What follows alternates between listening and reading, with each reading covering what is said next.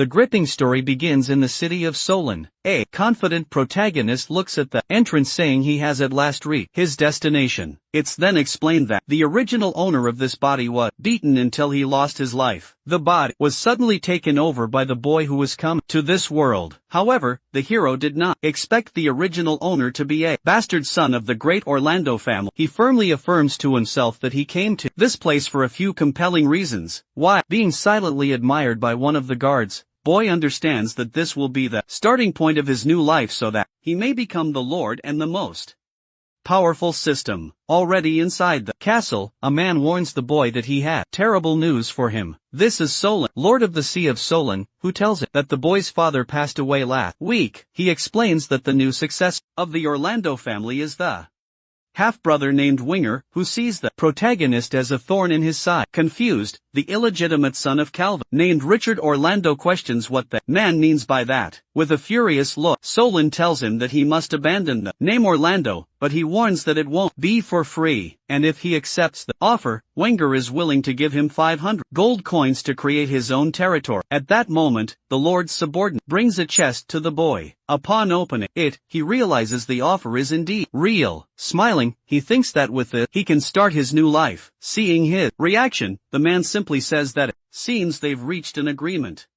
Being composed, Richard explains that the name Orlando conveys brilliance and glory and that it's the most precious thing his father left him. Surprised, the mustache man asks if he doesn't agree with the offer. Then the hero just smiles and says he'll have to offer more money. Solon offers double 1,000 gold coins and interest-free loans on the condition that he buys products in his city. Without thinking twice, the hero simply accepts. But before leaving, he comments that he heard there was a group of barbarian slaves from the mountain in the Colosseum. Solon realizes that the boy wants to use the barbarian slaves to form an army and says that's a good idea, but he warns that the barbarians are known for their bravery as well as their rebelliousness, saying they probably won't be obedient. Having an answer for everything, the blonde boy simply says that's exactly why he's doing it. Then the feudal lord tells his subordinate that you should pay 20 gold coins for each person, totaling 50. At that moment, the man thinks that this was the first step of his plan, which turned out to be a success. Changing his expression, he understands that this boy is not just anyone. Sometime later, the hero's humming in the carriage, talking about people who have wandered the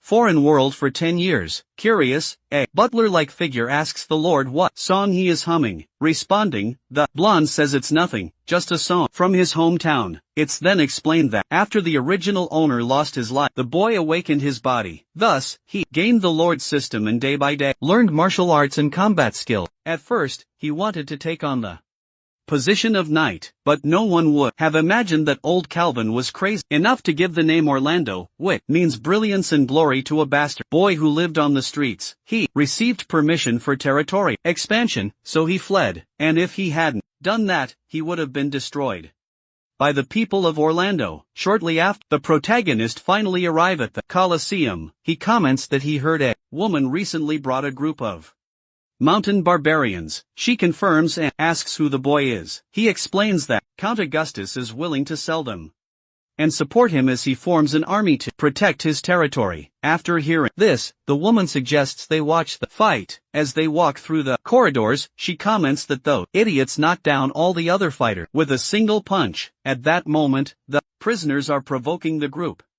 saying they are their prey. The attendant also explains that they can't finish off the beasts and devour them. Curious, the hero approaches, saying it's great that they can find their own food and maybe be even more obedient if beaten. Shocked, the woman says he shouldn't be reckless because they can take down wild boars with just 2 or 3 punches, being non-human. Frightened, she questions whether the aristocrat is truly insane. With a suspicious smile, the Lord approaches, warning that this is his problem. Why? Thinking that it's best to say that the stronger the barbarians, the higher the chances they will meet his expectation. And besides that, he also has the system as a trump card, this being the lore system, which seems like some kind of RP game. Heading toward the Colosseum, he thinks this is the result of years of training and now he can finally show his skills. The blonde appears at the top of a platform observing all the barbarians. Without ceremony, the boy announces that he bought all of them and that probably none of them would like to become a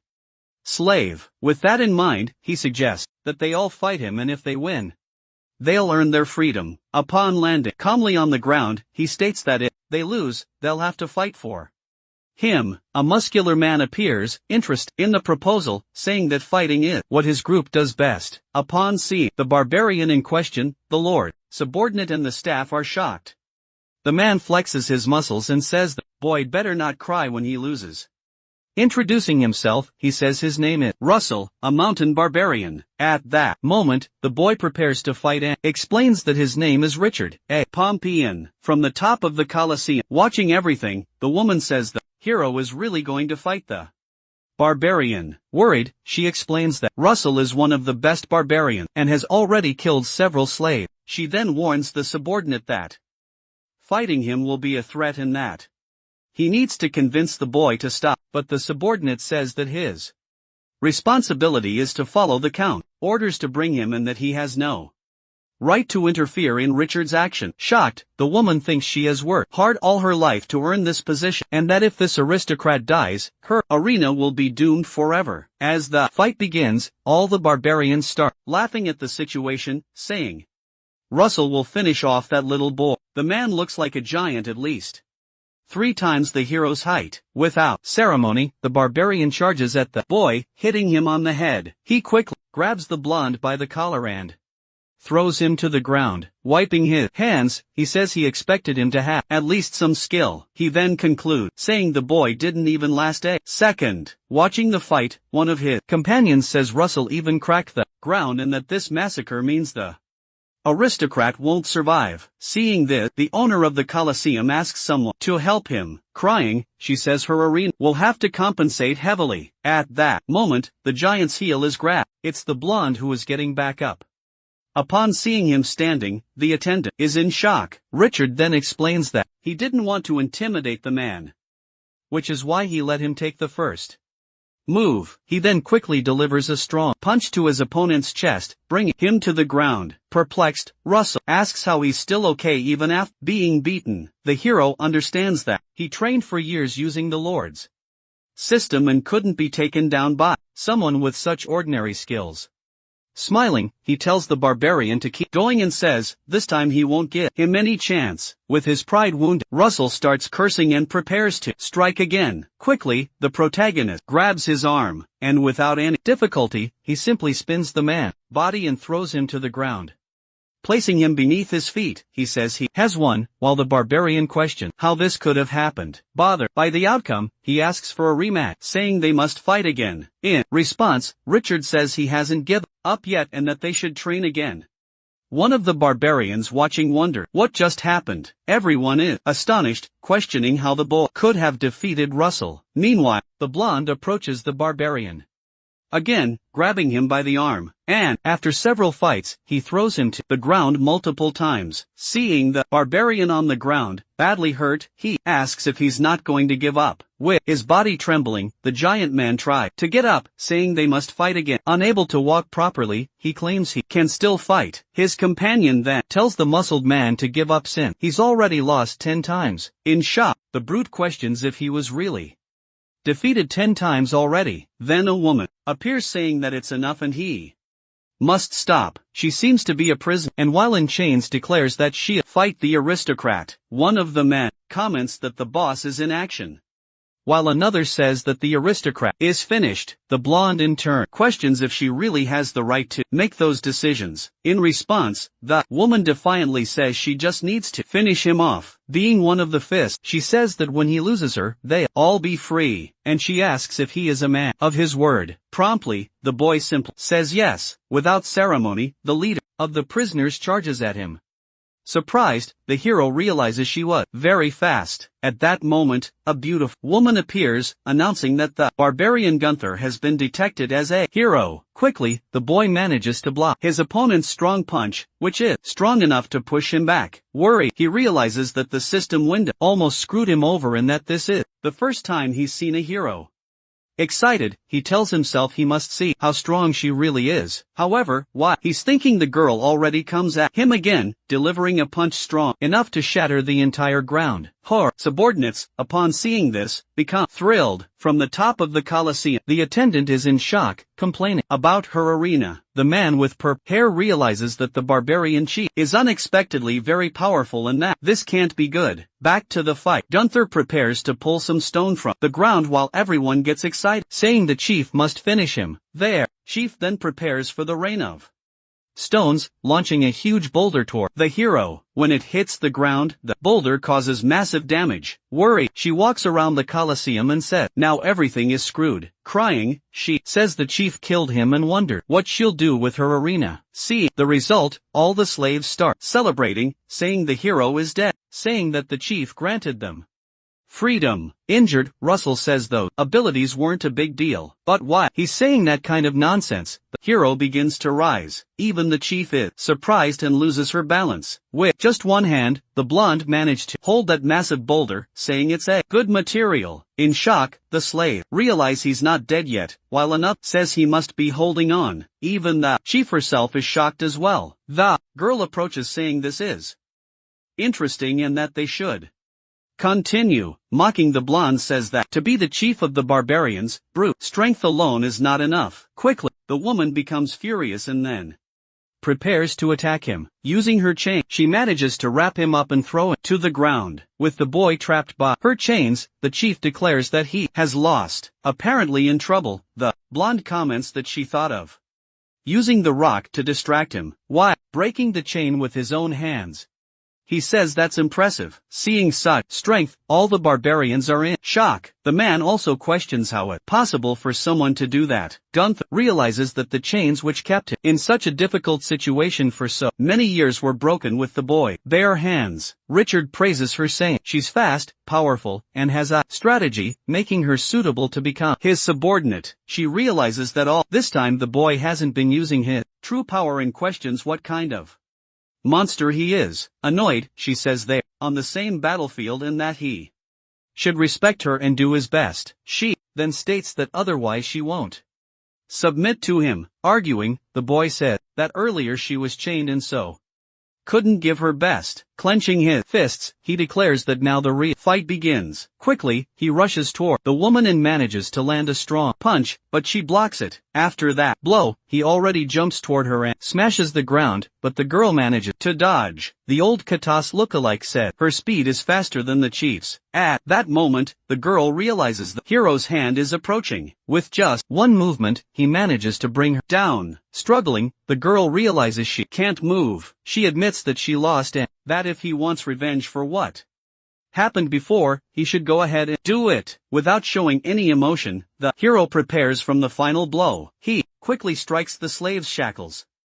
The girl is left speechless upon realizing he didn't finish her. Smiling, the says she has two options. He explains that the first is to keep challenging him until everyone loses, or the second is for all of them to grow stronger together. In a chivalrous gesture, he extends his hand. Promptly, the girl accepts and stands up. Standing, she announces that all the barbarians must listen to her. Kneeling down, she declares that from today on, the aristocrat will be the new leader. The boy says his name is Richard Orlando, and that he will become the most powerful lord, and for that reason, they should follow him and become stronger. Upon hearing this, all the barbarians are left in shock, but they quickly begin to cheer for their new leader, saying they will follow all of his orders from now on. The lady of the Colosseum can't understand anything about what's happening. Meanwhile, the subordinate understands that it makes sense that old Orlando passed the family name to the boy. While all this is happening, the system screen opens. The barbarian soldiers have requested to join the group along with Gunther. Without thinking twice, the protagonist accepts both requests. This is a barbaric and chaotic world full of bloodshed. Many wish to perform honorable deeds and aspire to become feudal lords, developing their own territory. However, most of them die and left behind sorrow. After accepting the barbarian group, Lord Richard said he is truly excited about the journey to his territory. He arrives at an establishment along the way, aware that he needs to properly dress these tall and imposing people. Upon entering that shop, the soldiers are amazed by the wide variety of items available available for purchase. The chief decided it was time to buy new clothes for all the soldiers present, offering help to the customer. The gnome Megan appears, ready to assist in choosing the best outfits. Richard wanted to buy some useful equipment for his brothers, and everyone said the gnome had good weapons. Touching the wall, he says the boss seems to be the type of master who knows his merchandise. He presses his hand into the brick, triggering an unexpected change in the environment around them. The clothing display is suddenly replaced with one for weapons. Inside the establishment, everything begins to transform in a surprising and intriguing way for everyone present. The wall begins to rotate slowly, revealing a new space that no one expected to find there. In place of clothes, a warehouse full of war weapons and military equipment appears. Impressed, the soldiers start searching through everything, looking for something new. The protagonist asks for a spear and 3 throwing spears for each of his men. Even though it's not enough, he offers his coins in exchange for the weapons. But the gnome didn't do business with poor people and also didn't offer credit. Pressing the brick again, the place returns to being a simple clothing store. Pulling a sword from his back, he presents it to the merchant with a gesture of confidence. The curious merchant turns his small eyes to the object offered to him. The sword was known as the Dragon's Vorp, a legendary weapon with great power and history. Everyone knew that this sword could change the fate of many, bringing hope and courage to all. Cautiously, he thinks Richard must be an important figure to possess such a good sword. Someone not to be offended, but the man does not accept the trade and offers credit to the young man. In addition to the weapons, he now also gets a leather armor. Everyone celebrates the purchase of new weapons, rejoicing at the opportunity to equip themselves for battle. The horn girl asks curiously what they would do next after the purchase was completed. With a smile on his face, he had already planned the next step. He reclaimed his territory, determined to show his strength and gain new allies. With her carriages and guards ready, they set off toward the destination they had planned. Richard constantly checked his map, making sure they were following the correct and safe route, but they didn't realize they were being watched by someone waiting for the right moment to strike. Harson, the goblin chief, was tracking every step of his prey, which carried many supplies. Lobus, the jackal chief, demands at least half of the weapons. The wolves are creatures known for having no brains. They were waiting for them to enter the backlands, so it would be impossible to escape or call for help. Meanwhile, the wolves were desperate, eager for a good fight to relieve their tension. In the mountains, an observer continued to watch from afar, alert to all the group's movements. The girl had excellent hearing and soon realized that were being followed by bandits. She told the chief that she had noticed the bandits' presence from the beginning. She was shocked to find out he knew this since the start of their journey. He orders everyone to stop, put the animal and goods inside the carriage, and get ready to fight. He calls his subordinate to help with the plan, knowing they'd need more hands for the task. Handing her a heavy sack, he asks her to distribute one to each person to swallow quickly. The plan needed to be executed with precision to ensure everyone's safety during the attack. It was a kind of oriental pill capable of strengthening people, but that was a lie. It served to mask the system actions. After swallowing the pill, Richard runs to check the new updates.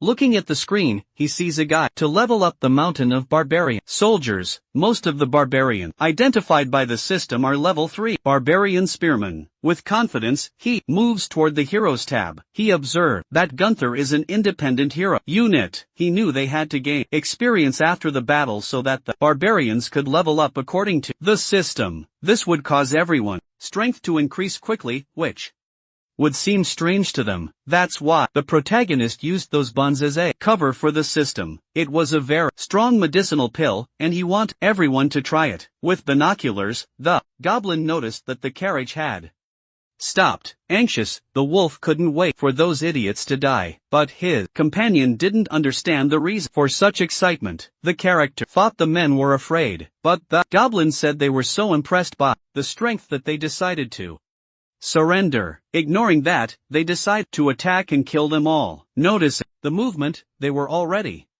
expecting that fight. The soldiers were all in position, while the creature ran. Richard was excited by the action unfolding before his eyes. Without thinking twice, he threw his spear toward the enemy. Determined to win the battle, he ran toward the fight, feeling the adrenaline pulse through his veins. As he advanced, his arrow flew much faster than expected, cutting through the air with precision and force.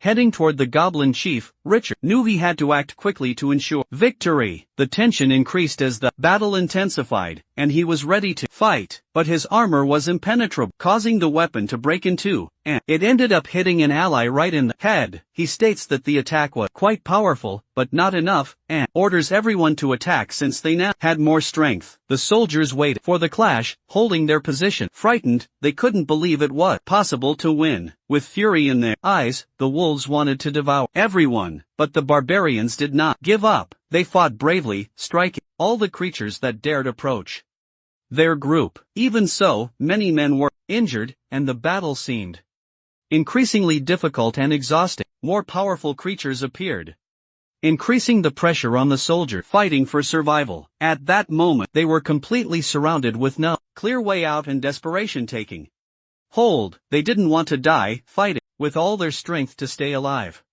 And standing, they scream in despair, asking for help and pleading for a miracle that could change the course of the fight. But the enemies were much stronger, attacking with fury and determination, showing no compassion, squeezing their bodies with rage. The creatures seemed unbeatable, increasing the soldiers' fear. Screaming, Gunther called for instructions from the chief, who tried to defeat them with only spears and courage. He stated there was no need to take out all of them, only to find the right target. Looking more closely, he noticed something that could turn the battle in their favor. With a running start, he caused the arrowhead to ignite with fire, impressing everyone around him. She was impressed by this skill, admiring her battle companion dexterity and bravery. As Richard prepared to attack, he knew this was the decisive moment of the battle. He launched a powerful arrow that struck a mighty troll, causing a great impact and chaos among the enemies. The troll had lost his entire head, and the scene left its allies furious and disoriented. They began to retreat, scared and afraid, realizing that the battle was turning against them. Now Richard could boast about his feat, knowing he had changed the course of the fight. Meanwhile, the soldiers regained their strength to wipe out the rest of the creatures that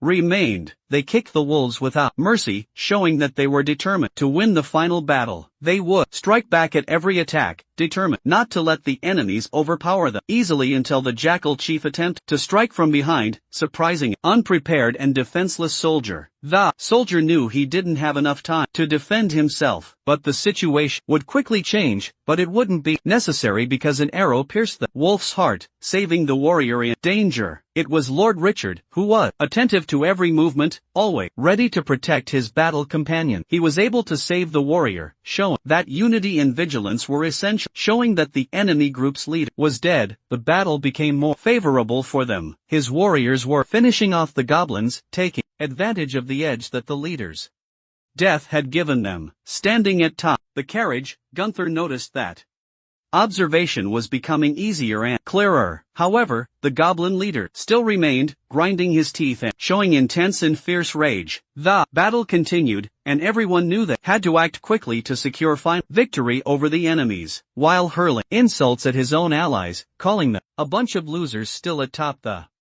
carriage, the young man asks if that goblin had planned that attack. He realized the creature had no fear of being targeted by other powerful races. They replied that the only race would be the inhabitants of the high mountain fortress located several kilometers to the east. Pleased with the information received, the protagonist saw that his plan had succeeded. Wielding his sword, Harson tried to defend himself, but the boy was determined to end his life. Using his sword, he split his body into two parts. After noticing that the chief had been eliminated, all the others were filled with fear, but it was too late to run, and the hornwoman initiated the next attack. With determination, the soldiers rushed to finish off the remaining goblins. A system notification informed of an update showing that the spearmen had leveled up. The soldier began to feel something different in their bodies. Thinking it was the pill, they captured two trolls who would be useful for pulling the goods, becoming Marshall's hanging hat. The ally stated that she had found a map on Harson's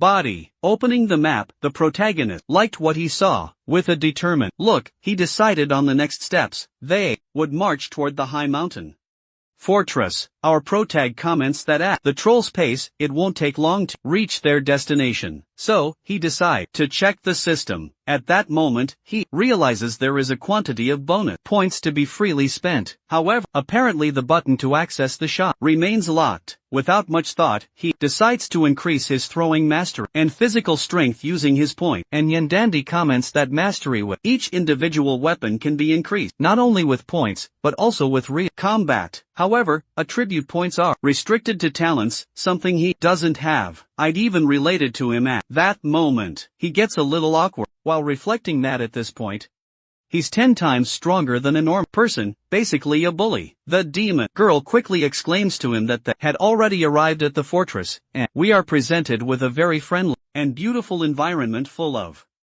nature, rivers, and mountains. Everyone decides to take advantage of the moment to take a short break and bathe.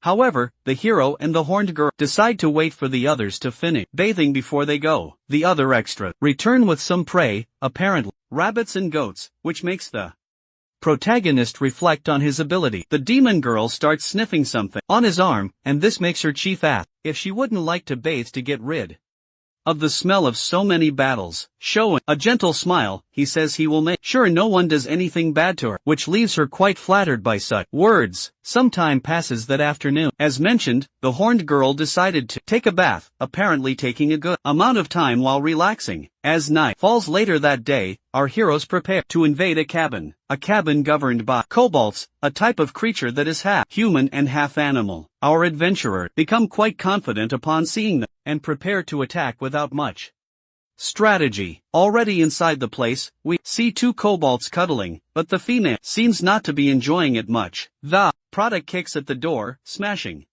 everything down. This scares the creatures present, who start screaming about the invasion, but there was no one who could help them. All the others were already gone. The dog, entering a panic, starts threatening the adventurers, saying his family is huge and they should leave him alone, but our hero just finds this funny and doesn't take it seriously. Soon after, they capture the creature and hang him upside down in a humiliating pose, but they release him after making him go through that shame. The red-skinned girl yells at the dog to run away, and he does as told, silently, swearing he will take revenge. This invasion was so casually easy that it leaves the side characters puzzled. However, the protagonist didn't care much about that and was focused on the conquest, saying it was a good territory. Talking about the size for storing supplies, the open area for construction, and the watchtowers, it was indeed a great find. As they examine the place, some time passes. Our hero begins giving the order that it's time for them to have a new battle, this time his own territory. While explaining the terrain advantages, it seems his concern was exactly the revenge of the kobold, because they were probably numerous enough to have conquered that place before. One of the allies comment exactly on that, stating that let their leader escape might have been a poor decision. However, his chief retorts, saying they had spent a lot of money earlier buying equipment, and it was time to earn more. He adds that it was easier to take down all the enemy at once than to go searching for them.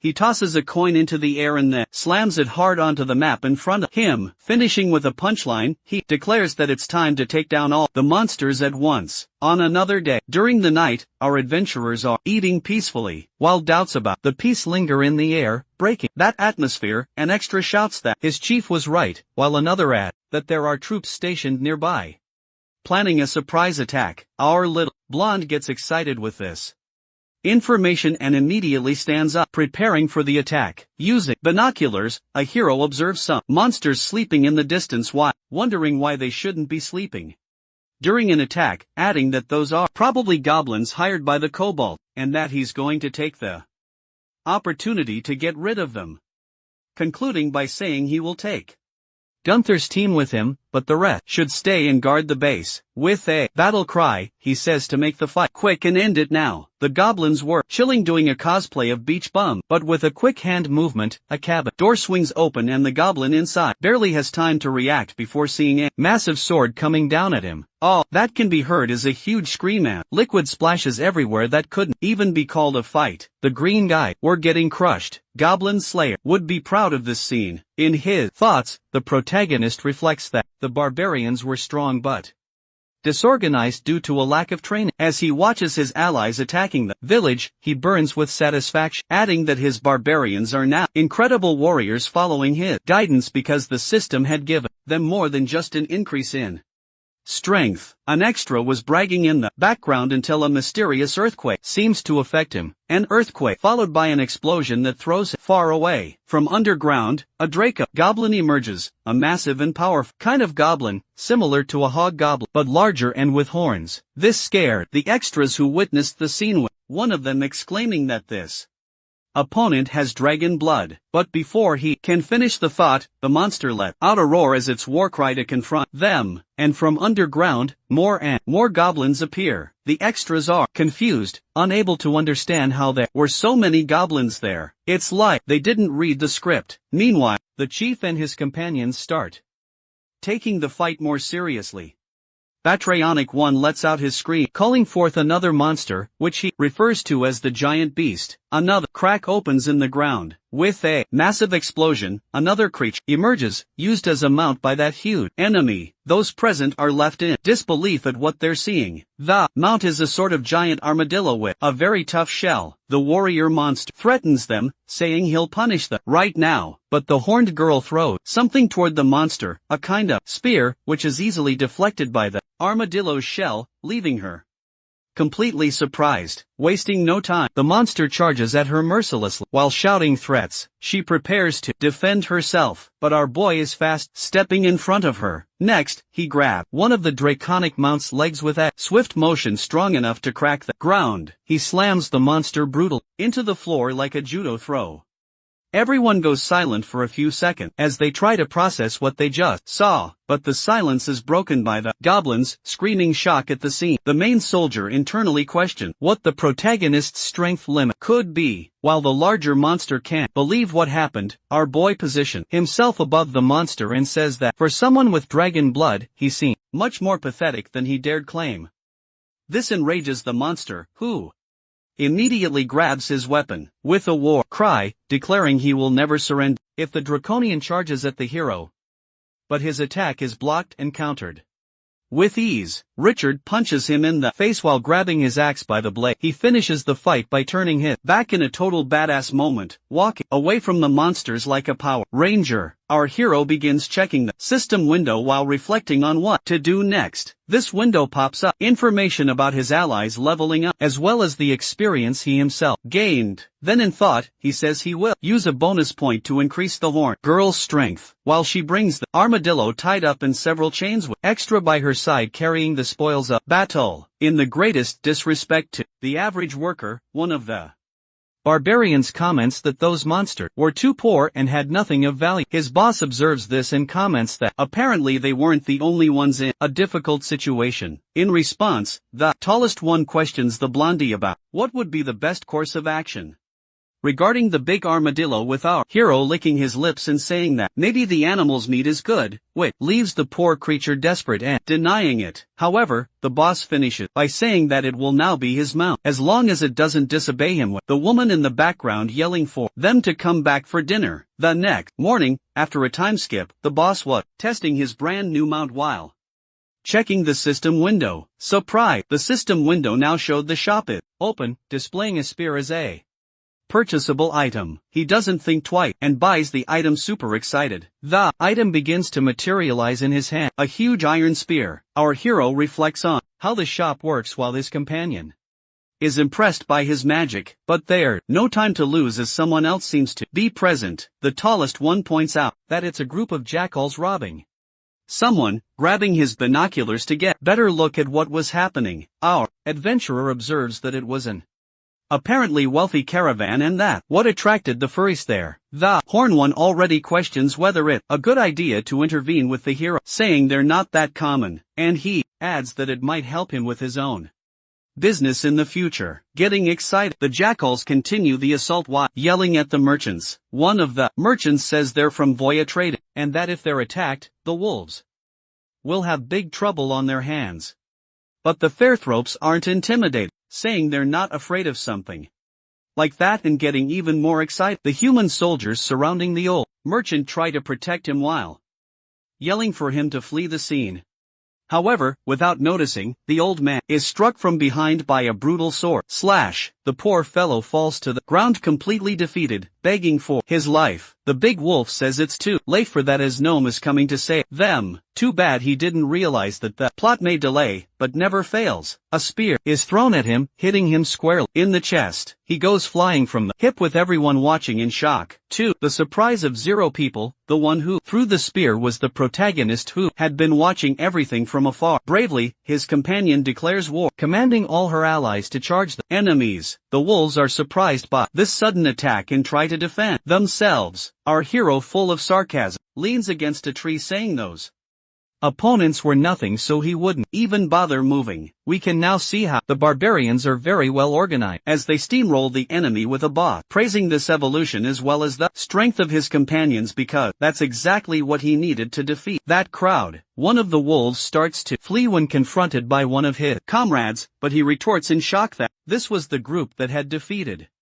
kobolds, goblins, and trolls. As he runs for his life, the bandit leader looks at our protagonist with hatred, calling it the supposed noble lord of the desert. After hearing what the runaway said, other furries begin to flee in fear of the area, but they end up getting hit by a precise strike from underground, an attack delivered by the giant armadillo. That armadillo starts crushing and chewing all the enemies. While our adventurer watches, he reflects on how his companions can now handle things on their own. The strongest one comments that he's already taken down the last enemy just as another warrior falls behind him. Some time passes and apparently a priest begins to thank the boy for saving them. Wasting no time, the blondie says that if they want to thank him, they should pay. After all, nothing good comes for free. A mysterious woman hears this from afar and calls him greedy. She was an elf with greenish eyes who soon after called the blondie interesting. Her name is Annie, a very elegant elf with two enormous reasons for us to like her. Looking at one of her allies, she asks if he's okay, which is answered with a firm affirmation. She thanks the protagonist group once again for helping them while bowing to him. The boy praises his companions and says the jackals were no problem at all. Why, the general thinks this is a pretty shameless attitude. Continuing on, the elf says she needs Richard's help. This surprises the boy, as he thought the problem had already been resolved. The beautiful woman adds that they suffered many casualties in that battle and that it would be impossible to carry out trade under these circumstances. She asks if they can stay with them for a while as they recover. Our boy says that would be easy to do with his current base, while the elf says he will be properly compensated. After that, she asks her subordinate to bring something for her. That something was a kind of jade-colored glowing sphere, which makes our adventurer very curious about what it could be. The elf uses a type of magic called amplify, which causes the sphere to start floating and glowing above them. In the air, the sphere grows much larger, and the elf comments that it is a communication crystal that will be used to call for reinforcement. However, it wouldn't be that easy, as the cavalry would take about 3 days to arrive. Seeing this spell makes the protagonist even more excited, thinking to himself that he hit the jackpot and can't wait to start negotiating. In the end, the boy friendly invites the woman to stay at his fortress, though in his mind, he only cared about the money. The elf adds asking that they be well taken care of. Later that day, now already in the fortress, the elf is taking care of her subordinates who were injured during the battle. She is producing a kind of cyan-colored potion and asks her eye-patch-wearing subordinate to deliver it to the others. This potion greatly catches the protagonist's attention, because it was the legendary healing potion with the system, exclaiming that it was an instant healing potion that could even revive someone with the right dose. The blonde boy is astonished to see something so valuable in front of him, once again thinking to himself that this group was not ordinary. Later that day at nightfall, the merchant is at the top of one of the fortress walls asking her companion how the others are doing. Half the group is either injured or have returned to the lobby, which makes her quite sad. The man with the eye patch adds that they were lucky to have been saved, otherwise he can't even imagine what might have happened. The elf questions him about his opinion of that group and the warrior while remembering the battle, says that he really was a great man because when everything seemed lost, that group arrived and resolved the situation instantly. He finishes by praising the barbarians for their strength and cleverness. The elf one again says they only survived because of the boy, and her companion says they are lucky not to have him as a rival.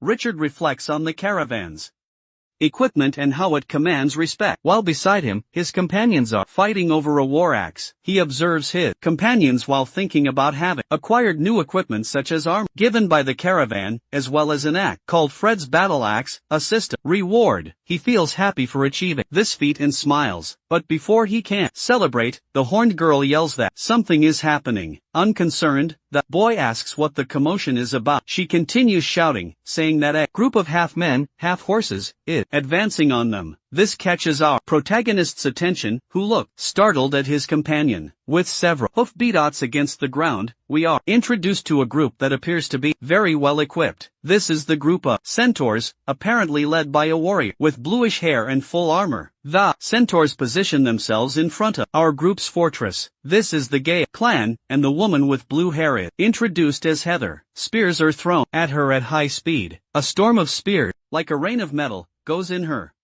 direction, but none of them hit. Every spear lands on the ground in front of the centaurs. Heather praises the throw, but shows no fear. She orders her troop to continue advancing, disregarding the previous threat. The protagonist watches this excitedly, impressed that those warriors ignored his threat. He then orders more spear attacks to be launched at their opponents, but just before his spear hits the leader of the centaur, she skillfully deflects the attack, slicing the spear in half and throwing it into the air. She then orders her troops to stop advancing as it is too risky to get closer. Heather grabs a cloth and a stick and then raises a white flag in surrender. Gunther observes this attitude and informs his master, who says he will go meet them.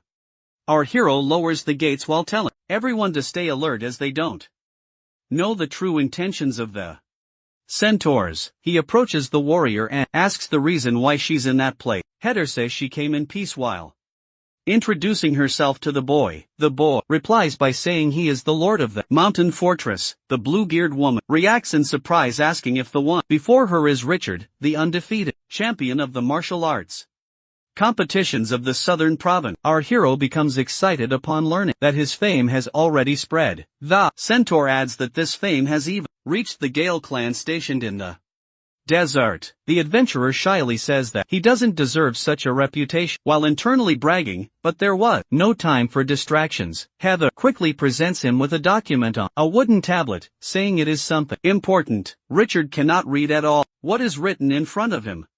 However, the blue centaur states that it is an invitation to acquire more soldiers. She claims that this fortress has always been the property of the kobolds and now they are forming an army. Gunther becomes irritated, saying that she already knew about the natives' hatred toward foreigners, but unafraid, the protagonist crushes the tablet while saying that the kobolds will return to try to take the fortress again. The centaur warrior adds that these monsters have shamans and sorcerers at their disposal, so they should not be underestimated. The protagonist interrupts her briefly, asking what her real intentions are. The warrior affirmed that since they were great warriors who had faced many hardships, the centaur would help them. This leaves Richard confused, questioning why the warrior is helping him instead of the native kobolds. Hearing these words, the leader of the Gale clan says she used to belong to the orc people and would never join those natives nor become abandoned. As she recalls that time, we see that they were just farmers living a peaceful life. They were also very formal, even artists with a refined culture. Therefore, she pleads for help so that those days of glory and peace can be restored. In his thoughts, our protagonist says the system is registering this invitation, so those words must be true. While checking the warrior's information, our adventurer comments that they would be good long range shooters. A little later, Richard introduces the Gale clan to his companions, and right after, he starts informing them about the upcoming threat. This news makes the elf anxious. While sitting in an armchair, the chief completes the information about the simultaneous attack of kobolds and jackals against them. Very frightened, a woman asks the hero when this attack will arrive. He begins to reflect on when that moment would be. Hick exclaims that it will be in approximately 10 days. Annie's group becomes quite scared by this while Gunther and the others get excited. Heather informs them that due to the nature of the situation, the native will take about 10 days to organize and distribute supplies. Excited, our boy says that although the enemy is strong, they all have 10 days to prepare, which is more than enough time. He quickly places his map on the table and begins presenting his strategy to defeat the enemy. War horns sound in the wind. The hero shouts for his men to get ready to send them to hell. Then the brat continues claiming that they will annihilate them and finally gives the final order to attack. Richard calmly puts on the helmet of his armor and thinks about how heavy it is. The elf asks the Lord what the battle plan is and what they should do. The noble replies that they should fire 2 rounds of arrows and kill 100 of them and that the rest will flee. Worried, and says that the enemy has between 500 and 600 soldiers, which is 6 times more than their army. The kid replies that he knows that and that she should just follow his orders. Then we see the monster hordes approaching. The general tells a kobold that this time it will be over quickly. Then the chief replies, warning him not to underestimate their leader. While a warrior doubts, we see the hero calmly facing a creature. The commander continues saying that the time his army is mounted and will tear them apart. Then the monster declared that they gave their enemy the chance to live, but they wasted it. Richard appears atop his creature, giving the order to fire. At the same time, the opposing general gives the order to attack. Arrows are shot by the centaur and rain down on the enemies. At that moment, the battle begins. The monsters retaliate by throwing spears, which are deflected by the warriors. The ground suddenly starts to crack and swallows a horned beast. The boy appears riding on wind and shows those monsters what he's capable of. The hero pierces through the enemies with his spear, and his ally are finishing off several opponents.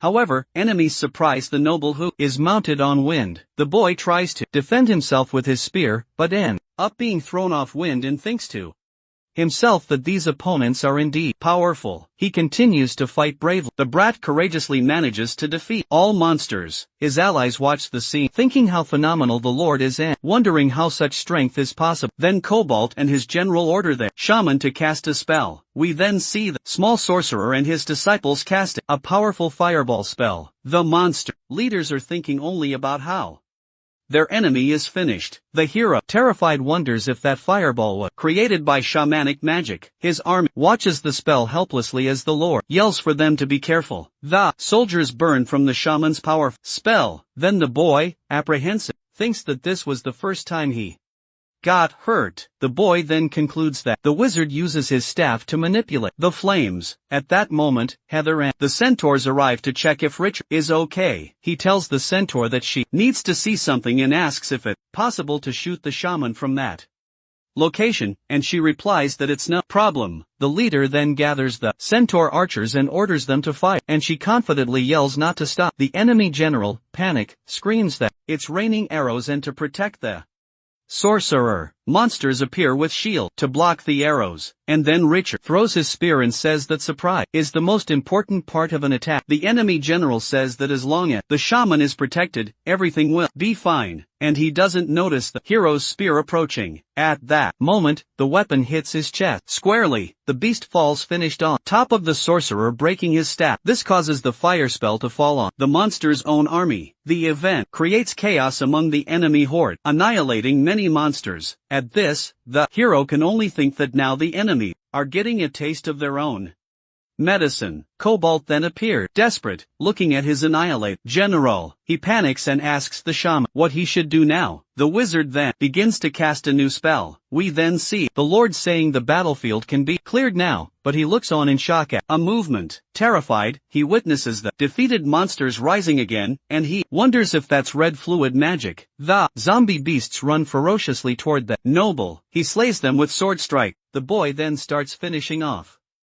several undead with the skill of his blade. His allies also begin wiping out the enchanted monsters. Finally, Richard reaches the Cobalt chief and the shaman. At that moment, the beast army's chief says it's all over. The boy, watching them run, removes his helmet and throws it toward the two, knocking them down. Finally, the boy approaches the sorcerer. With a sinister look, he said, he caught her, but the hero didn't expect the shaman to actually be a witch. The boy asks Gunther how Nut is doing. She replies that he is seriously hurt and needs a doctor. The hero then throws the witch to the ground and says she hurt many people and ordered her to save the wounded warrior. The little sorceress says she was forced and that her name is Motor. Richard, disbelieving, asks how she dares to talk back to him and if she wants him to teach her some manners. The witch immediately responds no and that she will heal the soldier. Then she casts a healing spell. At that moment, the warrior begins to recover quickly. The allies watch the scene in disbelief. The wounds are closing and it's incredible. The little witch sits on the ground,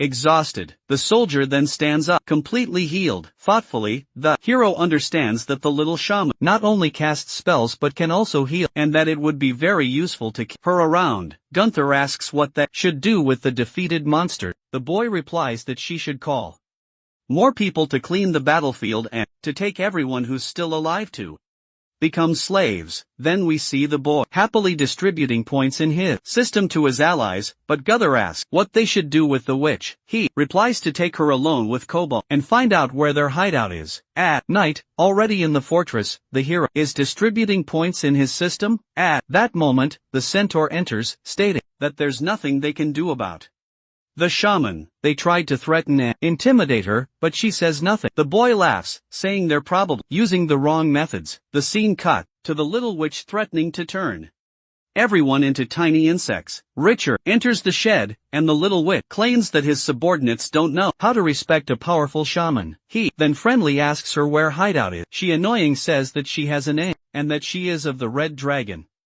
lineage. The brat interrupts her with a punch to see if she comes to her senses, leaving the centaur speechless. He then asks the sorceress again where her hideout is. She immediately answers that the hideout is 200 m away in the mountains. The boy also asks how many cords are left in her tribe. She replies that none. All the soldiers have been defeated by him. The boy threatens that if she's not telling the truth, he'll pull out her teeth. The little witch, frightened, replies that it's true and that only a few old folks and weak women with children remained. The boy takes the opportunity to ask what spells a shaman knows. The sorceress responds that there are many types of shamans in the desert and that she controls the fire element. She goes on to say that there are minotaur shamans who control the earth element and can collapse an entire mountain. There are also troll sorcerers who control wood and can manipulate trees to take down their enemies. The boy then says that the desert is much more treacherous than he thought. Then the Lord tells Goshen to call Gunther because they are going to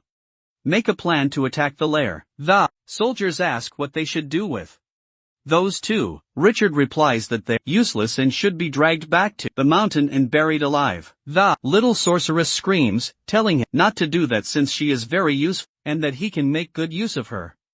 The mocking boy asks how. She claims that she saw two trolls on the way to Goshen Fortress. Then she continues, saying that trolls can be trained to be mages even if they may seem a bit dumb. The little shaman continues saying that she could see those trolls have rare talent and then if she trains them well, she will be able to turn them into powerful sorcerers. 2 days later, we see huge explosions and Richard yelling at the slaves not to slack off. The boy asks Heather how things are going. She replies that everything is going as planned and that the reconstruction of Goshen Fort will begin that afternoon. The centaur explains that to defend against enemies, they must build a firm foundation and reinforce the wall. Proud, the boy thinks that Goshen fortress will now become the strongest in the desert. The boy then asks his ally to investigate the mountain lane the shaman mentioned. She, a bit unmotivated, asks if he really wants her to gather a squad to eliminate the rest of their army. The protagonist replies that it's just to be cautious in case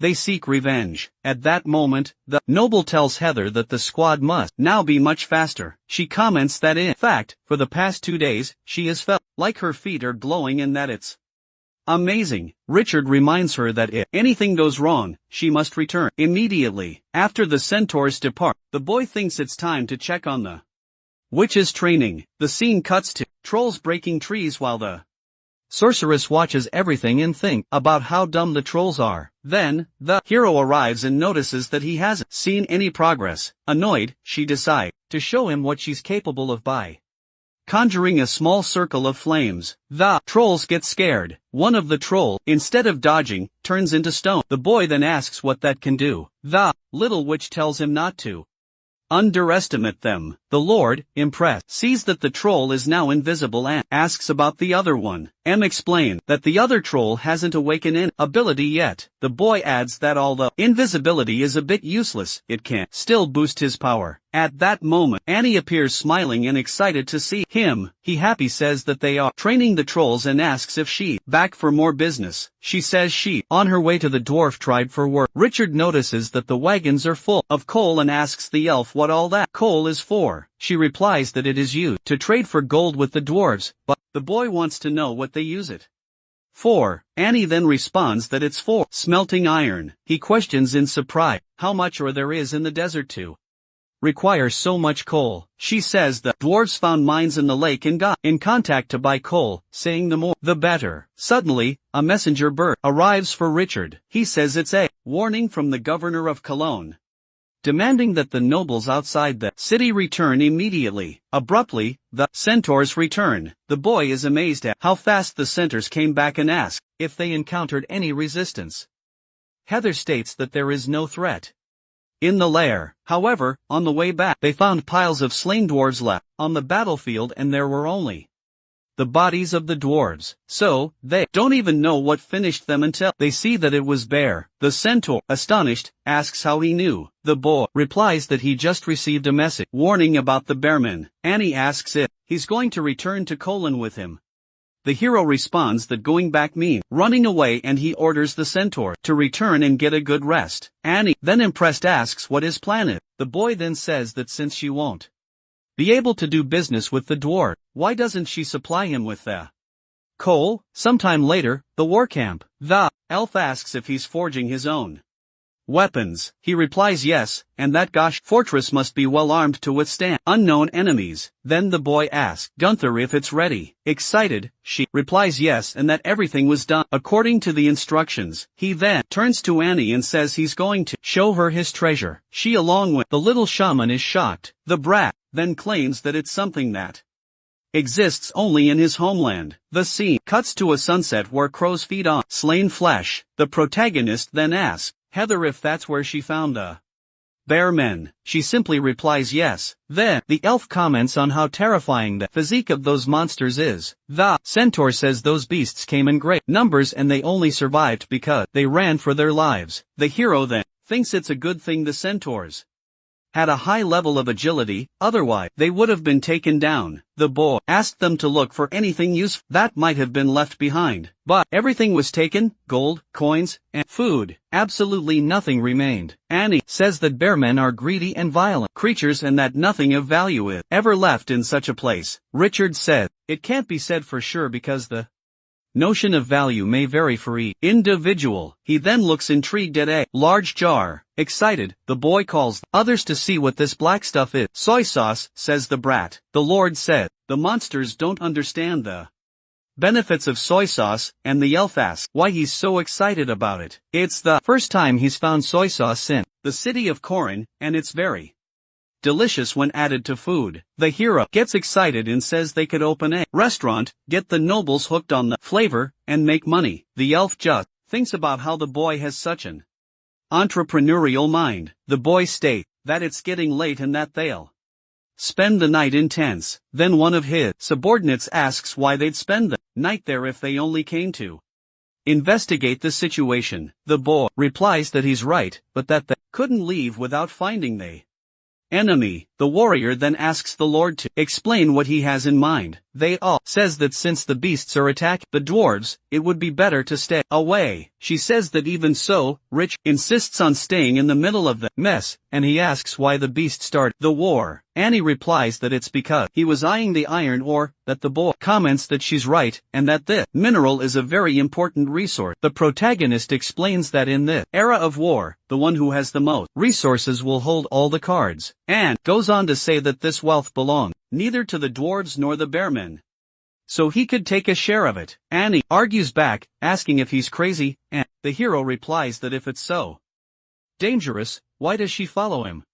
Besides that, the boy states that the strength of the high mountain fortress is not what it used to be. At that moment, reinforcements arrive. The boy states that even his former enemy, the sorceress, is there. Then he asks if she doesn't think his army is better than many legions. Annie responds with a serious expression, asking if he's sure about that. He confidently says that if she joins him, absolutely, and says that if they win, she'll get half of the iron ores, thinking that if the elf joins him, he'll be able to persuade the dwarves, and so, they strike a deal. After that, within the warrior's army, Richard gives a speech saying that this time the fight won't be just for Goshen fortress, but also for themselves. The noble says they'll unleash terror in war between dwarves and bearmen. The troop cheers excitedly as the hero raises his sword, ready for battle. Sometime later at the dwarf's castle, footsteps are heard in the woods. The boy asks for silence because he heard something. Something approaches through the water. Suddenly, rabbit men emerge from the river. Richard orders everyone to duck. The boy then concludes that there will be an attack on the dwarfs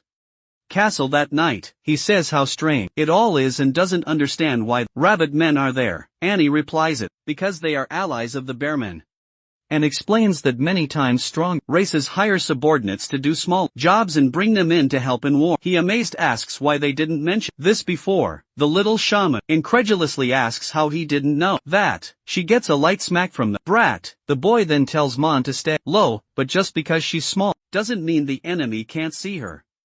Meanwhile, the rabbit men are climbing the castle walls and they find the guards relaxed. The reed bunny attack Crewy. Then the dwarves realize that enemy troops are coming through the lake. The dwarf commander shouts for everyone to prepare for battle. At that moment, the fight begins. The dwarf fire arrows that are repelled by the rabbits. The enemy army advances across the river. The dwarf warriors prepare behind the castle walls. Then the rabbit general orders the final attack, but they are surprised by an explosion that throws them into the air. The rabbit commander, terrified, sees Richard from the rear and orders his soldiers to kill them. Another battle begins. The lord easily eliminates the rabbits with his sword. Gunther does the same because, even though the rabbit men are numerous, they're very easy to defeat. Suddenly, a monstrous beast appears. Frightened, the boy wonders if that tremor was an earthquake. At that moment, he turns around and comes face to face with a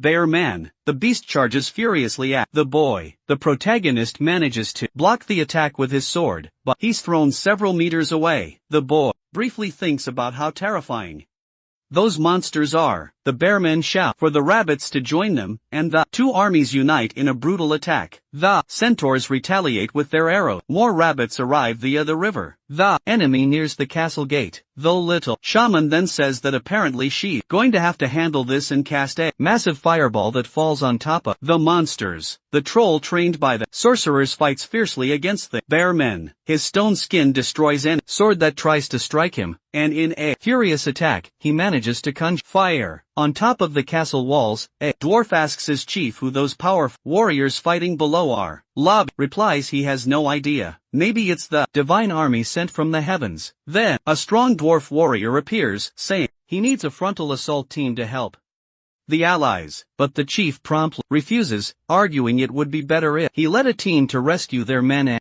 asked to leave the battlefield to them.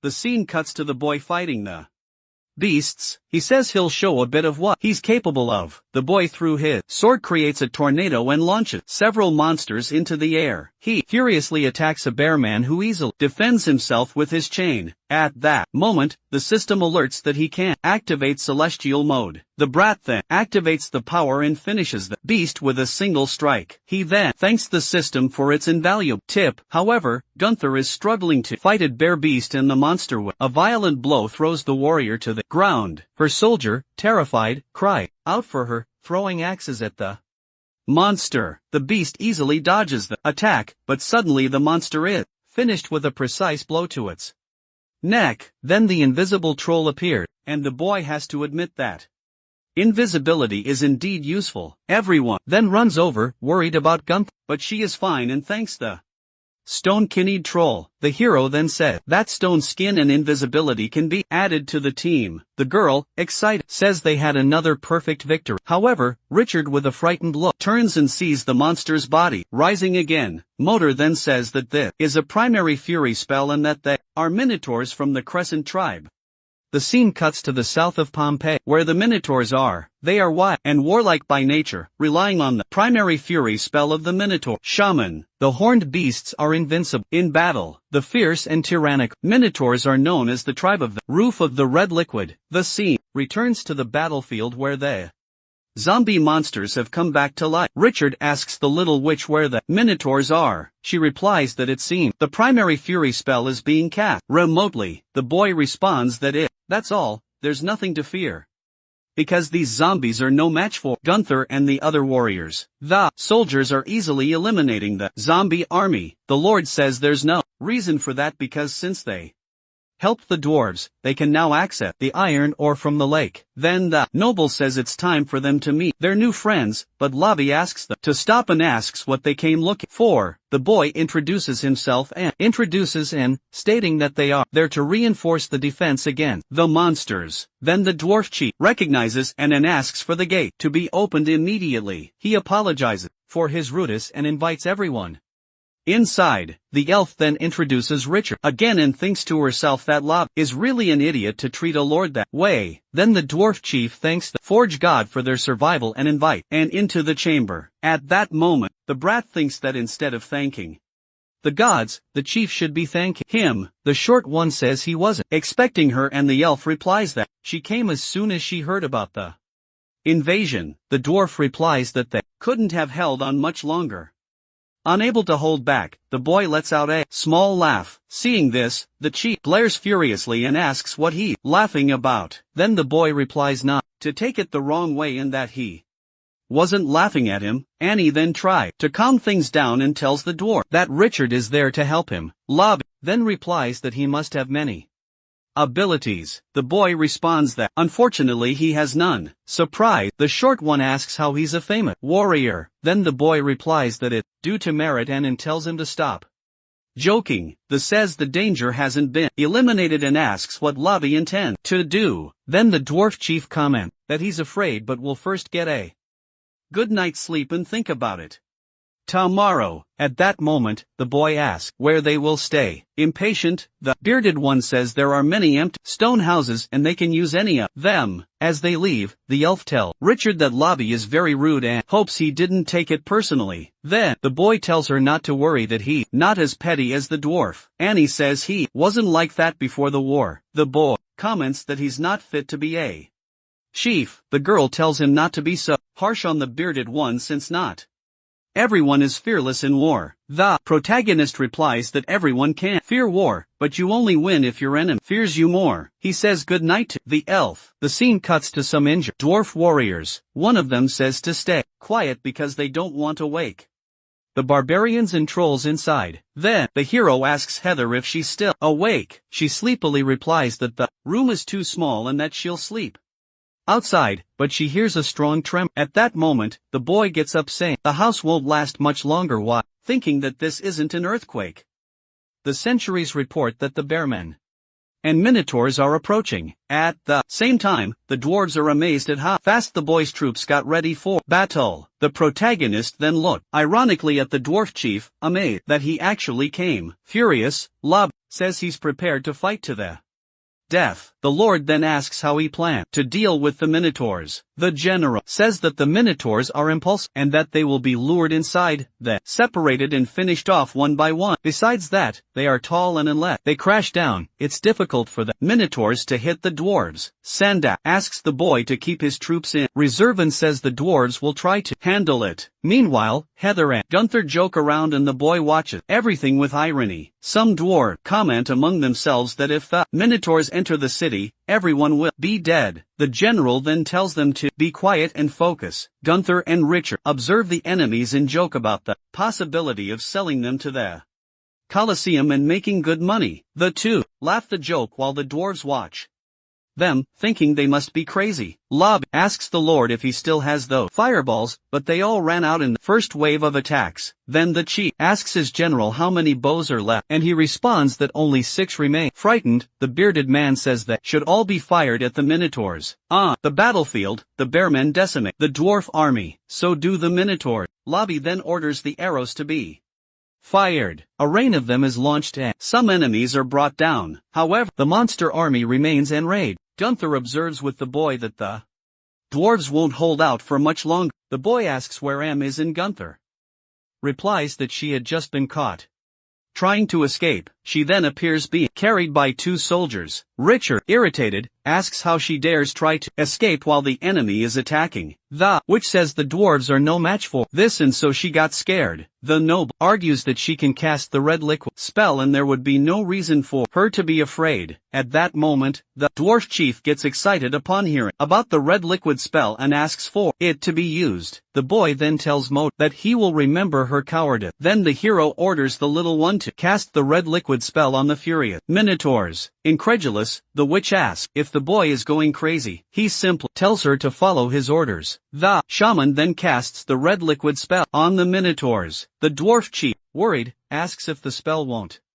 increase the monster's fury and says the boy is completely mad, but the noble keeps ordering the witch to cast the spell. The more she casts it, the more furious the Minotaurs become. This fact throws the dwarf army into panic. Little Motor, terrified, says the situation is out of control. The boy calmly asks her to calm down, open her eyes, and just watch. It's then explained that the larger the creature, the faster its heartbeat. The spell of primal fury and the red liquid increased the strength of the Minotaurs, but also sped up their heartbeats until the beast's hearts passed their limits. Gunther watches all of this in disbelief. Lobby asks how all of that is possible, and he asks the Lord what is going on. With a smile on his face, the boy replies that everything has its laws, and even Minotaurs have their limits. And the boy continued, explaining that the spells turned them into very strong creatures, but their hearts couldn't keep up. Excited, the dwarf concludes that the accumulation of spells cause a heart attack in the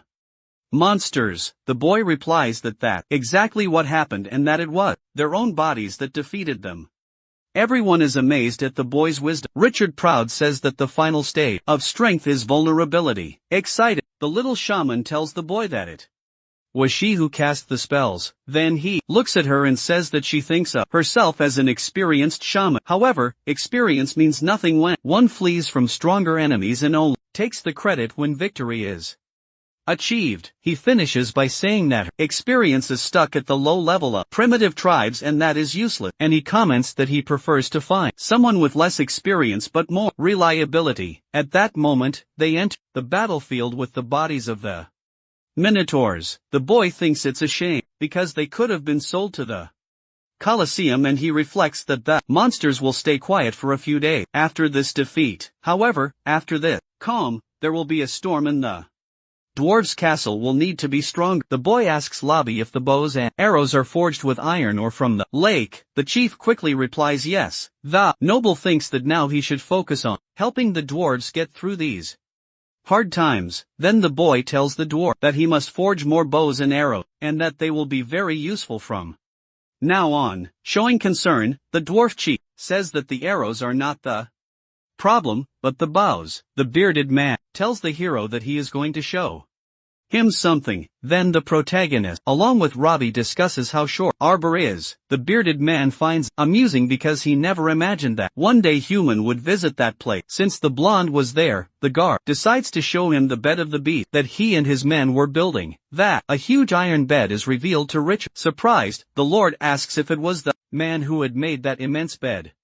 Serious, the bearded man replies that yes, but there were several bronze stereotypes and he had copied some. Curious, the boy asked the older man what the range was. Confident, the blue-eyed man says he can hit the enemy with a constant range of 700 or even 800 steps. Entertained by all of it, Richard shows a pair of binoculars and says that if the man used that as a sight, he could aim much farther. The lore continues explaining that the 3 fire strings of the beast are aimed at only one point at long range and that hardly anyone would withstand that. Worry, the man with the big beard says that yes, in fact, the beast does not lack range, but he explains that what worries him at the moment of the strings. Richard looks at him confused, not knowing what he is talking about. The Lord, focused on his thoughts, says that it was no surprise the dwarves did not use that type of steel beast in a life or death battle experienced in that kind of subject. The older man explains the rare sandals to his lord and adds that after drying and dehydrating them, it was possible to make long-lasting bow strings. Helpful, the boy says that it really was difficult to find the famous Manhwa blood strings, but completely changing the course of the conversation they were having. Richard asks if Robbie has any gold coins saved with him. With a confused look about the protagonist's recent question, Robbie denies having any coins with him. Then the older man asks if his lord has Manhwa bloodstring to sell. Smiling, the blonde apologizes and says, no, he doesn't have any bloodstrings to sell. The guard of the look of boredom says to himself that no, he wasn't a bastard. Concerned, Richard confirms that he knows the centaur's bow strings are made from Komodo dragon tendons and then explains that if they twisted the bow strings into a single rope, it could temporarily replace the Manhwa blood strings. He then continued, saying that his pockets are completely empty and he couldn't help much. The guard then thought it was a great idea to use dragon tendons instead of blood strings. Approaching, Robbie tells Richard not to worry about gold coin, because the dwarf's fortress have bought many hides and iron ore. Surprised, the boy tells Robbie to quickly take out all the gold coins and grab as many as he has. One of the guards asks Chief Sat why the sudden need for gold coins. San then explains to his subordinate that the patriarch had said it was to buy strings for Lord Richard's steel beast, continuing to say that Pompeii is not that simple and that he was not there just to help them, that he had his own purpose. Sen's companion, the guard, agrees and clearly says they shouldn't allow themselves to be deceived. With a cold look, his superior looks seriously back. He says that indeed he had helped them and that the shadow of failure was not far off. One of the men then argued that Richard was the last hope to win the war. Sens firmly that there was no one stronger than his lord in the entire tribe. Looking around, he realizes that most of the men agree with him. The men then head toward all the preparation for the great moment. Robbie, anxious about all of it, tells Richard that if a large number of enemies attack, the sequences won't last long. Incredulous as king, asks if he was afraid of losing. No longer able to contain all of his frustration, the bearded man says that he is not afraid, but the truth is that the war had already been going on for half a month, and that half of Dwarf Fortress was dead or wounded. With a carefree expression, the blonde confesses that there is a smarter way to fight this battle, but first, he asks himself if the cause of this war is the iron ore that Robbie guarded so closely. Continuing his explanation, he says that they could first evacuate and then leave Bay of Lake to be taken so the other tribes could fight among themselves for vitality until it dies out. Astonished, the older man says that there's no way he could rent out Bay of Lake. Intrigued by the older man's reaction, Richard asks why. Nervous, Robbie says that in truth, they weren't just guarding iron ore. He is instantly left speechless by the news, and he immediately wonders if there were other secrets being kept. The men gathered in the kingdom's hall discussed that this was the most important secret of Dwarf Fortress. One of the men firmly says that the revelation should be restricted to anyone not from the tribe. Sen then contradicts him, saying that this secret might be important to others as well. With an unfriendly look, one of the men says that the Lord of Pompeii is not as pure as he imagines and that he must have a purpose behind all of this. Another guard thinks for a moment and exclaims that he believes Reynolds might be right and that Richard could be in the city to buy the iron. Empire. One of the slightly slandered-eyed men stands and slams his hand hard on the table. He then begins to say that if it weren't for the Lord's help, Dwarf Fortress would have been invaded by the Minotaurs. The men then agree with their companion's statement, but one of them contradicts him, saying their rescue is not the same as telling him a secret. Robbie then steps forward, saying that there might be the possibility of failure until the war is over. He said their people cannot withstand the invading forces and that he is willing to place his last hopes in Richard. Thus, the men in the meeting, somewhere near the river, two enormous monsters are screaming relentlessly. The word rustling shouted loudly, their eyes full of fury. Right behind the great green monster, the Lord appears and says that was all nonsense, that after so much training in the end they used a useless spell. The great green then smiled casually at Richard. Miss Alphen appeared to calm her lore, saying it is the randomness that awakens him. Another girl who was present says they didn't think the stone skin technique was useless. The blonde goes to the little girl and tells her that the magic squad must have spells and that she also trained very well. At last, the Lord and his men head to the desired location, a place where there were enormous men wrapped in chains, and they realize that the huge chained man was actually the ancient Titan, saying more to themselves that the dwarves were not simple and that they use iron ore to keep that secret. Perplexed, the Lord is surprised that the Titan can still feel their presence. Exhausted, the men leave the lake. Paralyzed, the boy exclaimed that at first he thought it was a gold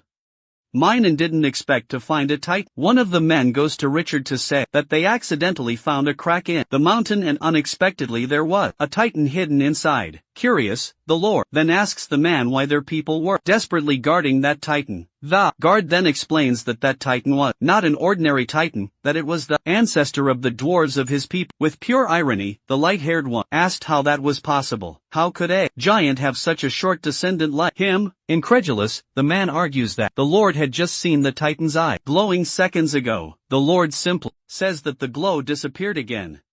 Decisively, the bearded man tells his Lord that he could see it again, for the Titan's soul power shines when it senses dwarven blood. He adds that the Titan was nothing less than a god to them. The guard then begins to tell the story of the Titans in full detail. He says their presence was a symbol of power during the Nordical period and that with their creation magic they were the sole ruler of all the land. However, no creature escapes the fate of life and death in the alternate history, and those who fight to survive are incomplete decline. They ended up disappearing from the land on the wide table. Richard, helpful upon hearing the whole story, starts to ask why the older man had not fooled with the Titan. After all, it wouldn't be hard for him to cross the mountain. The thoughtful man says it not as simple as he imagines. Then he explains that the iron ore can emit a special magnetic field and restrict the ancestral soul's power in the eyeball. If the Lord left, the soul's power will be severed instantly. Frightened by all that information, the Lord is left speechless. He thinks there's no way to prove that the ore could really block the Titan's soul. Robbie says it's not that he can't prove it, it's just that the Titan's red light was stronger at the beginning. As they mined the ore, the beams began to diminish. So, recently, they banned the Trib's men from mining iron ore. Incredulous, Richard asks if that was it, and they were keeping the Titans until death. The bearded man denies it and says the Titan's soul power can manifest even without being nearby when the moon is full, and he adds that the power becomes even stronger during the full moon, to the point that they believe the full moon night can inspire the Titans' power. Robbie continues explaining to his Lord that there are also books saying this kind of power can even be inherited. Richard, intrigued, asks if his subordinate wants to inherit that power. With a sad look, the big bearded man replies that they tried countless times. Sen goes to the Lord and Rob with information. He calculated with the elder Reynold that the next night will be when the moon is at its roundest end. The Titan's power could be inherited through magic. With a sarcastic smile, the blonde says that it's no wonder that dwarves want so badly to stay at Bay Lake. Then he asks the bearded man why he is saying that. He asks if he's not afraid that he might be moved by the soul's power. With a calm expression, he replies that the soul's power is the last glory of the Titans compared to falling into his lord's hands. Then he adds that he fears no one will inherit it and that it will remain locked away in a place where not even the sun can be seen. The Lord reassures him, saying that he, as a human being, is not looking for trouble. Sak completely disagrees with the light-haired one, because he knows that if he has a strong physique, he could succeed. Richard suggests that his friend return so that others don't find their absence strange. Robbie then makes one last request to the Lord to keep it a secret, even from Miss N. The blonde then gives a friendly smile, reassuring him, saying he won't tell anyone, not even Miss Av. Worried, the horn lady asked where her lord was and why his body was all wet. The Lord simply replies, telling her not to worry and to fetch a towel for her lord, making no effort to hide his concern for the dwarves, hoping that are safe. Then a girl, half horse and half human, arrives with not so good news, the warning that enemy troops are coming to kill them. There are between 4,000 to 5,000 of them. Still processing what he had just heard, the Lord adds that he fears there will be a great battle tomorrow. The next day, the castle men prepare for the great battle. A huge monster with the appearance of a lion emerges with great fury and thirst, suspicious that even before sunset, they'll have to conquer the dwarfs' fortress. Richard sees that his old brother is discouraged and goes to him to lift his spirits. The great monster charge mercilessly with their war gear. Everyone in the castle recognizes that it's time for the great battle. All begin to scream endlessly to kill and kill, all following their great master lord, who shortly after rips off the great bear's arm with just one blow from his enormous and sharp sword. Then the blonde goes to fight the great lion-like monster. That same one says he relentlessly wants the lord's life, but the protagonist confidently says that that life belonged only to him. The blonde then calls for Gunther to shoot arrows to cover the retreat to the dwarf's fortress. Voices echo loudly, saying that someone is hurting them and begging already without strength for help. Robbie goes to send and calls out desperately for the unconscious man. Behind the man appears the blonde boy with a furious look on his face and asks how he can cry at a time like that. Face with the chief. Richard says he must take responsibility with the name given to him by the chief and gathered his soldiers to fight against the waning Moon tribe. Frightened, the man says he is going right at that moment. The blonde then turns and goes to Sak, telling him to rest in peace. The Lord companion, distressed, asks what the current situation is. The boy then explains that the waning Moon tribe is beginning to attack the city, and he asks the girl if her elf ears can hear a massacre coming from outside. Right after, a green monster shouts petrification. Desperate guards plead for those beings of all kinds to wait, but those monsters don't listen and charge at the guards. One of those beings suggests that the guards should run because the Mu tribe is there. A little girl on the shoulder of a monstrous being says that this is bad because the enemy was now inside the castle. Miss Elf then asks how this happened so quickly. Richard, outraged by all of it, asks the monstrous guard why he didn't attack them with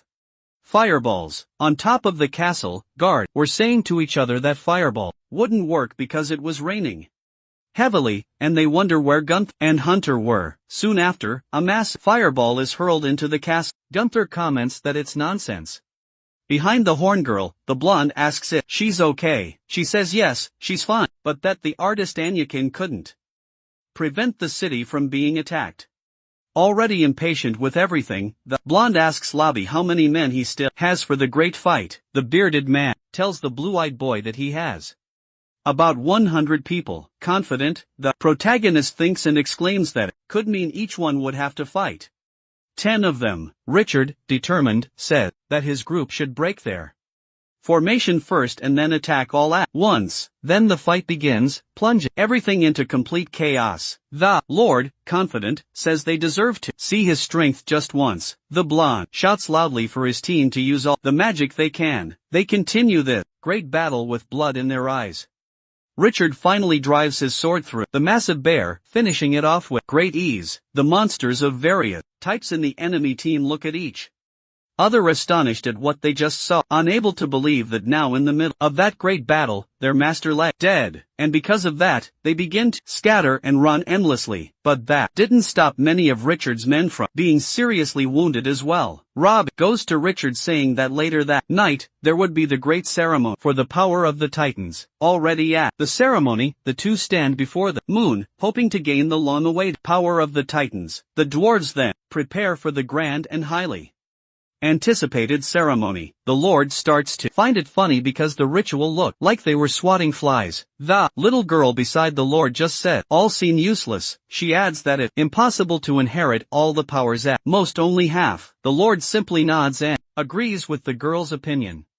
Intensifying more and more, the ritual begins to use the blood connection to summon the great Titan. The great Lord begins to think that this might be a bit dangerous. After all, the soul sword quality carried by the Titans wasn't so simple to squeeze into a dwarf's body. If the dwarves can't withstand it, the entire body could explode with force. The Lord then says he's glad he didn't inject it into himself. The men begin to grow distressed because the Titan doesn't respond to them, and they plead for the Titan to have mercy on them and their future generations. Robbie then decides to ask his lord for help, but Richard says it would be useless. But Richard decides to go to the fire center and starts to perform a movement he believes will work, and at that very moment, the great Titan awakens from a deep sleep. The protagonist then wonders if he might actually be a dwarf after all. Desperate with what he sees, he shouts for everyone to run because he thinks the Titan could explode at any moment. But in the end, only a small animal appears. The men begin to shout at the animal, thinking it might be an ancestor to make it stay right there so it doesn't fall, until the Lord grabs and holds the animal in his arms and start to analyze it. But the animal, already impatient, unleashes a blue power on the blonde and his men. Richard then pauses and says with a smile from ear to ear that wasn't bad at all, because apparently the little creature had inherited the Titan's thunder spell, until one of the men completely shifted his attention from the animal and looked at the enormous Titan, which was slowly breaking apart over the lake. With tears in her eyes, they realized the Titan had fulfilled its mission on Earth. After all, dust returns to dust and dirt to the ground. The Lord then notices the little creature's gaze upon the Titan, which was slowly crumbling, and shortly after, he says he will give it a name, Hukishu. The protagonist was finally on his way to his alpine fortress, but his subordinate didn't understand why. After all, he hadn't yet agreed to the term of cooperation. Calmly, he just tells her not to worry. After all, she wouldn't be left without her share. Annie, suspicious of all the recent events, asks her lord if he and the dwarves were hiding some secret from her. Awkward and unsure where to look, the blonde is left speechless until behind the man, a little creature now called Kishu appears, which instantly surprises Annie in a pleasant way. The king then, with a sparkle in his eyes, explains that it was the dwarves' idea to keep him nearby until he grew up. A few days later, Richard and Annie's group returned safely to the Alpine fortress. Then the elf-bearded girl went with the merchants and promised to bring people as quickly as possible in order to establish trade ties. While Annie was away, Richard waited for Chief Justice Soren. Richard greets the chief in the most casual way possible. The man then starts saying that from where he comes from, Richard's name has been mentioned frequently. More formally, the blonde asks if that gentleman was just passing through or had come directly to him. The man then replies that it was a special trip for the Lord. Surprised, the Lord ends by saying that he had no interest in men. The mustached man simply asks him to stay quiet because he also has no interest in men, and he asks why they don't go inside to talk about the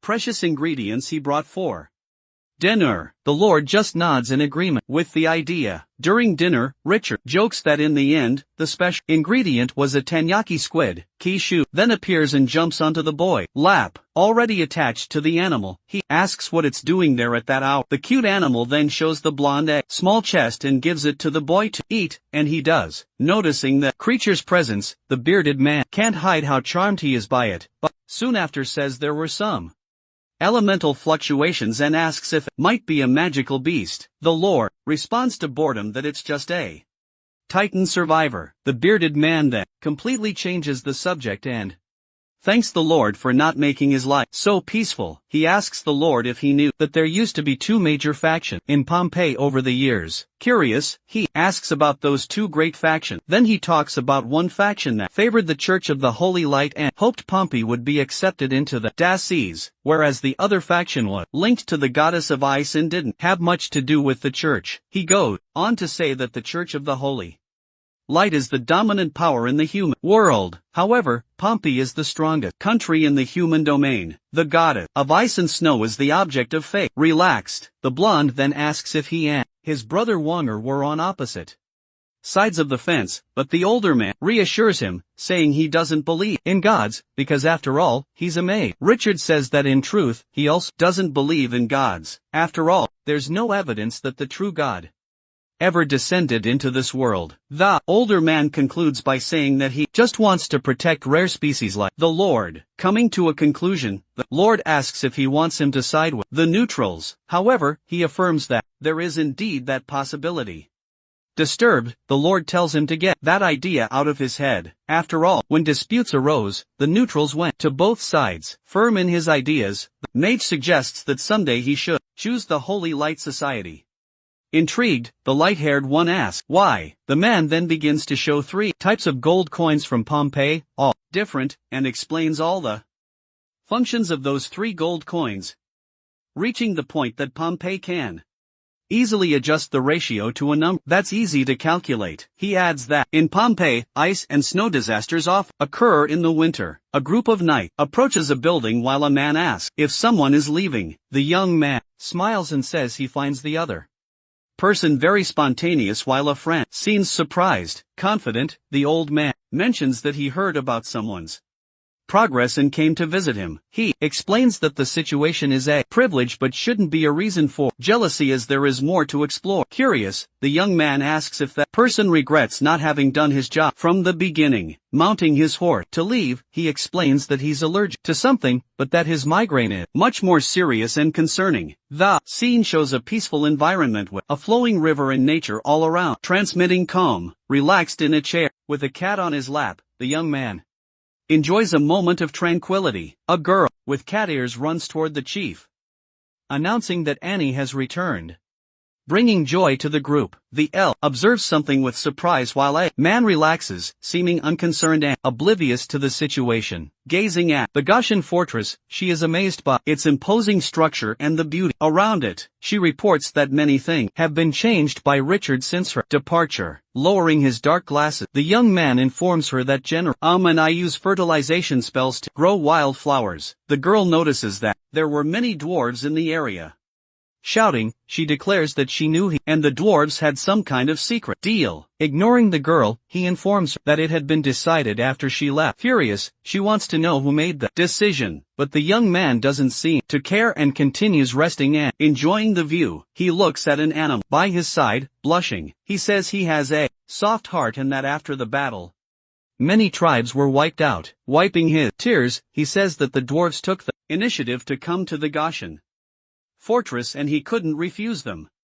Pointing to something, the hero says was all Motor's idea, suggesting that girls should be accepted as maids.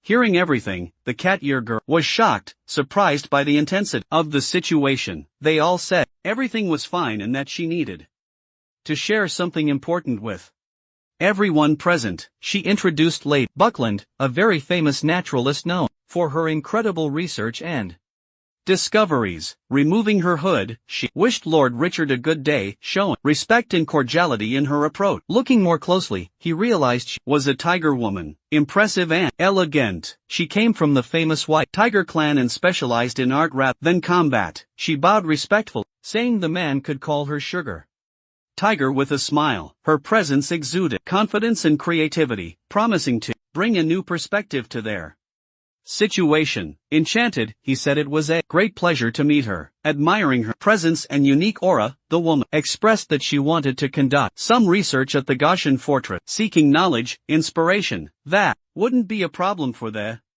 protagonist, who was willing to help and support her intentions. At the gate, the warriors inform the chief that they are about to depart. Lord Richard expresses hope that more barbarians will return, believing that the more the better. The situation will be, waving the horn. Woman and the warriors leave. Soon after, he asks for help finding good combat books, showing interest in improving his fighting skills. Annie warns that he shouldn't get too excited, because the best things can't be bought with money. A bald man with a long beard calls out to the young man. Startled, the Lord advises irony to rest, emphasizing that he shouldn't push himself too hard and get exhausted. A proud man points to the new forge, announcing that the blacksmiths are ready to test it. The two men admire the forge, celebrating that the military industry of the Goshen fortress is finally progressing. A large piece of armor is displayed while a woman signals that it was incredible. She adds that she had only been gone for a few days, and was shocked by the amount of equipment. Lord Richard returns to see how everything is going, assessing the situation carefully. Looking at the armor, the girl curiously asks how it could be used effectively in combat. About to explain, the young man showed that it was built by Lovey and that a button must be pressed. The armor begins to make strange noises, drawing everyone's attention. It opened, revealing how amazing the fast arming technology was, surprising everyone. The young man is already inside the armor, feeling the power and protection it offers. Meanwhile, the bald man says was a Titan armor, impressing everyone with its magnitude. Instantly, the woman looks at the dwarf, seeking an explanation for the unexpected situation. Meanwhile, the Lord is stuck inside the suit, unable to get out and feeling frustrated. The girl laughs, asking if it wasn't supposed to be fast arming, amused by the hero's embarrassing situation, and the man warns that it wasn't so fast to disarm. A character appears at the door to announce that some lizardmen wanted to see the Lord. Immediately, he asked for a telescope to get better view of what was going on. From above, he couldn't see very well because they were small and far away. With the telescope, he saw the lizardman coming toward the fortress, curiously carrying their belongings. The attendant informs that they wanted to visit the protagonist, bringing an important message that could not be ignored. Excited, the horned girl asks if she should capture and interrogate them until someone realizes they were preparing to go to Pomple. Intrigued by the information, the young man asks why they were heading there. Mrs. Buckland informs him that His Majesty's sagas began recruiting powerful beings years ago, so it was normal for them to go there. The youth underestimated the lizard men, but the elf pointed out that they were excellent dragon donors. At that very moment, the young man was shocked to hear about dragons, but the girl clarified that they weren't real dragons, but another kind of beast called skillers. Annoyed, the man argued with the girl for not mentioning this information earlier since it was important. Mrs. Buckland says that skillers are very special, possessing unique ability that set them apart from others. She explains that a lizard man is born at the same time as a stepchurus, sharing an ancestral connection. That's why the term dragon tamer wasn't accurate, as they were blood relatives bound by history. These beasts were a byproduct of the scaled one's reproduction since they were born fertile. But interest in the topic, the Lord wanted to know the size of a stepchurus. The tiger woman thinks and says they were a little smaller than her iron armadillo with feet like horse hooves and skilled in fighting. Angrily, the man crushes the telescope he was holding and orders that those lizard men be invited to stay at the fortress for the entire night. Interested, the woman asks what his plan was, seeking to understand his intentions and goals in the situation. But Yoli wanted to keep them at Gosh Fortress to ensure safety and protection for everyone present, and she countered by asking why those lizards would choose him with an uncertain future instead of a king. The creatures agree to stay, holding the Lord's hands. He orders the captain to bring the rest of their clan, so they could begin discussing other matters. Ladybug is shocked to hear that they would be calling him your lordship. She was extremely surprised that the man had managed to bring them to the fortress. Confident, he said he never failed in his plans and revealed that he had a kind of magic potion capable of increasing the strength of the lizards who were interested in staying, but one harshly judged the excuse he used, questioning his sincerity and motivations regarding the situation. Sitting at the table, the young man played cards with the orcs, having fun and trying to fit into the group when suddenly he noticed a strange noise interrupting the game and immediately drawing his attention, and the table began to move forcefully.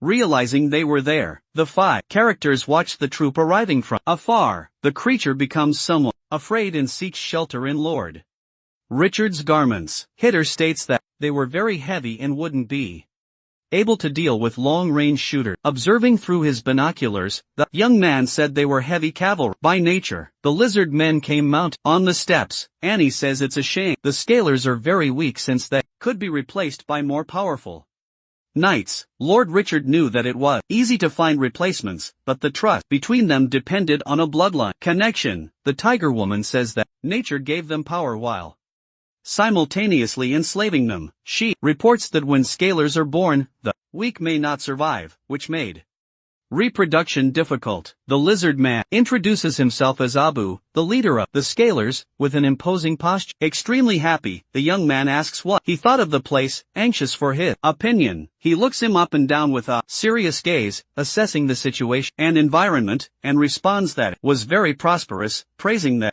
fortress of qualities and its opportunities for all. Meanwhile, the man states that he would give them the magical potion he had promised. Eating a piece of giant meat, he says that the steps were also recognized by the system. Looking at the screen, he sees that the magical potion had worked for both. The Catwoman says that Annie had said he was looking for combat book. With his mouth full of food, he asks if she had any. Calmly closing her eye, she responds negatively and suggests he learned the sacred prayer, which by combining the power of the mind with the physical body can stimulate incredible power. But he wasn't interested in old and outdated things, always seeking the new and innovative. The elf notes that the prayer was indeed somewhat discredited, reflecting the distrust around the situation. Holding her cup, the woman says that nowadays people blindly worship the old or completely devalue it. Looking at him, she asks how much strength he had in a single punch, but the boy wasn't sure, hesitating about his abilities and what he could really achieve. He begins to test his skills, seeking to better understand his potential and limits in combat. Throwing a punch in the air, he concentrates, trying to channel his strength and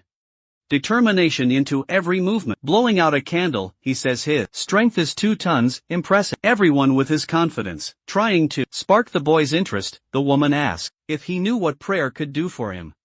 Smiling, he asks the lady to just say it once and for all, eager for her word. She begins by saying that prayer could increase his strength, revealing a powerful and ancient secret based on super proportion. She explains how it could transform his skills and potential in combat. The boy understands that the strong get stronger and the weak get weaker. She continues by saying that the holy prayer once cultivated to a certain level dramatically improves magic resistance. Handing something over, she says that when she was young, she achieved the first level of the sacred prayer while traveling. The paper is passed her hand to hand, generate curiosity among everyone in the room. He opens it and begins to read what was written on it, absorbing every word attentively. It spoke of a swordsman with dual training in magic and combat named Anaro. The sacred prayer was highly valuable as it did not depend on the elements common to it in times when cultivating magic was difficult. Nero cultivated so much magic that he became a respected magical tutor to all who sought knowledge. The boy didn't believe that old story, finding it hard to accept the truth of such accounts. Drinking her cocktail, the Catwoman said that the responsibility of copying the losses should fall to future generations. Looking at those notes, he thought to himself, the woman offered to take on the role of internal officer of Goshen Fortress, and the boy said that wasn't a problem because the management of the fortress's internal affairs hadn't started yet and needed a talent like Lady Buckland, who celebrated her new position. Amazed, she said the fortress was a place full of development and vitality. She liked that place very much, showing intense admiration. In his room, the Lord continued reading the scroll, discovering that the holy prayer had 5 stages that ranged from low to high, starting with sunlight, starlight, moonlight, obsidian, and apocalypse. The sunlight stage could be used for half an hour each day to increase strength by half. Reflecting, he concluded that one upgraded, both duration and effect would double. Throwing the paper aside, he decided it was something he needed to try. Happy with his discovery, he exclaimed that he was a genius and that this was how the path to the sacred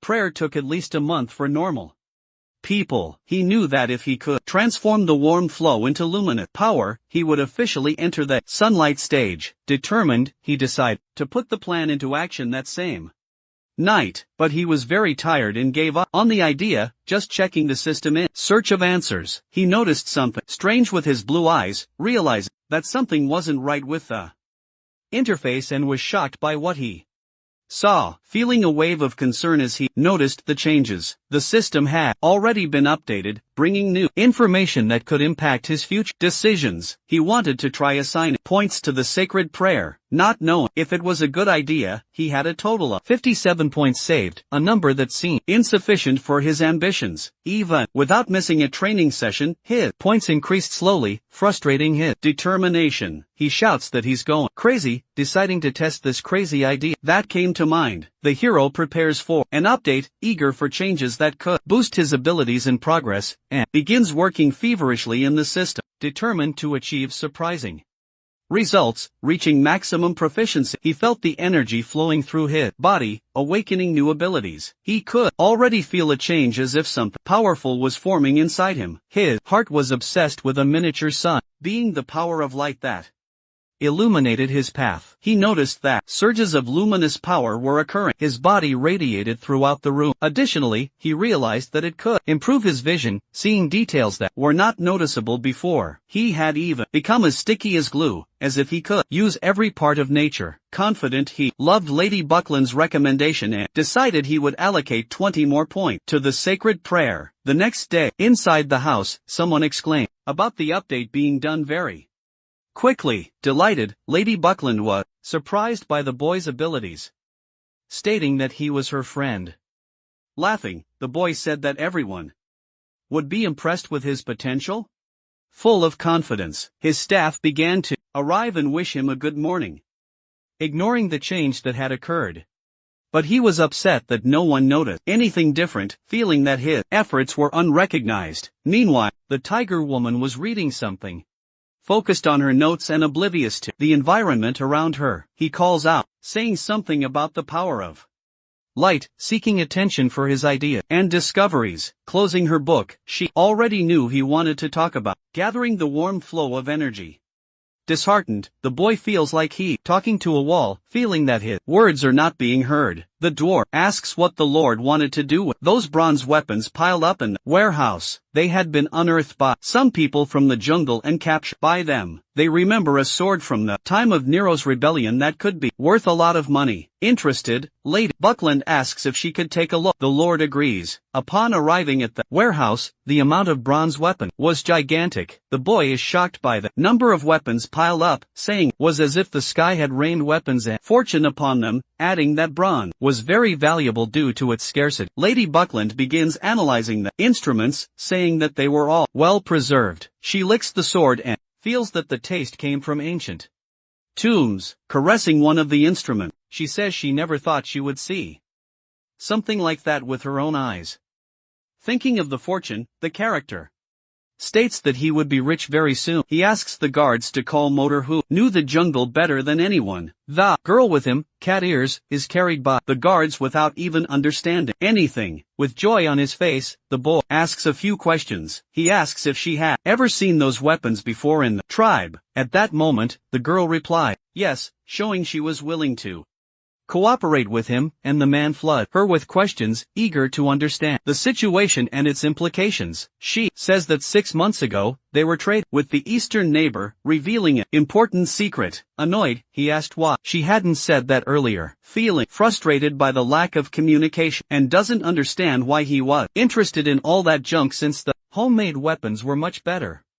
Trying to calm down, he remembers that Motor was just rude and it wasn't her fault. He assigns a major task to the woman. He would assign 10 warriors to find out where the weapons came from. In the morning, Mo set out with 10 warriors on a journey to find the source of the bronze weapons. Fortunately, after some hard conflicts, Goshen Fortress established a reputation as the fortress of the Scarlet Devil. Motor became super popular outside the fortress, meeting countless aborigines. It didn't take long before they found the source of the bronze weapons. On the way back, the group expanded to hundreds of people. Frightened, the Lord didn't recognize them, thinking it was another attack on the fortress. Lady Buckland warns that the origin of those people is vast, possibly from different tribes. The man orders that each be given a sickle and sent to cut the grass and feed the Catul. The two realize that they were not from there. He tells her to choose a reliable guide and dozens of people so he could see what was going on. His goal was to exchange those men for 100 tons of wheat beans because the steppes ate too much. On horseback, he ordered her to take care of Gausen Fortress. A week later, the elf notices that Lord Richard had returned. Happy to see him again, the tiger woman wants to know about the trip. Showing all the weapons he had obtained, he reaffirmed that he never failed in his missions. Impressed, and he hoped the price of the weapons wouldn't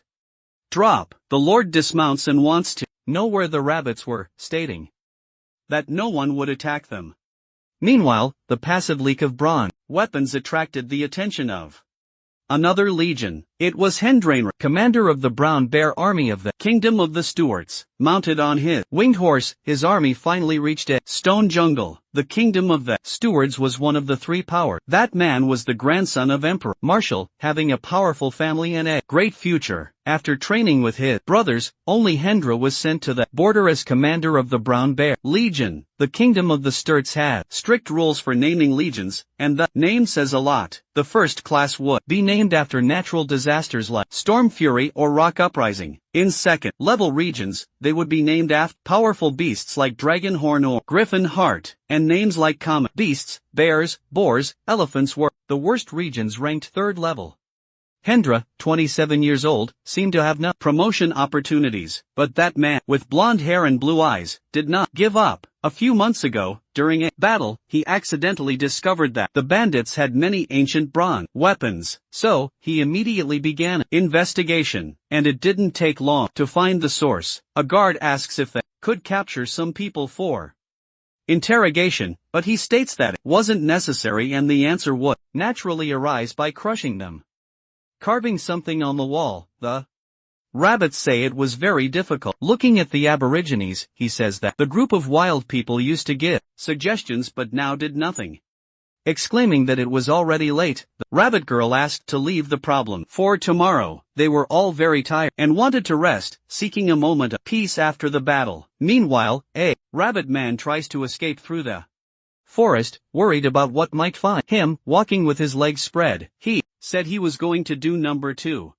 Without caring about anything, the moon shines through the clouds, illuminating the scene with a soft and mysterious light. While several wild men lie fallen on the ground, Hendrik cleans his sword while wanting to know about the bronze weapons that could be useful in battle. He calmly puts away his weapon, showing control and focus amid the tension of the moment. Kairoso asks where all the instruments were, trying to understand the situation and what was available. The guard explains that 3 days ago a noble from Pompel defeated them and took all of them. He says that man was the lord of Gausian Fortress, and that people said he was like a whole god. Hendra doesn't take it seriously, saying he was just a lord expanding his territory. He realizes that a probable war is approaching and that if the massacre they committed reached Pompel would be a real problem. Amid the destruction, Hendra wishes to destroy that lord when he is far from his fortress and begins to devise a plan, thinking that if the body were destroyed by griffins perhaps no one would ever know what happened. Hearing the entire conversation from behind the bush, the rabbit man tries to remain silent. Seated at a table, Liddy Buckland said that the king of the Kingdom of Stuart is named Baroon and had many eccentric ideas. He had appointed very ambitious young people as chiefs of the guard legions. She says that those kids feel so lucky that they invest in the army with their own resources. She asks if the hero knew how many gold coins were saved with such a small trick. The answer was at least 100,000 gold coins. Everyone becomes interested in knowing what Buni did with the money. The woman states that he was known for gluttony, so he wasted it all, causing great frustration. Lord Richard is shocked by so much corruption, feeling that the situation was becoming unsustainable. 2 rabbit men arrive carrying one of them, showing urgency with what was happening. The young man despairs upon seeing that it seemed to be Fitipits.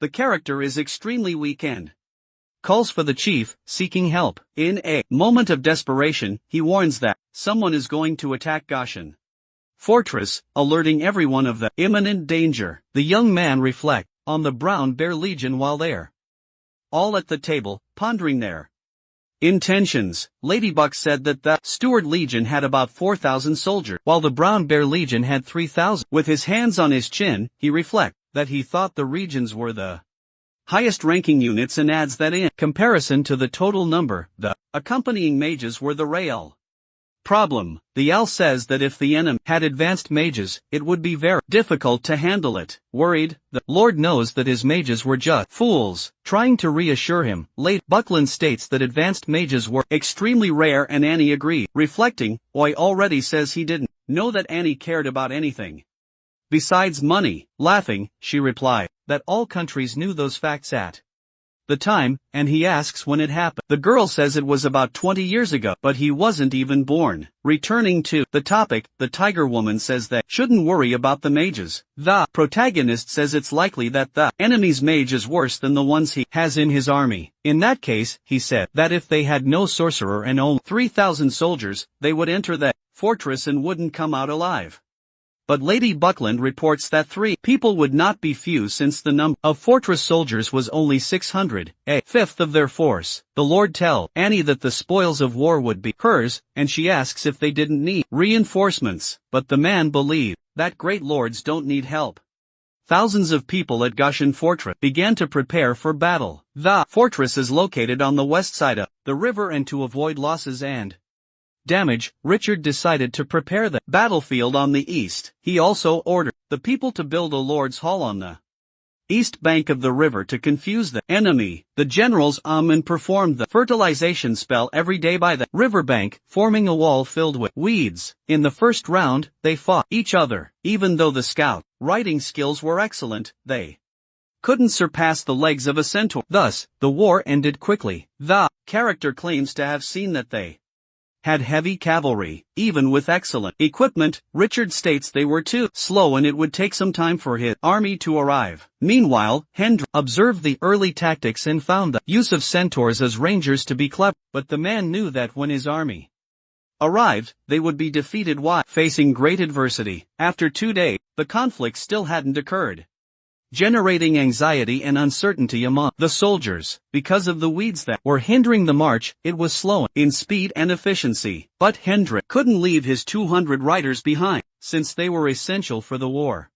Finally, the army had arrived. Lord Richard was already tired of waiting for them and is shocked to realize that they were just a poor regiment. Using his binoculars, he observes that the front cavalry's armor was made only of iron, in addition to the fact that the horse armor had no protection on the back. Angrily, he exclaims that he didn't have time for this childish game. Imposing, Hendra is not intimidated by the boy's words. He had already noted the quality of the enemy's armor, which was anything but mediocre. Their numbers were more than expected, having underestimated them. Frightened, a guard points to the imposing structure ahead and notes that a small plan had become a mighty forest. A soldier suggests an ambush and reads, but a surprise attack wasn't an option. Yelling his army, he commanded everyone to prepare for battle.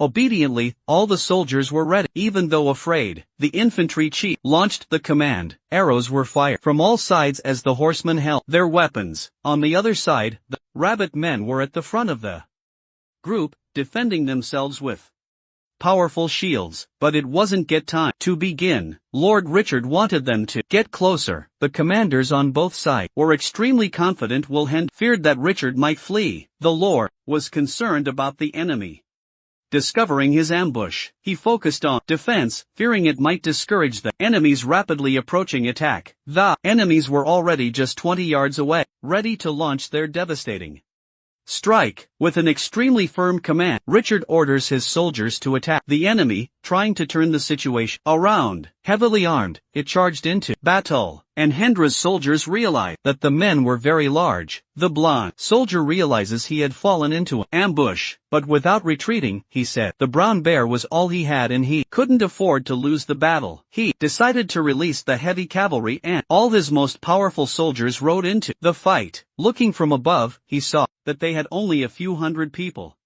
Thus, Hendra still had an absolute advantage. The men realized that the heavy cavalry was arriving. Meanwhile, Richard's army was cutting men in half. The centaurs destroyed everything in their path. Meanwhile, the horses were getting even closer. Anxious, Hendra hoped that a surprise side attack would be enough to catch these people unprepared. A loud and fierce sound began to echo through the area. When they looked back, they saw what awaited them. They were Steepsaurus disguised as reeds entering the battle. On their backs were the lizard men pointing arrows at the enemies. Lord Richard announces that the attack from those beasts was extremely powerful and that it was too late for the enemy.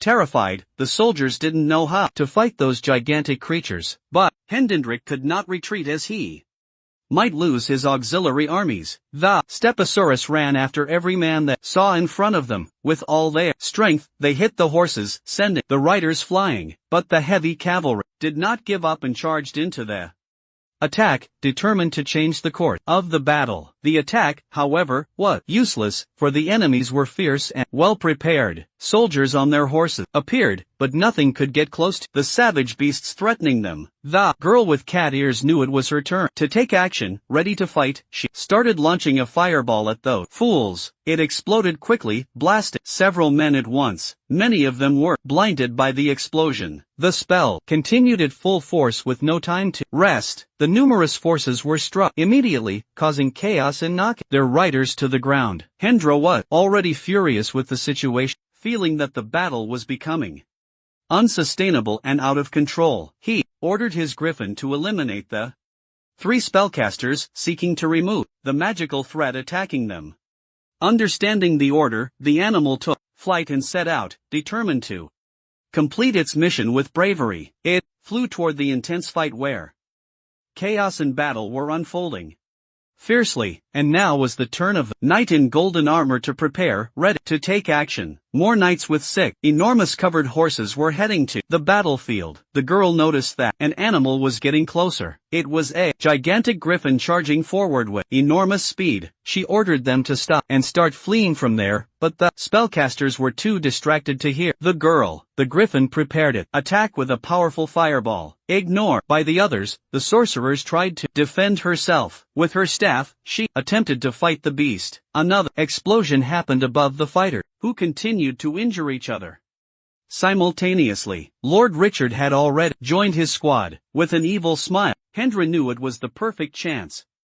The man took down several enemies with a single strike. Terrified, it thought it was a monster. Running, the commander entered the fight. He wanted to attack Lord Richard directly with his sword. Resting a little, the young man noticed the enemy's actions. As if turning, stone debris flew in all directions, signaling a possible explosion. The man couldn't see properly due to the smoke. The young man realizes that Commander Hendra had a very strong aura. All the soldiers celebrated joyfully, saying he was saving the situation. He introduces himself, saying he is Hendra Gonowan. With his sword in hand, the Lord skips introductions and swears death upon it, demanding his last words for invading Goshen Fortress. Angrily, he said that, when he killed him, he would soak his mouth shut. With no time for talk, Hendra charges into the attack. The two stand face to face, staring each other down with determination, ready for the decisive confrontation approaching. Their swords meet with a metallic clang, echoing through the battle, marking the beginning of the combat, and they begin striking each other, every movement filled with force and deadly intent. Both are very strong and skilled with weapons in hand. No blow hits, but that continue in intense combat. The boy said he didn't expect the commander to be able to block 3 of his moves. It seemed like he had trained for this day, and thought the man in golden armor notes that the boy was better than he expected. Meanwhile, the heavy cavalry continued to fight, trying to strike Lord Richard from behind, who says he thought they were an honorable army.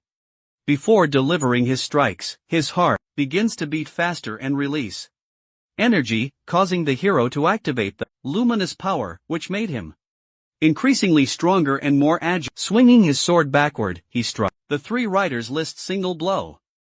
Stunned, all watched the scene in disbelief at such power. The 3 spellcasters appear, fleeing from the griffin, chasing them. With a furious look, the beast comes right behind them, preparing another attack of power flames. As they are hit, the girl exclaims that they were going to die. However, a precise arrow flies toward the beast, slicing through the air with impressive speed. The arrow hit directly at a weak spot, causing it to lose strength. With precision, the woman of words orders several arrows to be fired at the griffin on the ground. She shouts instructions, ensuring that all arrows target the griffin to eliminate the threat. Many arrows are launched toward the animal, creating a spectacle of agility and determination in combat. Now surrounded, the griffin tries to defend itself, but the arrows continue to fly in its direction. Many hit directly on its back, arms, legs, and even head. The soldiers were shocked that the griffin had been attacked. Angry at the situation, Hendra returned to attack Richard. The two began clashing swords again, but the young man did not falter, blaming them for the war. Furious, the protagonist wielded his sword with skill, but Hendra knew that his magical armor had a powerful fire counterattack. Even so, Richard did not rest and continued striking. Determined not to yield before the adversary, he attacked with fervor, but Hendra realized that his armor was not working as it should, ineffective. The opponent had not been hurt, which left Hendra worried about the effectiveness of his protection. The commander's sword was already beginning to break, visible signs of wear after so many strikes. Finally, the weapon snapped in half, leaving Hendra vulnerable and without options to defend himself, causing his armor to be struck. The situation was becoming increasingly critical for Hendra. Lord Richard did not rest and kicked the man with all of his strength. Seeking a decisive blow, lying on the ground, Hendra looked up, realizing that the battle was becoming increasingly intense, saying that a weapon is just a weapon, and that if he couldn't fight without a sword, he didn't deserve to be the chief. Despite that, he realized that his hands were burning due to the fire counterattack from the magic armor. Hendra didn't understand why he was left with only blisters, since that could have incinerated a person entirely. He realized his plan hadn't worked. Kneeling down, he decided to surrender. Observing the commander's attitude, the knights realized that the war was lost. Everyone celebrated Lord Richard's victory. The girl with the horn just wanted to kill all of them, even Hendra, but they would have to remove the man's armor first. Realizing that he had broken the artifact, Lord Richard thought it was his fault. Crying, he apologized to the armor, showing Annie the reason for his sorrow. He held out the destroyed instrument.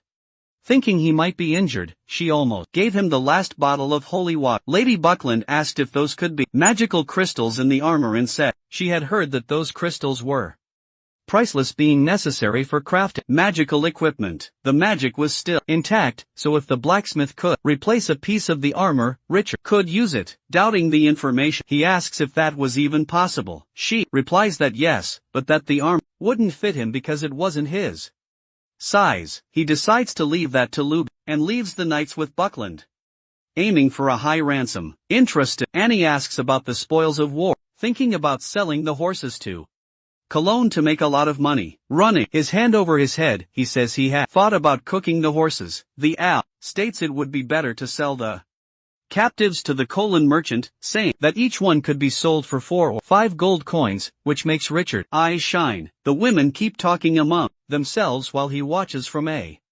distance, realizing he was very weak in business, but he becomes happy right after, thinking he could earn enough money to fill his vault. He also understands that after that battle, even the lizard men had evolved a lot, and as the Stegosaurus leveled up, their muscle became larger. The system is shown, revealing a massive gain in the group battle. When knee falls, the 3 characters are already having dinner.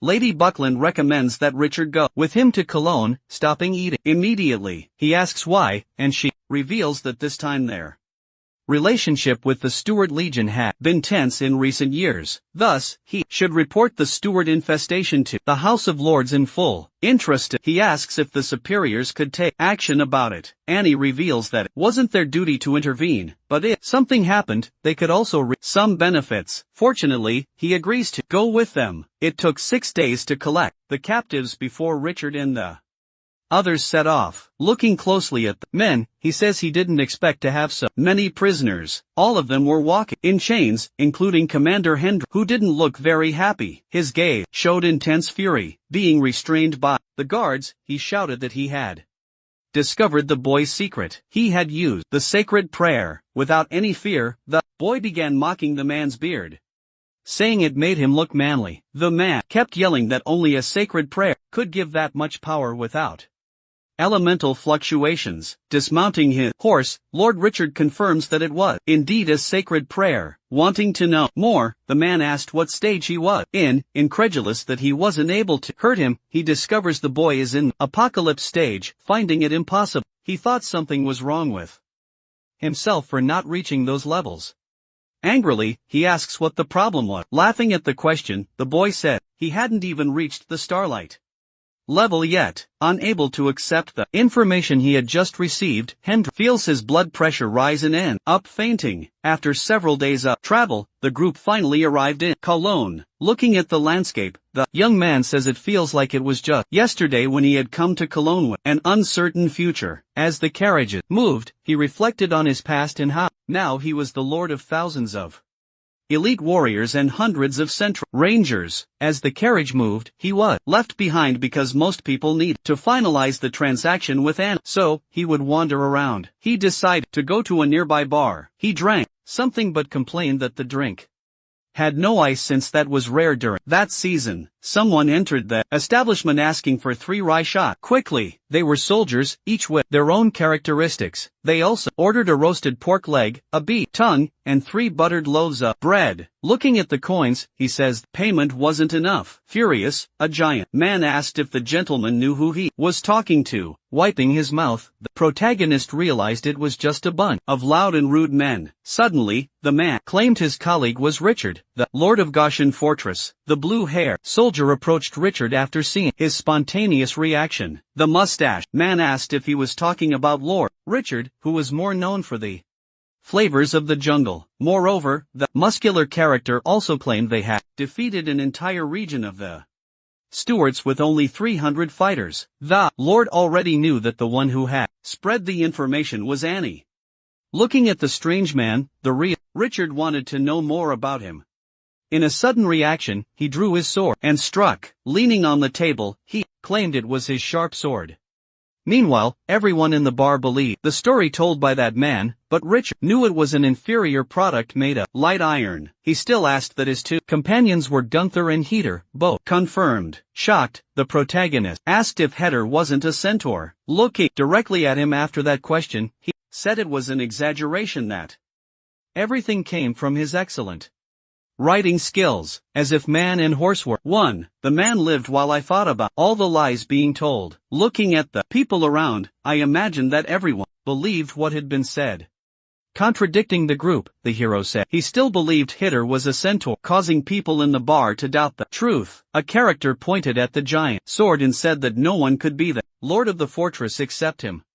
Confident, he introduced himself as the Real Richard. Laughing, the muscular man approached him, saying he was very funny, and asking where he was headed next. They were all going to the noble tribunal in a grand luxury caravan. Still laughing, they said they could give the man a ride if they weren't already heading to the tribunal. Annie asked who those people were, and the protagonist replied they were some acquaintances. Lord Richard went to the noble tribunal to look for Soren. A maid questioned him about what he was doing there, but he didn't understand the question. She explained that Lord Soren had gone to Goshen Fortress to see him a few days ago. Shocked by this information, he couldn't believe the man wasn't there. He felt a hand rest on his shoulder. A strange man with a huge mustache claimed he was looking for the boy. The man said that to return from Goshen Fortress in time, they had run a lot and used wind magic to speed up. Not understanding, the boy asked what the rush was for. Seriously, he said that Pompel was about to start a war with the Stuarts. Disbelieving, the boy couldn't believe what he had just heard. The man asked him to follow them. The two went to find a room. Meanwhile, he closed the curtains and threw a scroll to the boy. Laughing, he said the man didn't mean to be so secretive. On the paper, it was written that a despicable attack against Lord Richard had occurred, and that was why Pompel's administration wanted revenge. Throwing the paper on the table, the boy couldn't believe that was the reason for declaring war on the Stuart kingdom. Even feeling immense anger, he was still flattered since he had never thought Goshen Fortress could be associated with such a big event. They explained that even though they were attacked, they didn't suffer many losses, but he warned that this wasn't a kind of protection and that he wasn't the cause of the war. The protagonist asked if there were other reasons, and the man said the steward had declared war first. Opening another scroll, he read, it was written that Hendra was attacked by a Pompeian noble without reason during a normal military patrol, dying after retaliating. The boy complained that it was simply a distorted fact and tore up the paper, stating that Commander Hendra was still alive, adding, the Lord said that no one could prove it was Hendra if the stewards didn't admit it, and that in that situation, the only possible way was to resolve things by force. 5 years ago, Pompel and the stewards discovered a magical crystal mine on the disputed border, and it wasn't identified who it belonged to. The young man began to reason that this was the reason for the war, denying that he was afraid he was ready for war. Opening the curtains and letting the sun in, Lord Soren asked him to stay a few days as someone wanted to see him. Curious, the boy asked why they wouldn't see him at that moment.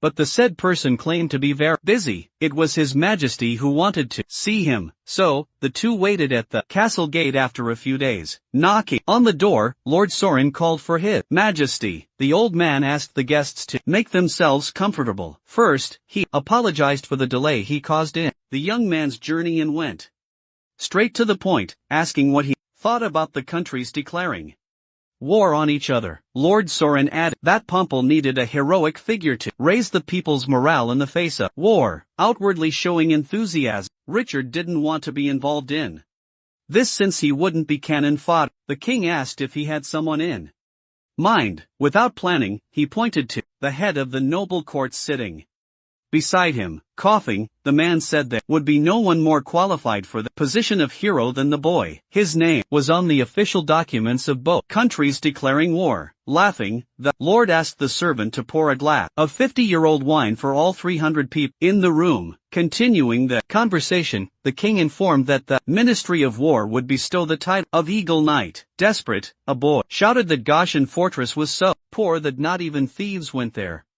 but he would consider the proposal if they were willing to share half of their supreme royal sorcerers. Approaching with the bottle in hand, Soren said, that gentleman had a big mouth. Reflecting a bit more, the king set that matter aside and asked something else.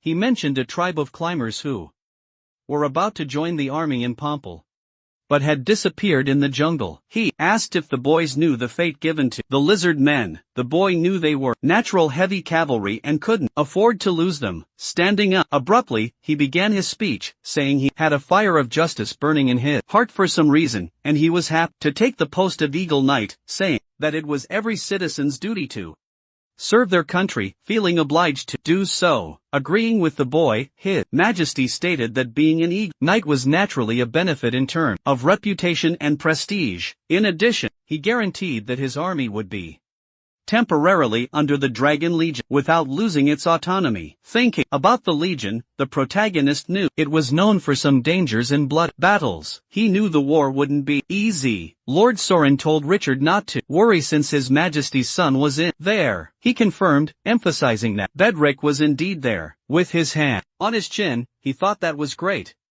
noting that the Legion were the prince must have fewer difficult battles. After the conversation ended and the agreement was made, they said their farewells. The warriors walked together through the palace. The boy questioned if the king's vision was poor, and the man replied that he could barely see anything. He also said that despite that, his combat skills were extremely powerful, having spiritual power. The real story was that most kings of various countries were mediocre, having neither the time nor energy to govern properly. The man said that was not the case with Segrayism instrument. The boy found it strange for one old man to praise another so fervently. Interrupting him mid-speech, Richard asked if it was necessary to go to Dragon Claw for everyone to recognize him, so the two decided to go to the Legion. Upon entering, they saw many warriors training their skills. The HQ of Dragon Claw asked what he could do for them that day. Soren introduced the young man, saying he was Baron Richard of Goshen Fortress, coming at His Majesty's request to observe. Reading the notice, the man knew nothing about it, but he asked them to follow him. The Lord found that behavior very strange. Knocking on a door, the guard apologized for causing any offense. Opening the door, he revealed the fake Richard. Discussing important battle tactics with his henchmen, the three looked attentively at the person who had just arrived. The protagonist, upon seeing those familiar faces stealing his identity, rolling up his sleeves, asked if they wanted to die right there. The big man asked forgiveness for the little joke, claiming they didn't mean any harm. Finally, the Lord asked what the name of the muscular man standing before him was. The muscular man claimed to be Bedrick, the son of His Majesty Sagrat, which surprised everyone. The two were completely shocked when they heard that name, which brought back so many memories and emotions. Lord Soren immediately recognized the prince by his distinctive features that couldn't be ignored. Richard was unsure about the man's identity, but his friend confirmed that it was indeed him. The other two introduced themselves as Byrne, the royal sorcerer, and a senior swordsman of Cohen's court. The young man couldn't believe they were part of the royal court. Most kings have more than one son, which facilitates competition for the selection of an heir. But His Majesty Sageras had only one child, who was in this case, Bedrick, his only son. Embarrassed and not knowing what to say, the three characters fell silent. Feeling uncomfortable, one of them asked if the guard didn't recognize them, suggesting that he might have seen them before. However, the man immediately denied it, saying he had no idea who they really were. Richard wanted to know if Bedrick hadn't been at Dragonclaw before he arrived, and the big man said it was his first time serving in that place. He stated that young people nowadays were becoming very lazy, putting their names down without doing anything. The protagonist realized he felt no shame in criticizing others, even though he was one of them. He wanted to understand why he was pretending to be someone he wasn't. With his head down and discouraged, he said the Lord could never understand the true essence of a failure's heart. Whispering in his ear, Lord Soren explained that those were unfortunate people who had no elemental talents. According to the story, great minds who were poorly gifted relied on hard work to turn things around, except for the failure. Richard asked if he really was a failure, but the man replied that he was worse than that. His friend said his elemental affinity was so extraordinary that he could absorb elements on his own without even meditating. But because of that, his physique required him to specialize in purging his body of elements that accumulated on their own. Every week, he added that elemental users are not repelled by their own element, just like a mage is not concerned with a fireball in his hand. Finally, he said it was caused by a serious illness when he was 4 years old. Bedrick also said that seeing Richard capable of charging through 1,000 army with sheer brute force made his heart race. Confronting them, he emphasized that it was no justification for impersonating him. Touching his shoulder, he told him he was welcome at Goshen Fortress any time. The protagonist began to look for the leader of Dragonclaw. The guard informed that the Ministry of War had been meeting very frequently in private, so he had been away from the Legion. Scratching his head, the boy said he liked meetings, too, but since the two countries had declared war, he didn't have much time to wait for him and would have to return to the fortress soon.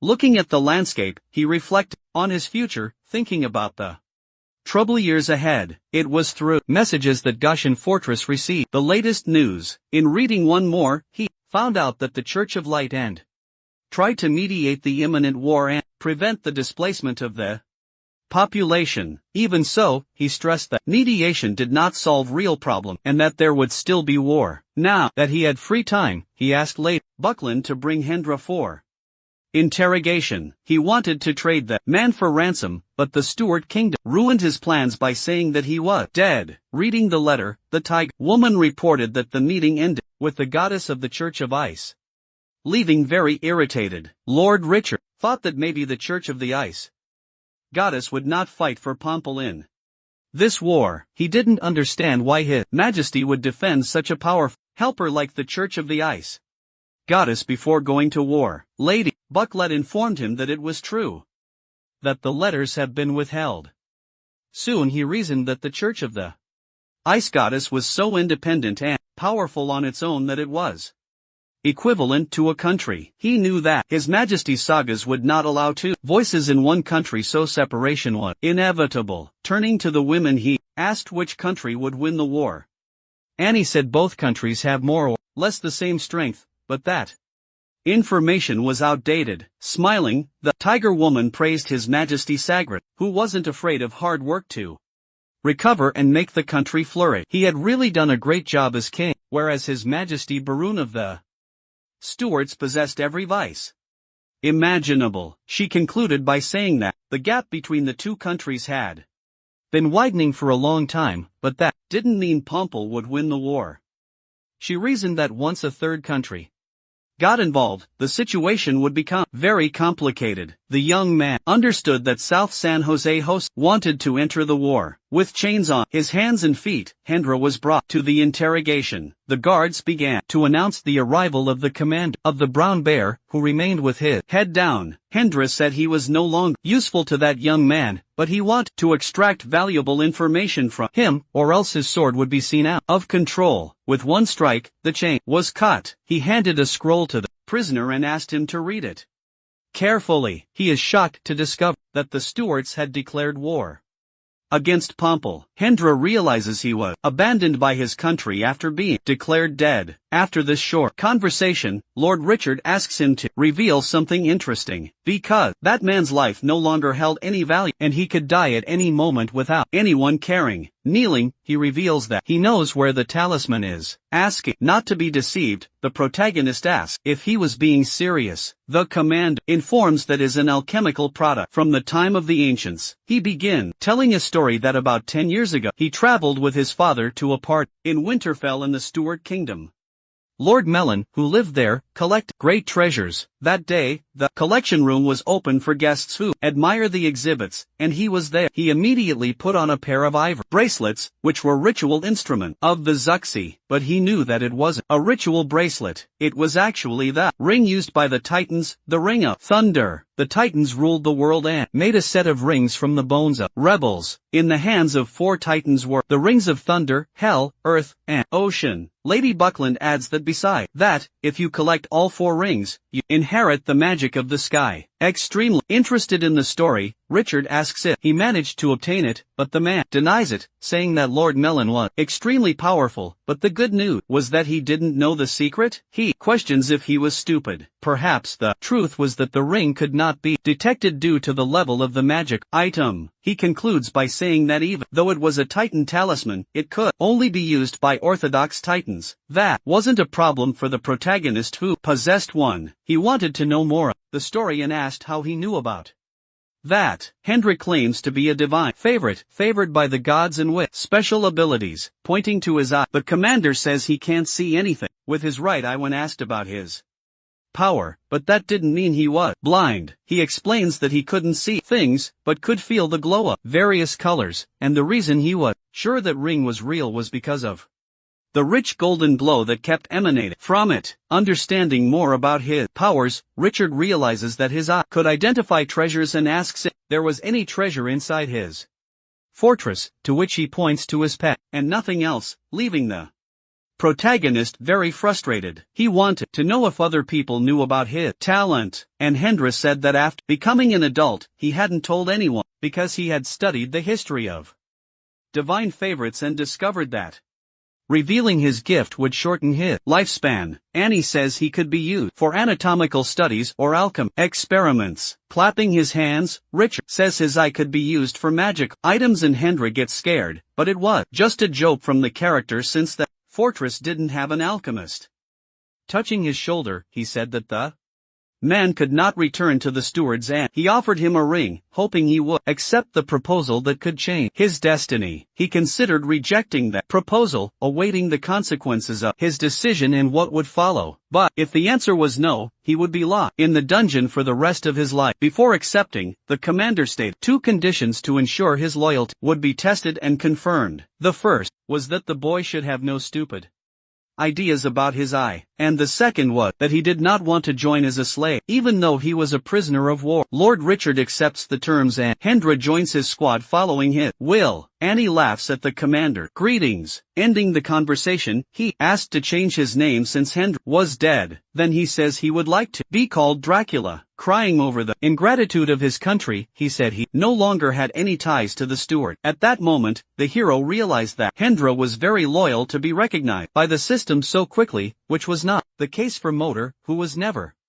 accepted. The season approached a cold end of autumn, and Richard finally received long-awaited assistance from the army. Crying, he said they expect them to fight with a will to die because it looked like a coffin, but the official informed him that it was actually a simple form of teleportation. Touching it, the hero realized that magical crystals were embedded throughout the wood, making it capable of teleporting a person. He said it was useless to teleport only one person every half-month in the middle of a war, but he reconsiders his comments upon remembering Bedrick. A spoken message was sent to the protagonist telling him to fight the enemy and leave his mark.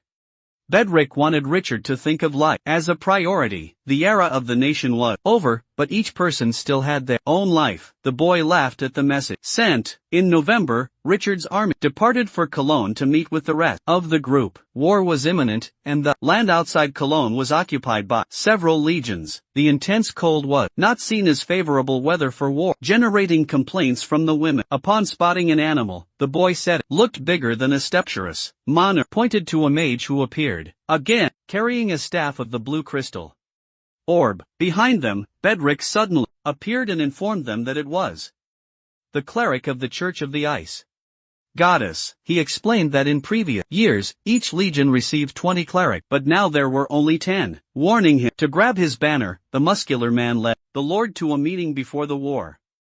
All the officers were gathered around the square table. Richard's banner was raised, symbolizing his determination and courage in the midst of battle. Bedrick asked if he had gotten that from the trash, laughing at the banner's appearance, and suggested he should change the design to something more impressive and worthy of his position, since after the meeting, all banners would march with the honor guard. Everyone watched the entrance of the Dragonclaw commander named Suffolk. Whispering, the man said he was described as more intelligent than decisive and not good at coordinating the overall situation. So, Richard didn't understand how he had become general commander. Greeting everyone, the captain said good morning. Smiling, Bedrick asked to be called just Rick in the barracks. The man asked what they thought about the war. There was an endless silence. Laughing, the captain said no one needed to be formal and that they could talk as friends. He reported that due to his 20 years of military experience, he didn't think the Stuarts were a challenge for Pomple. With their cloaks, people make comments that the opponents had chosen the wrong time to start a war. The protagonist asked Rick if the captain's optimism was accurate. Continuing his explanations, he declared that the Dragonclaw would be the first to attack Winterfell in the northeast. The men at the table wanted to make the enemies pay for the reckless ignorance. Upon hearing that name, the protagonist immediately thought of Lord Mellon. After the end of the meeting, Lord Richard returned to his quarters. Reflecting on the decisions made, he began to look for Abu, who was watching the banner parade of interest. The girl asked what their banner looked like, which was nothing more than a piece of rag. In disbelief, she asked to take a curious look to see what they were really displaying. The man refused to show the banner terror, keeping its appearance a mystery. A centaur opened the doors with gigantic strength.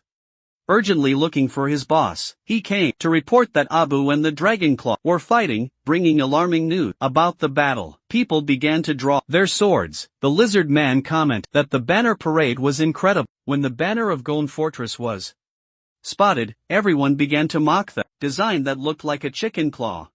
One of the spectators commented that the head of that fortress was the eagle Knight. Another commented that he was just a child. The lizard man heard when those men started mocking his boss and with a punch he hit the man in the face. The group got angry with his attitude, and they all began to fight among themselves. Heder arrived at the battle to take them all down, kicking and stomping. That Hornwoman was very powerful. Richard threatened the people who were beating his men, swearing death upon them. The fight continued until nightfall. The men realized their opponents were very strong and began to consider the possibility of using weapons. While throwing a punch, Bedrick noticed the soldier's action and said it was pure cheating. The men kept fighting each other until a voice ordered them to stop. The commander arrived at the scene, saying that everyone there were soldiers, and that if they continued, they would disgrace the kingdom. He noticed that most of those who were thrown to the ground were soldiers of the Dragonclaw. The horn girl asked a question. A man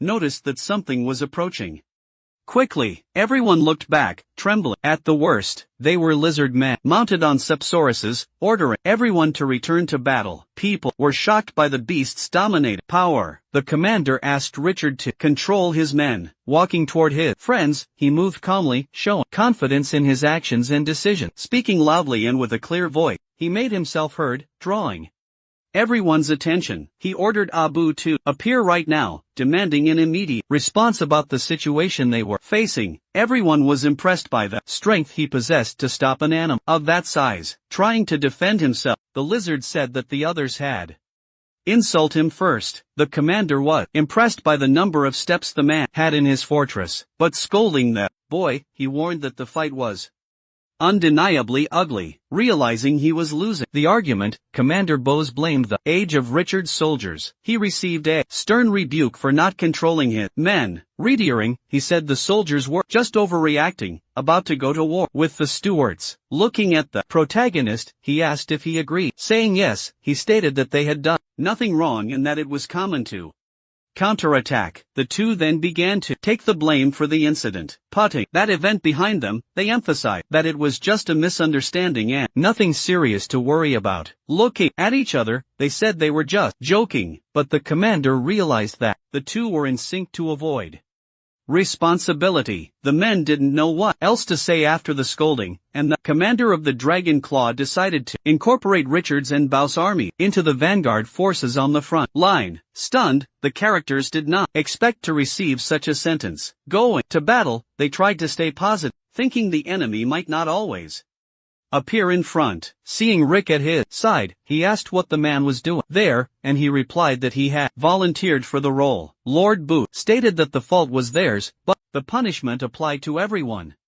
Meanwhile, he tried to talk to the eye cleric. With seriousness, the old man said that snow was just a natural phenomenon not associated with the eye goddess. Not liking the answer, he thought that this was the reason the cleric had been sent to the front line. Snow fell over Pomple at the headquarters of the command forces. The soldiers were at their posts. A subordinate was pouring wine into a goblet when he saw his lord trying to reach for it. Frightened, he remembered that the doctor had said the man shouldn't drink much due to his condition, but he no longer cared about those instructions. The servant heard a noise at the door. The king appeared, saying that you should go outside to get some sun because it was something good for the body, but he didn't want others to know that the human expedition was being led by one of the most despised races, goblins, and even worse, a disabled goblin approached, causing concern among those present in the room. The king said he shouldn't drink anymore, worried about the goblin health. He insisted on getting some fresh air, stressing that his people wouldn't mind his absence. Finally, the old goblin accepted the proposal, agreeing to go out to breathe and recover. Pushing the wheelchair, the king went out to see the snow. The green creature thanked him. The king began to remember the first time he met him on a winter day during a time of food scarcity. On that same day, the goblin lost his leg, which was devoured by a gigantic creature. After rescuing it from near death, he noticed that he was the divine favorite, the intelligent one. When he became king, the man was able to continue using his talents for the country. Few people knew that it was that goblin who was behind the balance between training and governance. It was thanks to that individual that Pomp had reached its current prosperity.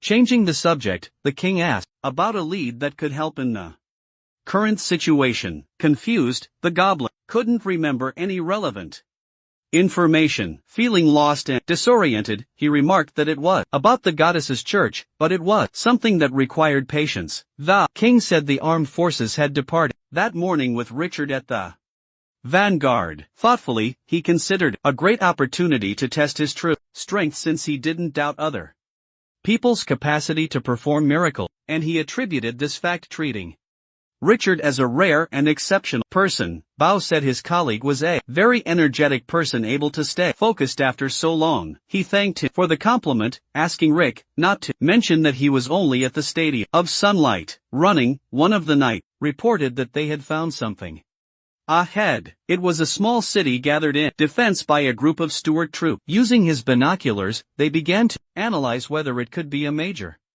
military center. Rick said that the city was called Shakashar, a common agricultural town specialized in pumpkins. They noticed that the walls were very thin, less than 3 m tall, and with no guards nearby. Apparently, it was an empty city. They began to think it was a trap set by the enemy to lure them in. Richard climbed onto the creature to get a closer look. He believed the speed was purely agricultural. Lord Boo stated that he had seen a red and gold griffin flag that might be related to the stewards.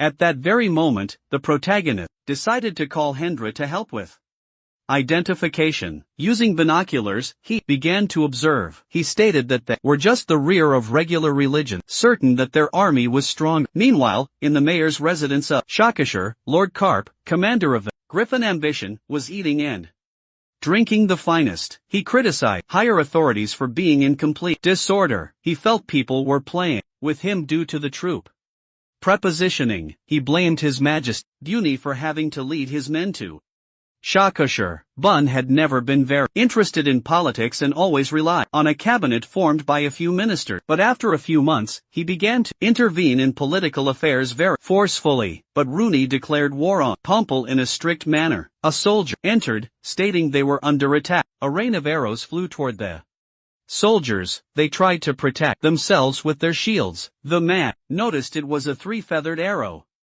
while another said the walls would be brought down shortly. The enemy's escape would not be possible due to the mass cavalry. They began to discuss how to attack the city. Ba said it was a delicate task and asked to be the one to handle it. But Richard knew the matter wasn't about experience. He just wanted the credit. The men departed with their weapons toward the gates. Richard asked the sorcerers to attack with fireball to create an opening in the wall. Without hesitation, the girl began to cast her spells, which hit the thin walls with precision, but the opening created was still too small, making passage and movement difficult for the soldiers. Asking for space from everyone around, the cleric said he would find a way to solve the situation. Creating a whirlwind with all of his magical power, he prepared to cast a great spell. He unleashed a very strong icy blast that spread quickly, hitting the enemies with great intensity. It was able to break the wall with a single strike, knocking down several soldiers. The entrance created was much larger now. With the wall broken, people didn't know what to do. Lord Karp knew they would attack through that large opening. He ordered his nephew to alert the entire infantry. The man with the chest tattoo stated that the Lord's nephew didn't know how to fight in a war. The two should be patient and wait for the enemies to arrive. It was mega time to attack, because he didn't want to reveal that mysterious steward weapon unless it was necessary. In the Steward Kingdom, there is a black crystal with excellent properties that can be used to create the famous magical equipment stone of destiny. A person's heart must be removed and replaced by a magical stone in order to gain the ability to manipulate their own blood. Some may turn out well while others have a chance to be useless. If the enemy is too weak, they are killed and the stone is given to the next person. The recipients of qualified magical stones are the best steward soldiers, known as Blood Knight. In Shakashire, there were 50 Blood Knights, and that was their greatest triumph. The Lord shouted that it wouldn't take long to finish them all. A knight in orange armor was destroying all the soldiers. From afar, he watched the war, not knowing what it was about. Apparently, it involved orcs, fierce creatures that were approaching, ready for the imminent battle. The creature was already preparing for the fight, addressing his weapons and focusing on the battle. Ahead, an archer moved to the rooftop to scout more precisely, gathering information about the enemies. Even though Pumple attacked quickly, the situation was still tense and required caution from everyone involved. The archers took the best defensive positions, strategically positioning themselves to maximize the city protection. Being a well-thought out strategy, it proved to be a good way to defend the city against invaders. However, large beams of blue light struck the men, surprising them and causing panic among the defensive rank. They were magical ice stones that moved with impressive speed, catching everyone present off guard. These stones hit the archers, causing confusion and despair among the enemy lines that had been positioned. The bald man never expected this trick and was completely stunned by the situation. It was the cleric using all his magical power, demonstrating abilities no one had seen before. With seriousness and determination, he defended his entire army, showing courage in the face of the challenges. they faced. It was now time to put the creature into action, a strategy that could change the course of the battle. Cervantes went to the middle of the battle, exposed and determined to take revenge on his enemies. Meanwhile, the orcs were launching people into the air. With binoculars in hand, Richard observed every scene of the battle. Deeply fascinated by the intense action, Bedrick asked him to hand over the instrument, wanting to see what was happening as well. Watching the orc moving, he asked Richard to lend it to him for a moment until in a sudden turn, they were now at a disadvantage. Together, each of them placed one eye on the binoculars, and they already spotted a fierce warrior in red armor who was destroying their soldiers. Richard didn't understand how the battle could have changed course so quickly, blaming Boast. He thought they wanted to lose the fight. He asked Abu to lead the escort army in the retreat of the soldiers. A heavy helmet was thrown hard to the ground, making a loud noise that caught everyone's attention. It was Bouts who, with extreme anger and frustration, didn't like the outcome of the ongoing battle. He wanted to know what kind of monsters those were, questioning the origin and strength of their opponents. If the soldier returned tired and without victory, the disappointment was evident on their exhausted faces. A refreshing drink was offered to the character as a gesture of comfort after the harsh battle endured. It was Richard approaching, asking what was happening, concerned about the condition of his soldiers. Taking a sip, the man said it was a truly powerful team of magical knights. The knight in orange armor removed his helmet. A tiger man said they were using a type of red telescopic weapon that flew from their hands. Dracula claimed to recognize that kind of magic, saying they were the Blood Knights. Bedrick said he already knew them. Worried, Dracula admitted that they were definitely stronger than them. Ba suggested waiting for the main force of the Legion to arrive, but that young man disagreed. He began preparing Goshen Fortress for battle, but the commander warned that kind of blood cavalry was not something they could easily face. Two men brought improved, yet lighter and faster armor. Placing his hand on his shoulder, Lord Richard asked him to trust his squad, but the man wasn't convinced, maintaining his firm and defiant stance in the face of the situation. After putting on his gleaming armor, Richard mentally prepared to enter battle with courage.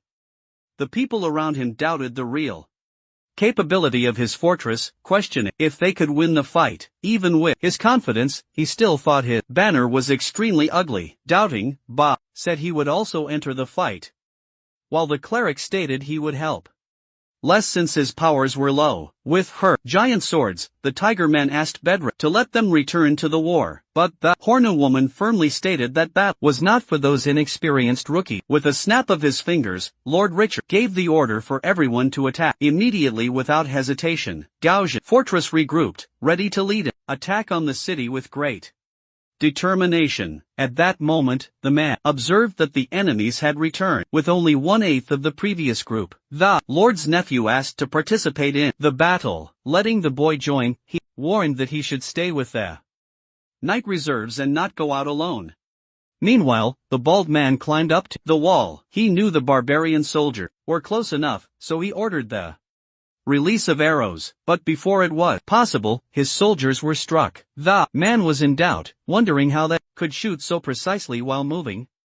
He watched the front line raise their shields to protect the archers who were essential to the battle. Pointing her bow and arrow, the girl couldn't shoot without seeing people's bodies. However, upon noticing movement, her aim was extremely precise. The group was already taking losses before entering the second round. It was assumed that the Pomp cavalry was more powerful than the 3 tall orcs. Meanwhile, Lord Richard held his giant sword, flying over the people. He headed toward the wall. The Lord knew he was powerful, capable of delivering a devastating strike. Cervantes had already readied himself for the fight. The Lord knew that Blood Knight was his last resort. He had no choice but to release the creature. He ordered the man to win that war and not disappoint him. The protagonist's sword floated in the air, killing several soldiers until he saw with his own eyes the legend of the bloodthirsty knight finally appearing. He activated his powers to gain more strength, feeling the energy flow through his body and mind. The two began to fight one another, each determined to win the unfolding battle. The fusion of powers spread across the battlefield, creating an intense aura that surrounded the combatants. The swords clashed with force, making bright sparks that illuminated the darkness around them. The creature was formidable and had precise strikes, attacking with a skill that impressed all the spectators. He wondered how Lord Richard was able to wield such a giant and heavy sword with such ease. Taking advantage of the momentary distraction, the warrior struck his opponent from behind, surprising him with an attack. Furious, he never expected to be attacked in such a treacherous way. Feeling the anger grow inside him, he used his red sword to defend himself from the blow, trusting his blade to protect him from the attack, but it broke in half, leaving him disarmed and vulnerable before the overwhelming force of the enemy, and the warrior began to vomit a little blood, feeling that he had been injured. Kneeling on the ground, he was still alive, but with little strength. Richard stated that his organs might be damaged, but his determination drove him to fight with bravery. While trying to escape, he loved the idea of delivering the final blow to his opponent. He used all the power of his sword against that Blood Knight, seeking victory.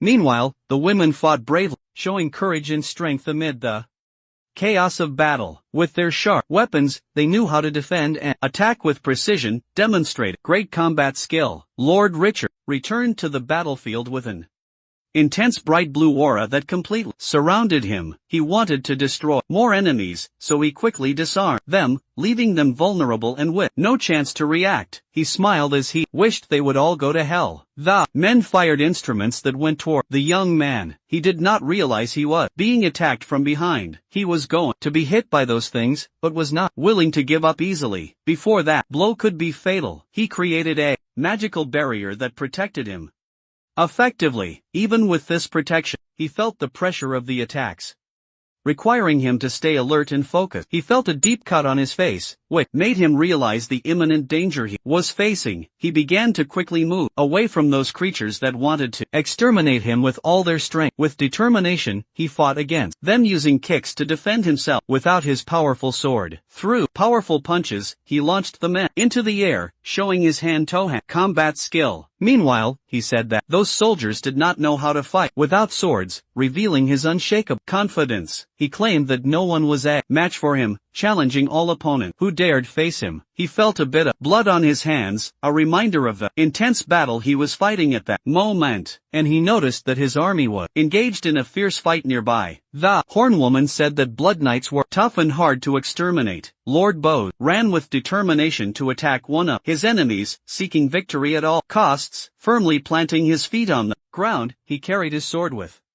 confidence, ready for combat. The opponent had no way to reach his weapon, becoming vulnerable to the fast and fierce charge, having to use blood manipulation to form a shield. This made Lord Richard very interested as the battle was intensifying and emotions were rising. Meanwhile, Lord Carp was, after his long-desired victory, determined not to let the chance slip away. Then the warrior shone on the battlefield, standing among many dead, symbolizing his strength and courage.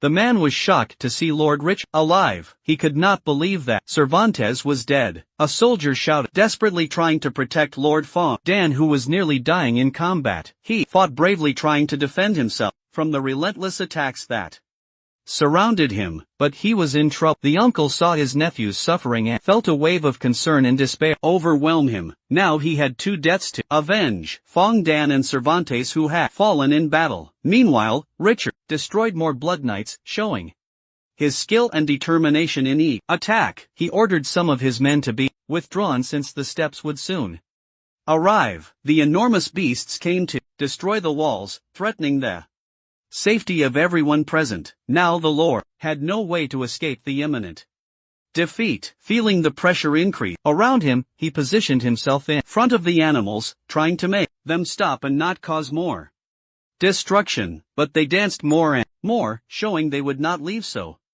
easily, challenging resistance. With all their strength, they destroyed the walls, leaving a trail of destruction wherever they went without mercy. The warriors noticed that the end of the battle was near, and the tension in the air became palpable. Pointing to the young man, they showed that he was the observant assassin. What was unacceptable to them, as they desired revenge at all costs, could not be ignored. The soldiers advanced with determination to put an end to Lord Richard, seeking justice for their losses. For a boy, seeing his leader dead was something very funny, an unexpected and surreal situation. Raising his weapon, he said he respected the courage of the men. With a powerful strike, he announced that they could continue fighting by his side, united in battle. Using the ambitious power of light, he radiated strength and courage, inspiring his allies to fight. The warriors felt the pain of the fight on their skin, but determination kept them strong and resilient. In the midst of the rubble, Lord Karp remained standing, defying adversity and showing his bravery. Holding a dagger firmly in his hand, he prepared to face the challenges that would come. He asked for forgiveness for his incompetence,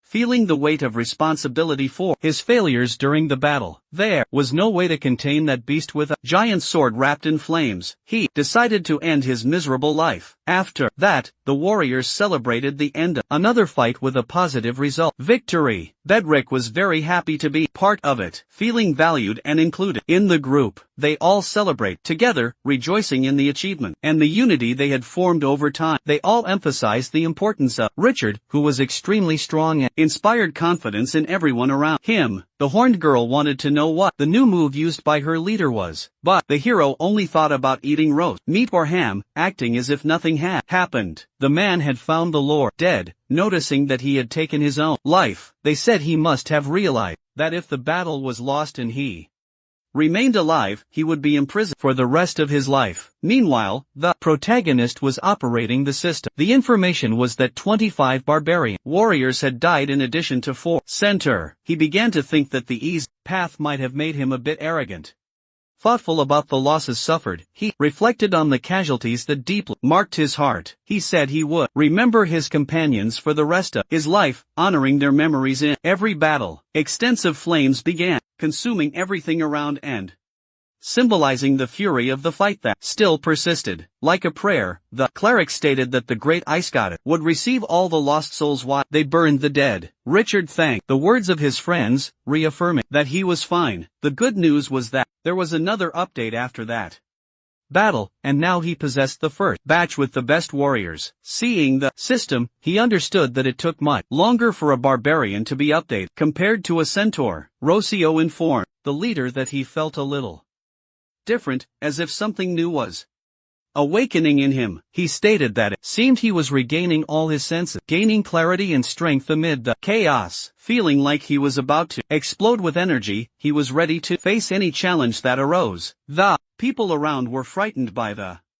woman's collapse. It looked like she really was going to explode. Angrel, the protagonist, asked if that was a joke. Feeling disrespected by the absurd situation, he revealed that he could help her, but his actions took an unexpected and violent turn. Forcing her to her knees, he began kicking her in the buttocks, expressing his frustration aggressively. The leader thought that now she might be angry enough not to tolerate disrespect anymore. And he was right. As the tension in the air was palpable and the situation intensified, the woman with furious eyes made a true advance, determined to confront the protagonist and reclaim her power. He asked if she was feeling something special, and she replied that she wanted to hit someone as if there was a fire burning in her heart. Bedrick realized that she was a berserker. The cleric was intrigued to learn that the young man didn't know what those creatures were. So, he began an explanation. He said that in the distant days when the Titan ruled the world, humans had no advantage over the Titan orcs and elves, but among generally weaker humanity, those emerged who upheld the glory of future continental supremacy. They were the so-called Vitra berserkers. Continuing his explanation, he said the period of history was so dark that many mysterious races disappeared during that time, including berserkers. According to rumors, barbarians inherited more or less of their blood, though it wasn't certain if this was completely true. Looking more closely, the cleric concluded that the creature was definitely in a berserker state, having activated blood. He added that the secret art of berserking lasted until modern times and was now the sacred prayer. After that extensive update, the berserker was very tired, resting her knees on the ground. She could no longer stand. The cleric states that it was because she hadn't gotten used to it and that she should rest and get well. Meanwhile, Lord Richard ordered to count the wounded. Opening the system, he had noticed that he had also leveled up, assigning the rest of his points to sacred prayer. He was feeling great, knowing that the effect of leveling up was truly remarkable. He asked Bose how the capture of the hostages was going. He wanted to know where the commanders office was located, but his comrade informed him that he still hadn't found that place. Determined and with a smile on his face, the boy said he wanted to pull off a heist. As they walked together, they discussed where the commander's office might be. Looking at the houses, Lord Richard noticed the abundance of civilians in that place. Dracula showed his lord the office location since he was familiar with the area. Kicking the door open, he was determined to find some treasure. They were amazed to see that even the cutlery was made of gold. Bao said they must be all the commander's personal items. He headed toward the wine collection while Bedrick shouted that he had found some important documents. Lord Richard asked to check the documents, seeking to understand the situation and what was going on. The two began reading those papers, trying to carefully decipher the information contained in them. Notice that the Stuart command was truly a mess. They grew concerned about the disorganization and its consequences. Approaching, Bouts also wanted to know what they were talking about. It was about numerous confusing group plans and conflicting transfer orders. The protagonist ordered that a letter be sent back asking whether to move forward or stay to rest. They decided to hold a celebration with cows and sheep. They would slaughter to pair with the fine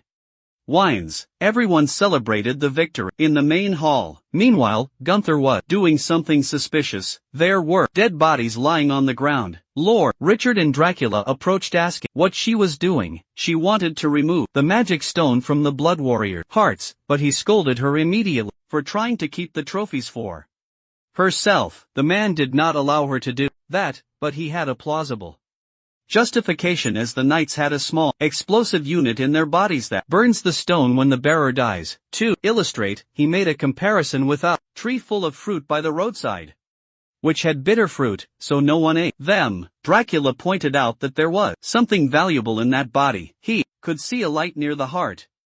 Possibly a magic stone that hadn't been destroyed. Interested in blood control, the magic stone was already in the hand of the young lord. Amazed by that building, he ordered that all the body be burned and that no one be told anything, leaving no trace. A carrot silently removed all the bodies from the scene. Gunther stated that it seemed like they were acting like thieves. To ruin the protagonist's plans, Lord Bose appeared with a bottle of wine in his hands, trying to cover up. Richard claimed he was burying the bodies to prevent a plague. Annoyed, he said he was only trying to help before getting blamed too much. The cleric and the commander had no understanding of the hero's actions, thinking that attitude was very kind. The next day, the sun began to rise, bringing light to the new day that was beginning. It was early, and the civilians were already awake, preparing to face the challenges to come. Bedrick informed them that they had received a letter yesterday afternoon, saying they should remain at that location, waiting for the arrival of the main legion. They would go to Winterfell, where that powerful ring was located in the house of a nobleman named Melon. Richard knew that attacking Winterfell would be much heavier than the Battle of Shakashar. Even so, the fight didn't seem so difficult, as one city was conquered after another. They discussed that King Buren's command must have caused his hundreds of religions to disappear. Another possibility reported was that the Sturts were secretly planning something. 3 days after Rich led a successful attack on Shakashar, the main force of the Pompal Legion also arrived. With doubt, he began looking at all the soldiers who stared at him. Bedrick said they were jealous of the Eagle Knight, who was the one who achieved the first victory and captured the Legion's flag. The protagonist loved that kind of attention. He thought he was amazing and enjoyed people's envy. The commander of the Dragonclaw said he didn't expect such a clean victory in the first battle. The two thanked him for the compliments and greeted the lady who accompanied him. She called them hot-headed and walked away. After that event, Bedrick informed them that Lord Egwene was a man who hated being recognized as a woman. Richard is shocked to discover that it wasn't a woman, and Bedrick states that they used to bathe together. The commander asks if the hero can say why a Tyrannosaurus would become a companion to a dragon knight. He explains that Tyrannosaurs are very intelligent and live long lives, which is why they like to be partners with humans. Rick says they were also impressed by music, moved by appearance and mercy. At that moment, the hero understands what that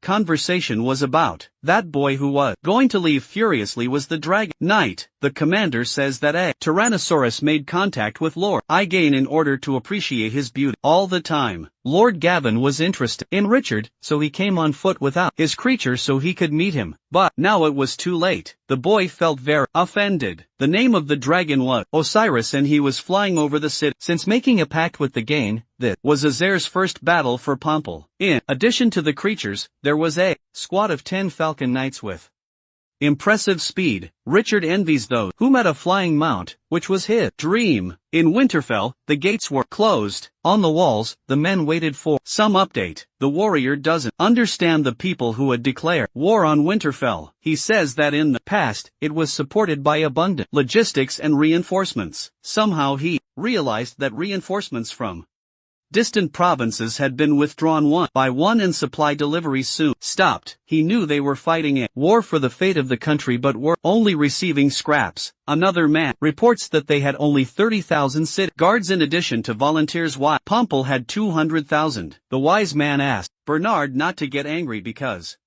stupidity followed anger. They would only do their part and leave the rest of the god at the sacred light. Birds fly over the city. At that moment, the Falcon Knights fly in the skies. Using advanced war tactics, the group discusses how it would be possible to enter the city. With his binocular, Richard spots a beautiful girl with light pink hair. It concludes from her clothes that she could be a priestess of the Stuarts in addition to having a beautiful body. Bedrick asks what he had seen, but he says he only noted regular guards and patrols. The Racona report is concluded, stating there were no abnormalities inside the city. They only found heavy anti-attack weapons stored in low-walled buildings. The man orders the soldiers to return immediately. As the battle approached, they thought of ways to make victory less difficult, but the reality is that, in addition to Pomple and the Stuart, Sanhos was in the game. The hero knew that Sanho wouldn't just sit and watch Pomple or the Stuarts be completely overwhelmed. The engineers took 10 days to gather wood to make the weapons, and those were the Comps days before the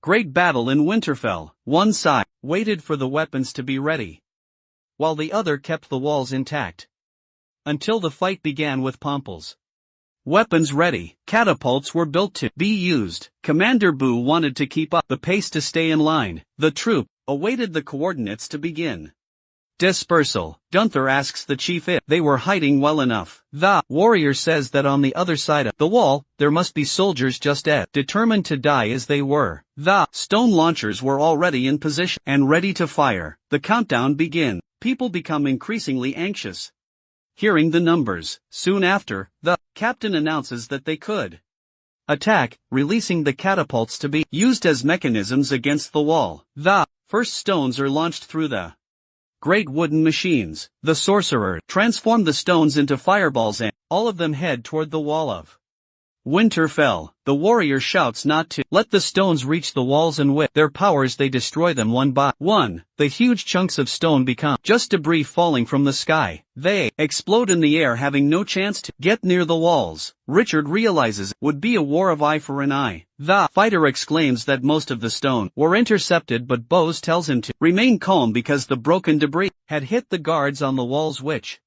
was a good thing for Pomple's team. The protagonist reflected on human nature, realizing that Talon often turned against its own kind. With a shout of determination, the leader urged his soldiers to advance, ready to face the enemy. With fervor, the commander ordered the charge as his men prepared for the imminent battle. With fervor, the man encouraged his companions, urging them to show their strength and skills in the fight. In Winterfell, tension hung in the air as the leader discussed the critical situation faced by their troops. One of the advisors warned about the disadvantage in aerial cavalry, emphasizing the superiority of the enemy's intelligence. The old strategist calmed those present by explaining that the aerial knights only saw colored spots on the ground. With a plan in mind, the leader suggested using that limitation to deceive the enemy with false information. The strategist observed that the enemy's aerial cavalry feared their heavy weapons, limiting themselves to reconnaissance missions. He concluded that the enemy underestimated what was covered, believing they were merely civilian rooftops. Surprised, the soldiers noticed that the real strategy was hidden under the cloth, revealing a bold plan. One of the warriors exclaimed that those buildings were the key to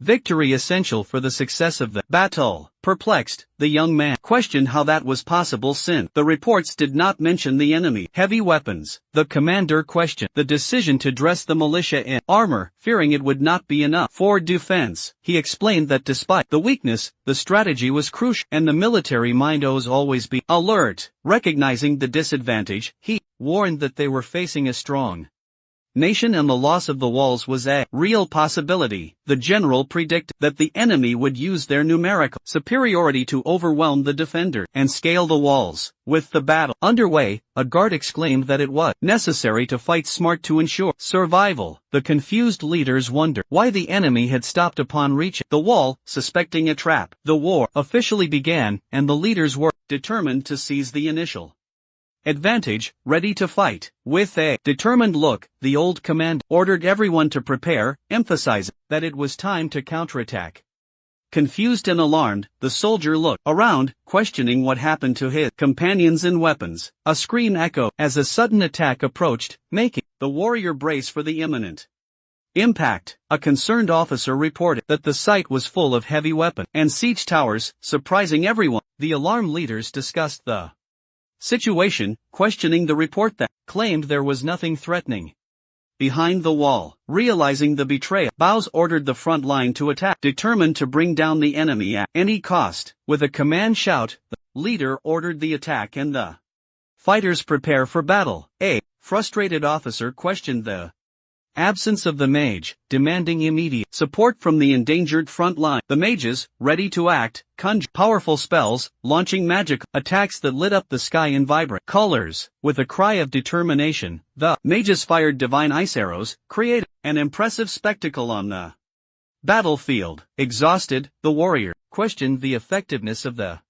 fight, feeling overwhelmed even after so much intense combat. One of the subordinates explained that Winterfell had a device called magical extraction, essential for empowering the mages. The heavy and complex device could not be transported easily, limiting the use of powerful magic on the field. Comparing the fight to children bickering, the character highlighted the resource disparity, reflecting the desperate battle situation. The absence of fire mages was questioned, while another reminded that power comes at a high cost. The mages were focused on recovering their energy, absorbing the surrounding magic as they prepared for the imminent battle. A young man reflected on the surprising disadvantage that absolute strength could bring in a critical situation. Another admired the complexity of Winterfell's strategy, questioning who was responsible for such intelligent planning. While pondering the importance of this crucial siege, the boy felt the pressure and responsibility on his shoulders. With a cry of despair, he realized the battle was about to be lost, increasing the tension. An imposing dragon appeared, roaring fiercely, bringing a new level of threat and despair to the soldiers.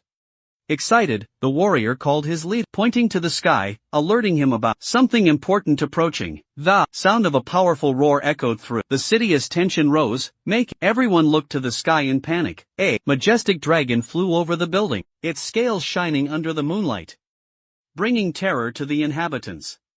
Alert, an archer noticed the imminent threat, his serious expression reflecting the gravity of the unfolding situation. The commander shouted retreat orders, his firm voice demanding everyone withdraw or prepare to fight. Confused, the fighters watched the enemy's retreat, questioning why they were pulling back after a single unexpected attack. One of the leaders analyzed the situation, mentioning that distance concerned if the enemies had truly decided to turn back. Urgently, the commander ordered an evacuation, instructing everyone to move away quickly. Running toward the camp, the soldiers sought to understand what happened and the next strategy. An imposing dragon observed the scene as the warriors questioned the decision to retreat, urgently seeking answers. The leader watched with concern, revealing he had seen numerous dragon hunting beasts in Winterfell. One of them explained that the magical weapon created by an alchemist possessed enchantments of impressive speed. He detailed how the rotating tip of the crossbow could break through armor, making it extremely effective in combat. Another young man questioned the number of crossbows, arguing that only 5 were real while the rest were fake. The discussion heated up with one of the subordinates stating that the truth was confused and the opinions contradictory. The warrior accused the young man of being responsible for the situation, reminding him of his arrogance during the attack on the city. The next day, a character announced that the Ripper Army would participate in the next major attack on Winterfell. The young man, surprised and worried, exclaimed a curse word. Realizing the gravity of the approaching situation, a commander warned Richard about the soldiers' obedience, emphasizing that they had no choice in their orders. Determined, Richard decided to remind the commander of the seriousness of the situation. He expressed his concern, stating that if the siege failed again, all hell could break loose on them. The commander affirmed that if the siege failed again, perhaps all hell would fall upon them. He then warned that the next siege would begin in 4 days. New York dates had arrived for the Lord. 3 legions of 12,000 men would arrive in Winterfell, including the Lights, the Thunderbolt. The old man stated that Winterfell must already be surrounded by so many Pompeians that reinforcements wouldn't be able to reach the city. Taking notes, he noted that the reinforcements would arrive in 3 days. 3 days passed and a group of warriors gathered at the city entrance. Anxious, they observed a figure approaching as the torchlight illuminated the path, revealing the tension. The leader introduced himself as Thunderbolts and asked for permission to enter the city, seeking urgent help. Expressing concern, one of the warriors mentioned that 3 legions were on their way, but had faced problems. The leader questioned the situation, requesting urgent information, worried about the safety of the warriors. A soldier reflected on the communication between the troops. As uncertainty settled in, the darkness of night brought unrest, and the men took no precautions, ignoring the danger surrounding them. With growing unease, the warrior wondered about the origin of a strange feeling hidden in that darkness. The man asked if they could enter. The Lord made a hand gesture, signaling something to his subordinate. Holding a torch, he asked the figure to take his army back since it was only a matter of time before Winterfell fell. However, the knight eagerly announced that a dragon knight would come to support them. He reaffirmed that it would be Count Coram and the Golden Dragon. Despite this, the old man knew that Leon had been accidentally killed in battle while leading a siege against the dragon. Revealing his face, the figure showed that even the dead could lead armies. The leader observed the fallen legions, reflecting on the defeat and the critical situation they were facing. Speaking of cannibalism, a man described the Mac experience of consuming the flesh and blood of enemies. Seeking to understand what happened to the capital, the command asked about the emergency transfer. The mysterious soldier responded evasively, stating that the information was not necessary for the leader. Tension rose as a warrior warned of imminent death, creating a desperate atmosphere. The leader ordered a retreat, realizing that the situation had become unsustainable and survival was the priority. Touching his neck, the man felt intense pain as the tension increased around him. He wondered what had happened, realizing he was losing consciousness and reality was distorting. A scene shifted to the castle where shadowy figures gathered, warning about the critical situation. Cries of despair echoed as the guard realized the imminent threat approaching the walls. The night became chaotic with the city in turmoil as the fate of the characters unfolded. Feeling a growing unease, the fighter looked to the sky. As the night grew tense, he heard a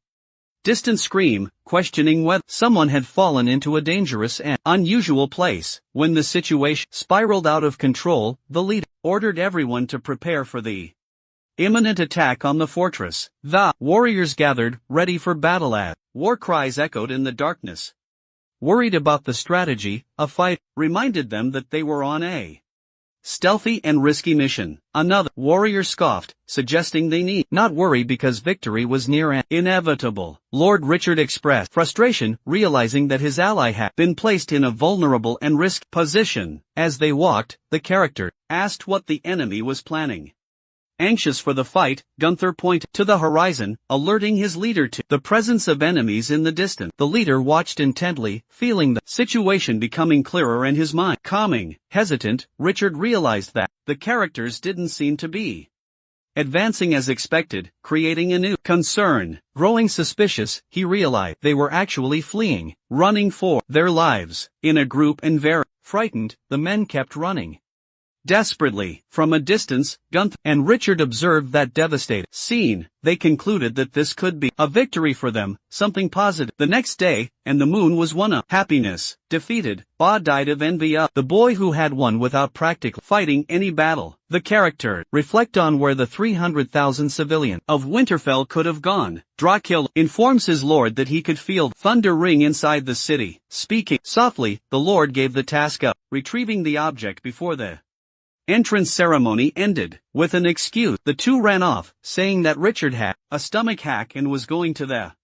bathroom. Inside the commander's office, the environment was filled with old documents and objects that told forgotten stories. Richard held the ring, thinking it was too simple for not having any magical crystal or ornament that drew attention. Calmly, he began storing the object in his coat, feeling that it could have a deeper meaning in the future. As the news approached, the Tobu worried about not raising suspicion. Suddenly, a huge hand emerged from beneath the earth. Still walking, he reflected on the fact that people had simply left. Richard stopped, noticing something strange. Dracula asked the chief what he was sensing. Looking at a simple house, he said he couldn't believe such a decaying house existed in such a prestigious neighborhood. The two decided to enter out of curiosity about the secrets the old house might be hiding. The house had belonged to a fallen military aristocrat whose story of glory and tragedy still echoed through the walls. Noticing a light, Dracula believed there might be a secret treasure behind the red brick wall. Asking him to step back, the Lord warned that he was going to break the wall. Creating an explosion, he destroyed the wall, generating a cloud of dust and debris that spread quickly. Then 5 characters appeared standing, emerging from the shadows with serious expressions and ready for the imminent confrontation. Noticing that movement, the two already suspected it could be a trap and grew increasingly afraid until Hendra remembered that this was the private residence of General Sudav, who lived a simple life. He stated that the old man in the middle was General Sudav. Opening his mouth, the man tried to speak, but his words came out confused and hard to clearly understand. Richard tried to comprehend what he was saying, striving to grasp each word and its deeper meaning. Then Sudav ordered the two to run as fast as possible, warning them of the imminent danger approaching. Unnoticed, a dead man was behind the two characters, slowly moving toward them. Upon hearing the noise, Richard turned, immediately feeling a surge of adrenaline as he prepared for the confrontation. Preparing his sword, he struck the zombie with a precise blow, eliminating the threat behind them. With a bad feeling, the Lord ordered his subordinate to return to the camp and keep everyone alert. Richard would stay in the house to discover more about the undead and understand their dark and mysterious secrets. Turning his back, Dracula left, leaving a trail of shadow and mysteries hanging in the air. The protagonist wanted to extract as much information as possible from Commander Sudav, seeking answers to his intriguing questions. The creatures were dangerous and immortal, and the only way to escape was under the sacred light. Sudav added that once the sacred light shield was activated, it should last for 12 hours, which is why they remained locked inside. With no time to lose, the character asked the young man to take him to the commander. Everyone left the house heading toward the camp on their way, and there were several undead ready to attack. They were former residents of Winterfell who only appeared at night because they feared the light. Richard asked if the 300,000 inhabitants were turning into those things, but Sudav said no. Furthermore, the captain mentioned that the city had received 150,000 new men. Reasoning, the protagonist calculated that there could be 450,000 undead roaming in that city. The imminent clash between the groups was approaching. When asked if he was afraid, Richard said he considered them only slightly better than civilians, warning that the undead were very sensitive to elemental fluctuations, but one asked them not to use sacred power. The red-haired man warned that they should aim for the head to hit the enemies. With the order of the protagonist dashed ahead, using his giant sword to cut down all the creatures, attacking them in his own way. Finding the fight easy, the commander warned that it wouldn't be like this all the time and that the undead in Taurian armor were the strongest zombie warriors. Sudav explained that they didn't suffer from pain or fatigue and also possessed the weapon skills and physical abilities of the living. And to top it off, there were thousands of them in the city.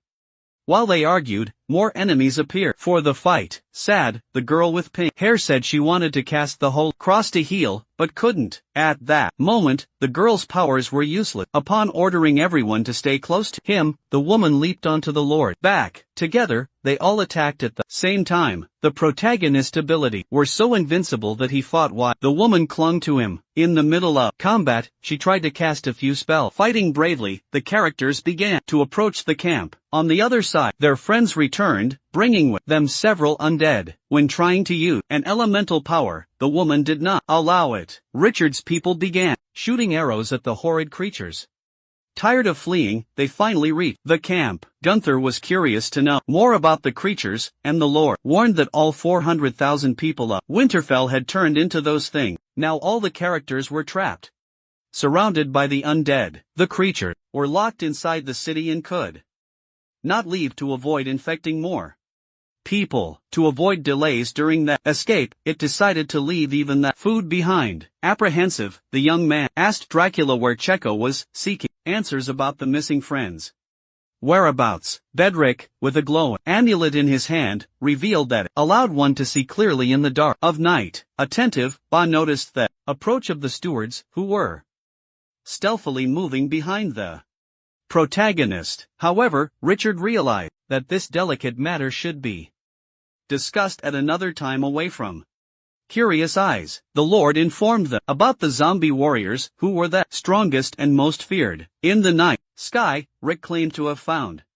something important, arousing his companion's curiosity. Surprised, the two looked at the house's roof, where shadows moved, generating a sense of apprehension. A zombie warrior in shining armor watched intently, ready for battle. The zombie warriors came down from the roof relentlessly. They were heading toward the people on the ground. Bedrick thought that since they were zombies, they couldn't be that fast. A dragon's roar echoed through the air. The three characters began to discuss what kind of dragon it could be and who its owner was, but they didn't reach a consensus. Commander Seidel hoped it wasn't Koron's dragon since he had a golden one. Looking to the sky, he waited for the figure to appear. It was a giant zombie driving with exposed bones. Now they knew it was an indestructible dragon. Not knowing what to do, they all started running. They decided they would split up and meet at the next intersection. Terrified, the stewards also fooled. The characters were already tired and out of breath from so much running. They decided they would rest a little, thinking they were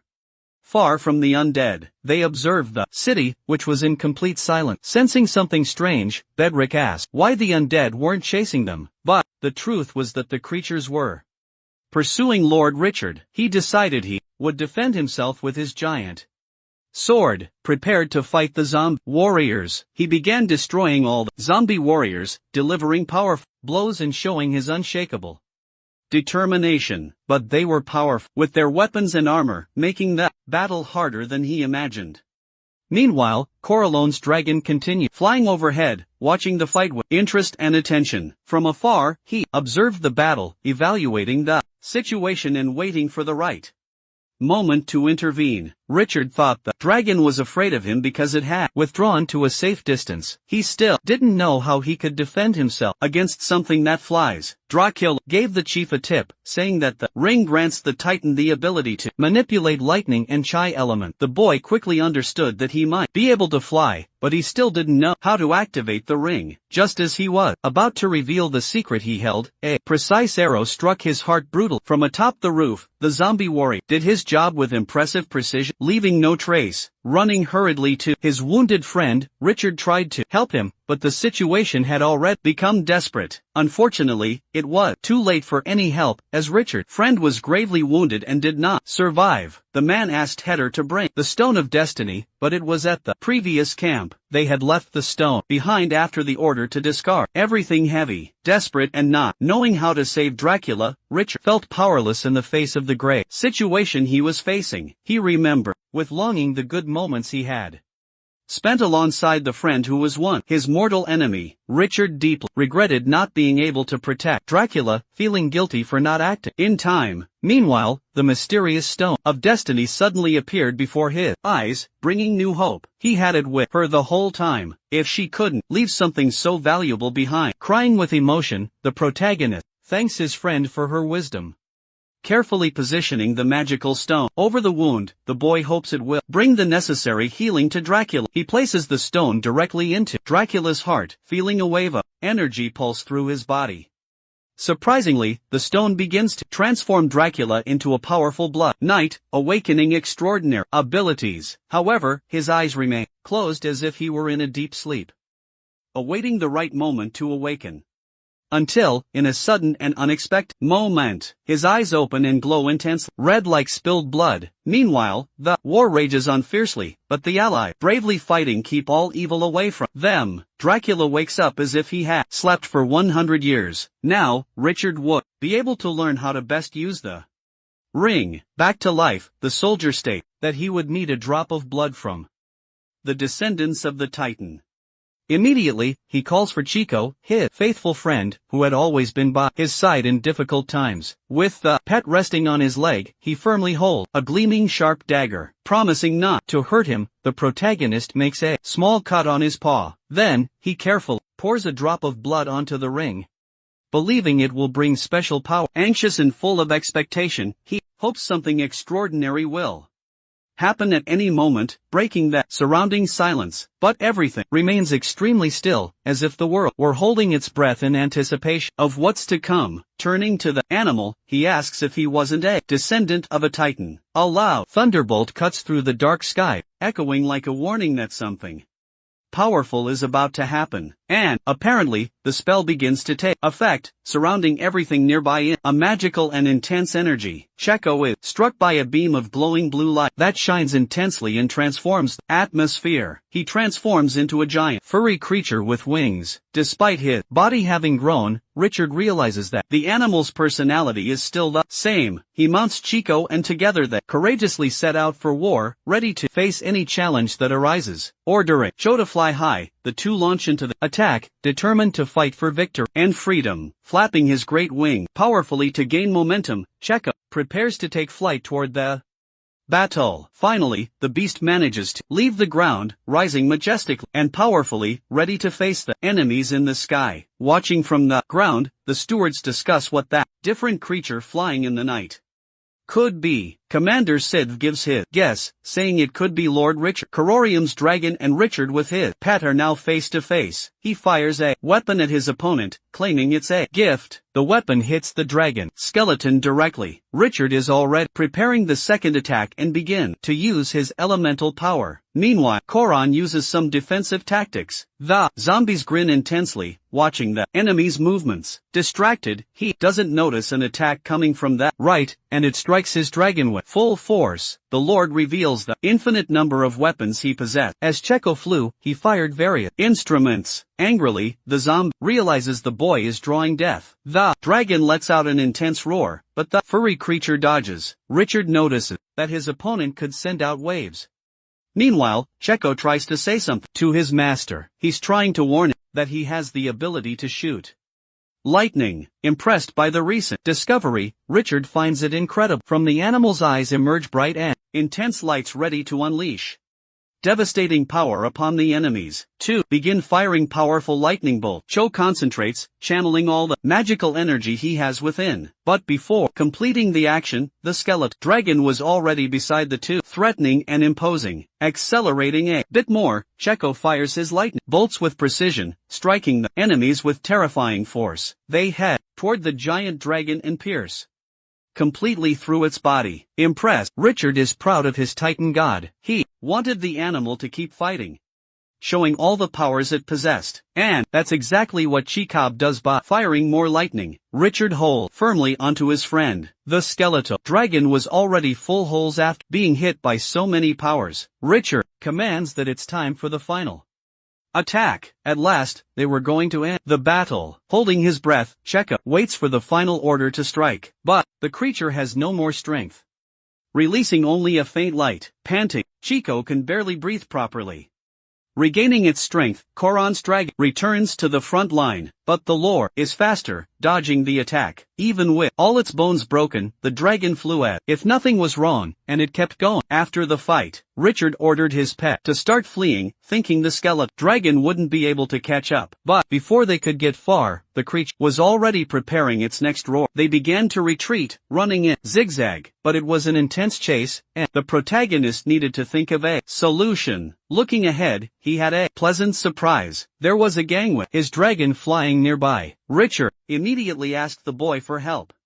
Fearing the death of his dragon, which was reaching maturity, the boy refused to enter the battle. Meanwhile, the chase continued, and the skeletal dragon was already behind the characters. With no fear at all, Richard leaped onto the creature's back. Supporting himself with his feet, he came face to face with Koron. He won a face-to-face fight. Running while holding their swords, the two drew closer. Coral tried to strike him but failed, missing his attack against the fearless young warrior. The boy stood with his sword on the back of the skeletal dragon, ready for that decisive attack. He drove the sword and, with all his strength, focusing on delivering a deadly and precise blow. With the fatal strike, the young warrior hit the opponent's head precisely, causing a devastating impact. The enemy was launched far away by the force of the blow. As Richard watched his triumphant victory, even without a head, he did not give up and jumped toward the boy who thought that cutting off the head would be enough. After the powerful blow, he lost his balance unexpectedly, losing stability and control over the dragon, and in a wild movement, he fell from the dragon, feeling adrenaline and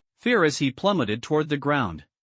Quickly, Richard fell from the sky. His allies looked up, but no one could help him. Cheka realized his master needed his help and headed toward him. Egwene, dragon, received the order to attack. Brave and afraid at the same time, the boy went into battle. With a weapon, he tried to hit the skeletal dragon, which let out a fierce roar as Richard was rescued. The protagonist asked Chika to launch him back onto the dragon, saying he knew where to strike it. Korra, headless, remained in the same spot. Mocking, he made a joke about the fact that he had no head, but now he knew that the warrior and the dragon were one. Upon realizing the discovery, the zombie warrior tried to stop him, but he used an elemental power, making his sword triple in size, piercing straight through the creature's skull. With the impact, Richard landed on Chico's back. While observing the destruction he had caused, the two fled, dodging the skeleton's debris. Everyone who had been fighting in the battle was already very tired, when suddenly, the remains of the enormous creature hit the remaining soldiers. Bedrick realized it was the indestructible dragon. With few undead left, the soldiers regained their energy and charged into the attack. Back on the ground, he ordered Gunther to retrieve the treasures from the dragon. The girl ran off without thinking of the consequences, driven by adrenaline and the instinct to survive. Looking at the system, the Lord realized he had reached level 80, an impressive milestone in his journey, but he didn't know why he had come so far, feeling confused and intrigued. Moreover, he noticed he had received a new set, a reward that could change his appearance and abilities, and he decided to do the update, changing his clothes to suit the new level and challenges ahead. Rick was impressed with the new outfit of his friend who had just returned from the sky.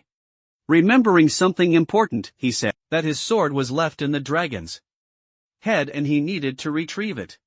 Racing across the field, he passed various undead, this time truly dead, until he finally found what he was looking for. Placing his feet on the dragon's body, he tried to pull out his sword. At that very moment, he noticed a golden light in the dragon's skull. He wondered if there could really be a hidden treasure there, something that could change his life forever. Looking more closely, the protagonist began to doubt what he was really seeing before his eyes. What seemed like a simple object now revealed itself as a dragon embryo, something extraordinary and rare. He was stunned by the discovery, feeling a mix of fear and fascination before such a mystical and intriguing creature. Soon his hands approached, eager to touch and explore what could become a grand adventure in his life. He thought he would find a piece of pure crystal, but found something alive. He wanted to sprinkle some holy water for purification, but the hatchling asked him not to kill it. The creature named Thutmose began to communicate. He had not been exterminated because his essence was that of a golden dragon who became an undead before growing his third head. That's why he survived the dragon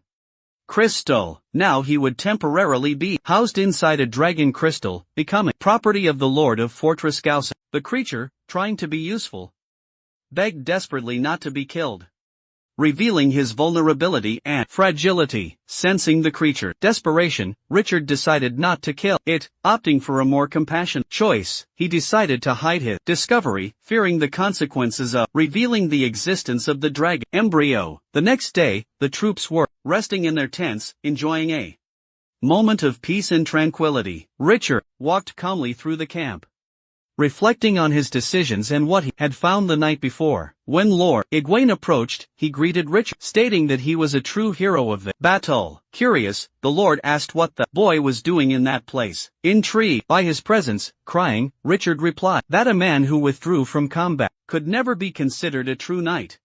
He also informed him that General Pinto was waiting for him in the temporary headquarters, demanding his immediate presence. Upon entering the dark tent, Richard felt a heavy atmosphere as if secrets were hidden there. Inside the tent, he noticed countless bottles on shelves, each one containing mystery and untold stories. Smiling, the old man called him a dragon hunter. While sinking into his drink, he informed that, due to the presence of the undead, the officers of Pomple and Stewart had to prioritize cooperative combat. The man praised the boy's deed from the previous night, saying it was impressive, but he was interested in something else. He wanted to know about the piece of gold dried in crystal, but obviously that character wouldn't give him anything.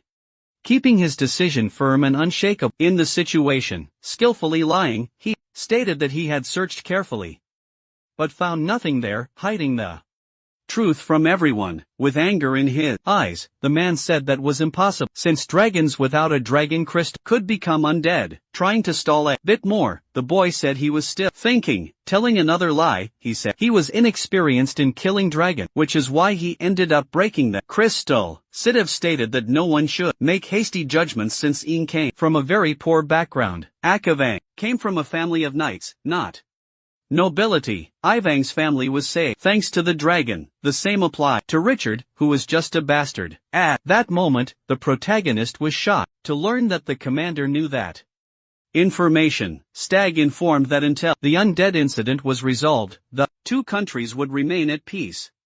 Now, the hero could finally return to Fortress Shin in peace. Relieved after so many difficulties faced, the intense cold spread across the landscape, turning the environment into a breathtaking and silent winter scene. As the characters returned to Fortress Gausen, they felt the anticipation of reuniting with their homes and friends. Upon arriving home, the man was stunned to see that snow covered everything around. Entering his house, the protagonist didn't recognize the place, as if everything had completely changed. He assumed a renovation had taken place, wondering what could have caused so many changes in his home. Happy to see her friend Annie and Mrs. Buckland mentioned that they had renovated the place inside and out. She informed him that the food was ready and everyone could sit down to eat. While enjoying the meal, Richard recounted the experiences of the past months, from the Blood Knights to the dazzling siege outside Winterfell and the hordes of undead in the fight against a dragon. The conversation continued cheerfully into the night with laughter and stories being shared by all. The excited protagonist remembered to show what he had received, eager to share his incredible discovery. He threw onto the table his new pet, which was inside the glowing dragon crystal. Mrs. Buckland stated that the nature of the miniature dragon should be closer to an enemy than to a soul. Seeing their impressed reactions, he stated that he took it from an undead dragon. At that moment, Mrs. Buckland grew increasingly interested in seeing the dragon's body. Intrigued by the creature stated that it was still too weak to bear such a large and heavy body.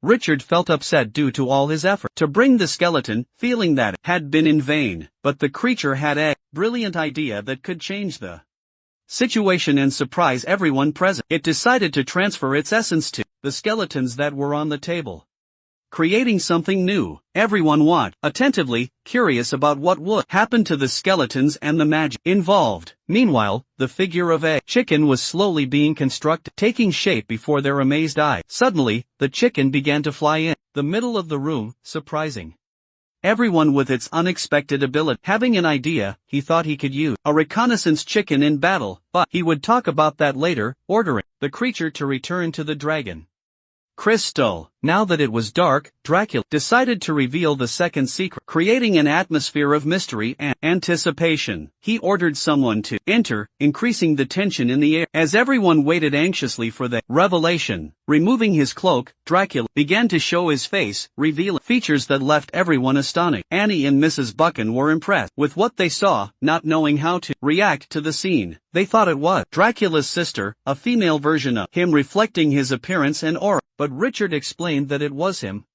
And he had been acting strangely since the Stone of Destiny was used to resurrect him. Sadly, he said he could no longer see the sunlight, feeling his skin burn during the day, which is why he only came out at night. He also mentioned that he had a very small appetite and slept all day. He was also afraid of holy water, which made him sweat like a living dead. To clear some doubts, he called Futmos. He wanted to know why he had become indestructible, as well as the people of Winterfell. He said that his master would find all the answers he sought in the Book of the Undead, a grimoire with 190 necromant spells. It was known as the Grimoire of the Undead. It was so evil that not even an empire could stop the people who developed it. It would not be possible to travel back in time and eliminate the Titans due to the limited level of magic, which meant that the Grimoire of the Undead had been made by the Titan, and that they practiced the art of necromancy. She was shocked by the information. She believed necromancy was too obscure and dangerous. Mrs. Buckland explained that magic itself was neither good nor evil. It depended on who used it and for what purposes. But the hero did not share this opinion. He believed that necromancy toyed with the soul, thus being prone to inspire evil in heart. The Book of the Dead was the best proof that this type of magic should be forbidden, since the premonition of the tragic death of the baby Titans gave that book a powerful advantage, and for him that was evil enough. In the era of the Tiger Woman, there were numerous bone dragons. A human necromancer would be unable to turn an entire city into undead without the book. She remembered that the Church of Sacred Light recycled and destroyed that artifact years ago, but none of those things were a cause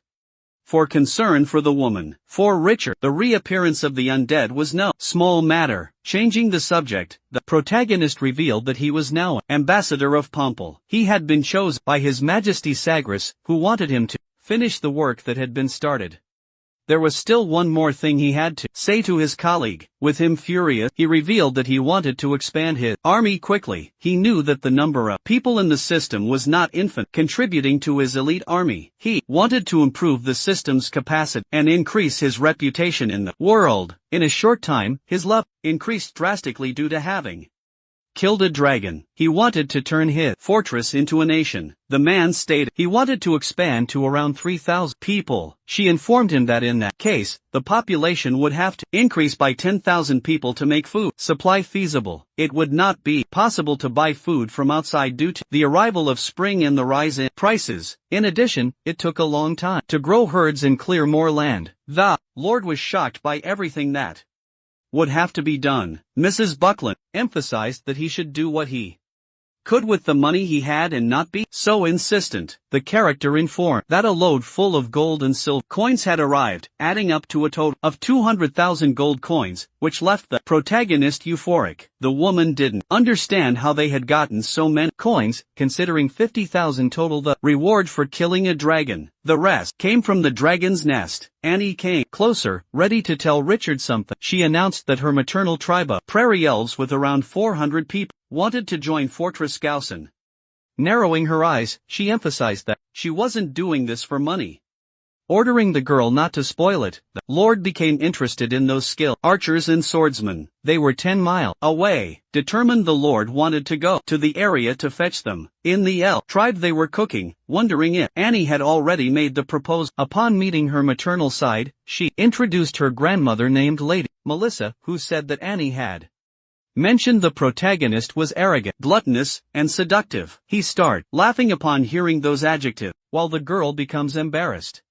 Observing some boxes, he asks if there was any treasure inside them. As he approaches to see what it was about, it turns out to be a wasp nest considered very valuable to the elves. In fact, the lady explains that they were bees and that all of them were fond of honey.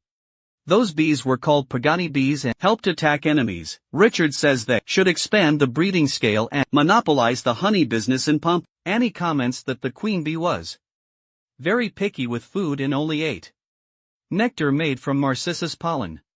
Intrigued, the protagonist notices the superior reproduction techniques. While walking, the women commented that the archers there didn't seem to be very good, since the most important thing for one was the strength to pierce arm with high precision. Looking at them, they noticed they were very thin and didn't have much strength. Back at Goshen Fortress, Richard ordered the gates to be raised for their new inhabitants. His only condition was for the young male elves to become archers.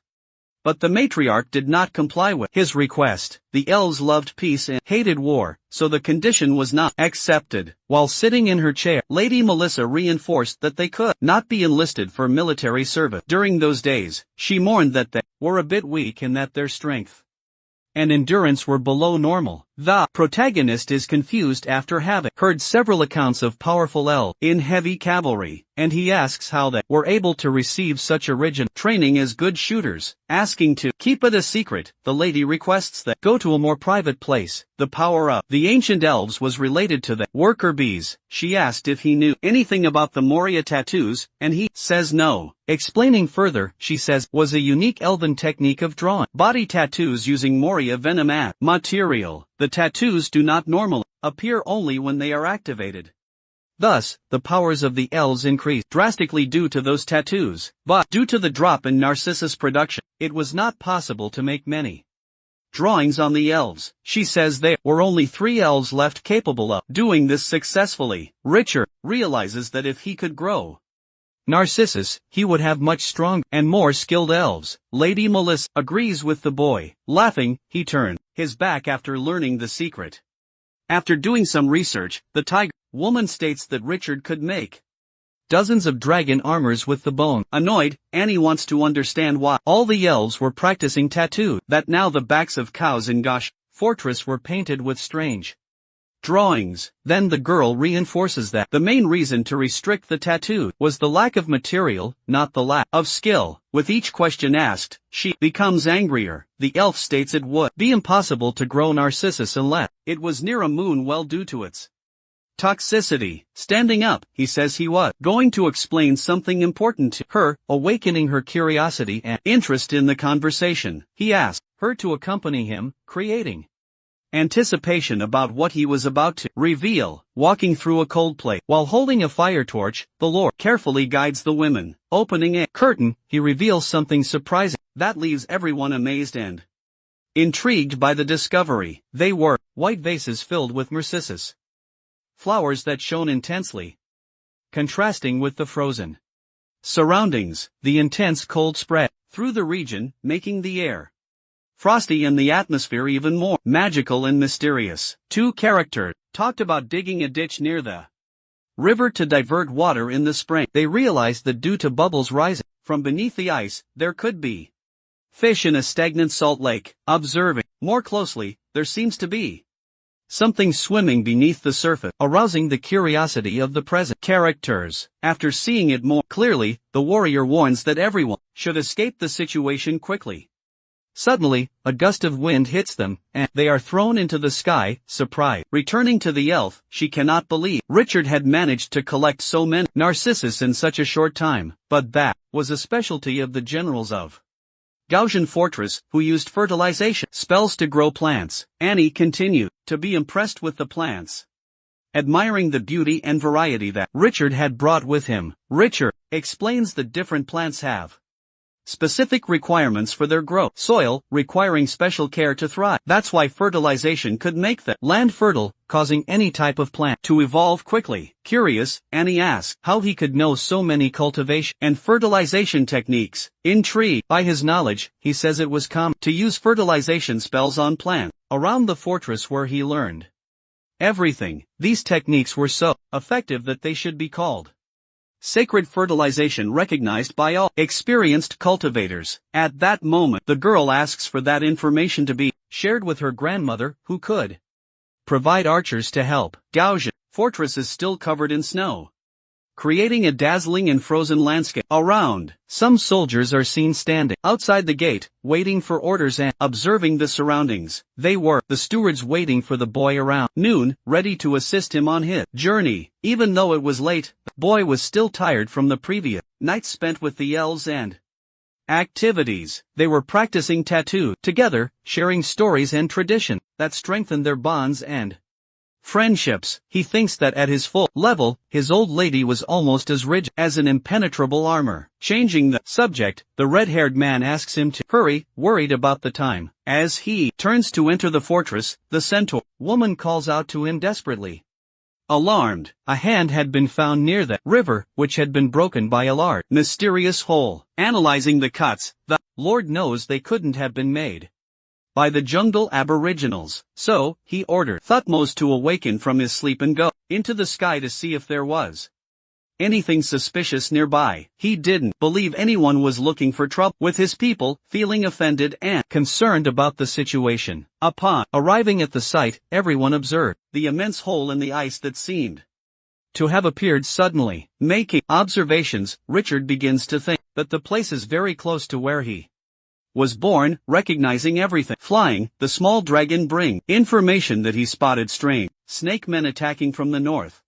Alarming everyone, the girl commented that those creatures looked a lot like the undead, stirring feelings of fear and apprehension. The cowboys are already in attack position while the stewards offer help in the fight against the creatures, but Richard knows he is capable of handling everything alone. Confident in his abilities and strength, he states that the kind of thing he could solve, a single punch didn't intimidate him. He shows the full power of his sword, wielding it with skill and determination in the face of the imminent threat. With a precise strike, he slices the creatures in half, demonstrating his skill and courage in battle. Gunth notices that their faces were covered with bandages, revealing a very disgusting and repulsive appearance. Frightened, the small dragon already knew what it was, recognized the gravity of the situation they faced. Upon removing the cloths, long point ears are revealed, confirming the identity of the creatures before them. Desperate, he decides to tell his master what he knows. Feeling the urgency to warn him of the danger, he reveals that those undead were once elves, a revelation that leaves everyone in shock and horror. After removing the bandages, the creature is analyzed more closely, arousing the curiosity of everyone present. Making a joke, Richard comments that if it weren't so bald and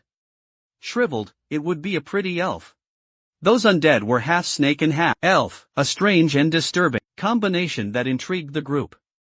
They didn't understand how that was possible, being something extremely new and unexpected for everyone involved. Judging by the exterior, they realized it was an artificial undead created by some kind of magic. The boy couldn't stand encountering undead anymore, feeling increasingly disturbed by the situation. Then the small dragon warned that there were half-orc elves, a revelation that left everyone in shock. He explains that during the time of the Old Elven Empire, the mages chose to avoid the effects of the tidal collapse. The protagonist interrupts him, mentioning the tattoos, but that had nothing to do with what they were discussing. At that moment, the dragon reports that they used another type of ability different from the ones they knew until then. He says they tried to directly alter the bloodline to make elves into a new race of orc elves.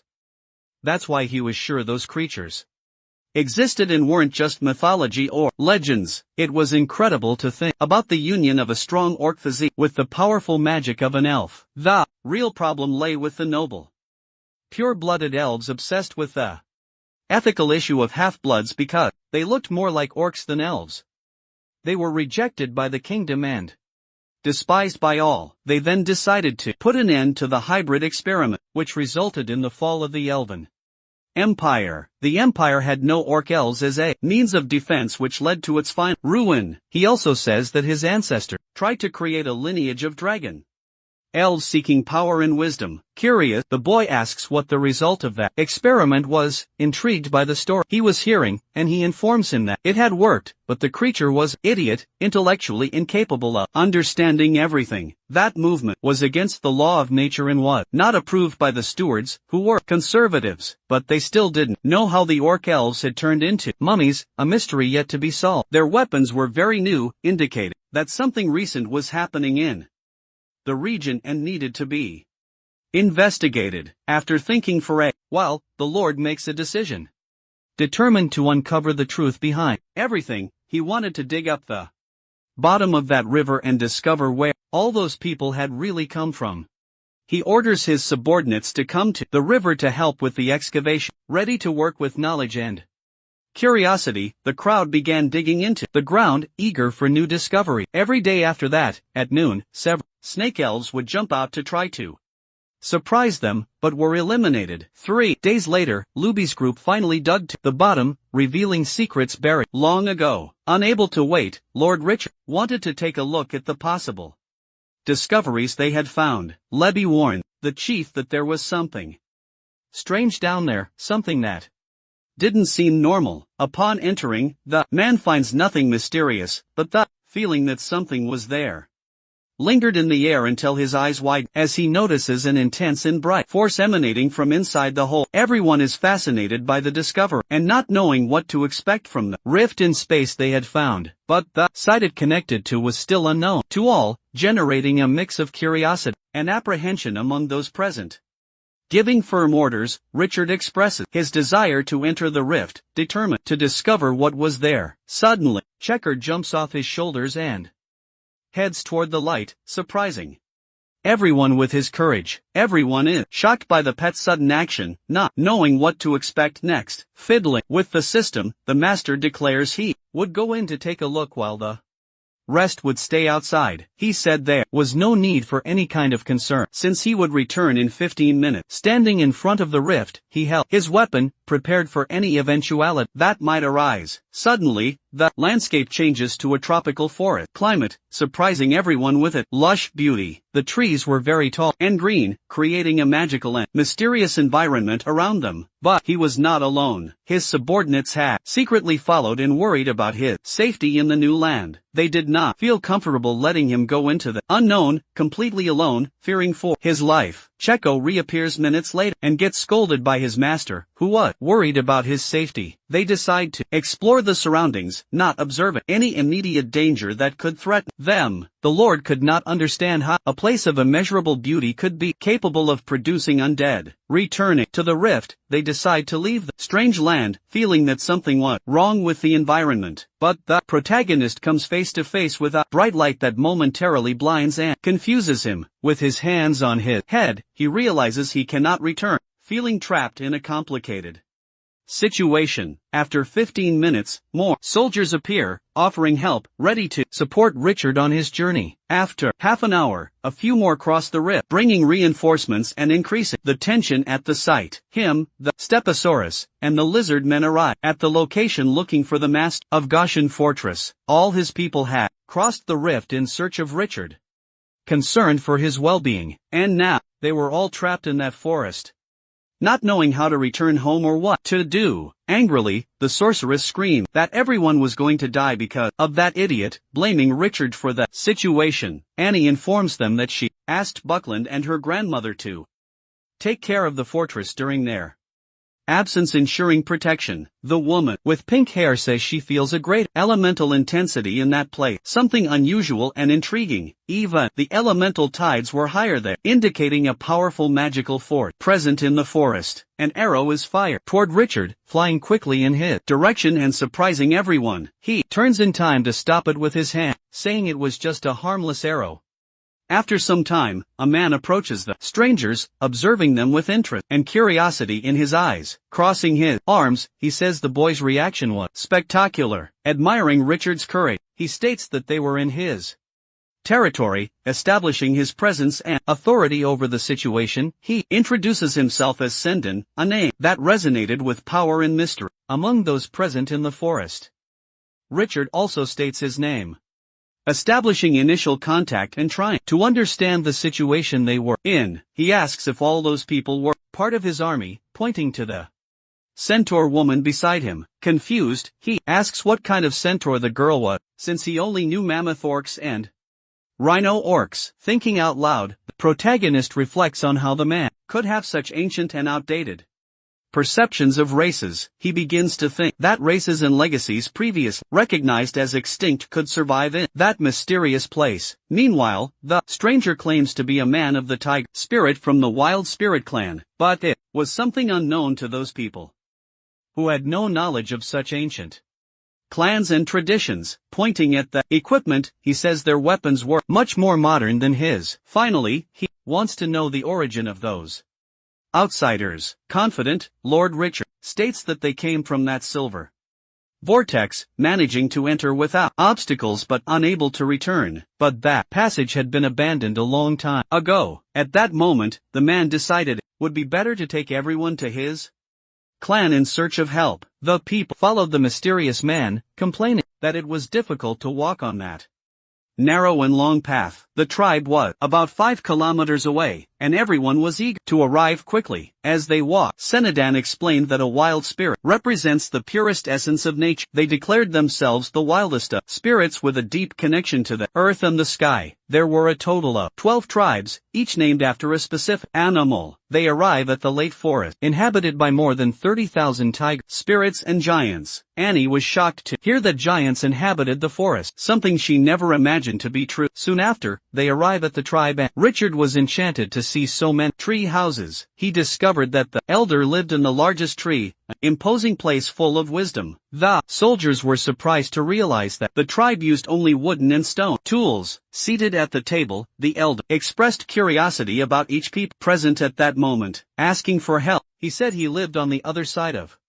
the time tunnel, seeking to return. However, the wise old man informed them that this was impossible as the entrance was sealed forever. Annie remembered that undead kept appearing from the rift constantly, which could be an important clue. Drawing on the wood, the elder began to explain about space dilation and its connections. He warned that the snake-type undead had crossed through another passage called Chow. Richard and Annie wanted to know if that passage was thousands of kilometers away from them. Worried about not being able to return to his fortress, the boy was still determined to try. Even amazed by the beauty of the place, he could not abandon his hometown and his friend. The elder discouraged the outsider, warning that everything was an illusion and that they should be careful. You warned that upon leaving the forest, they would be attacked by ferocious animals that inhabited the region.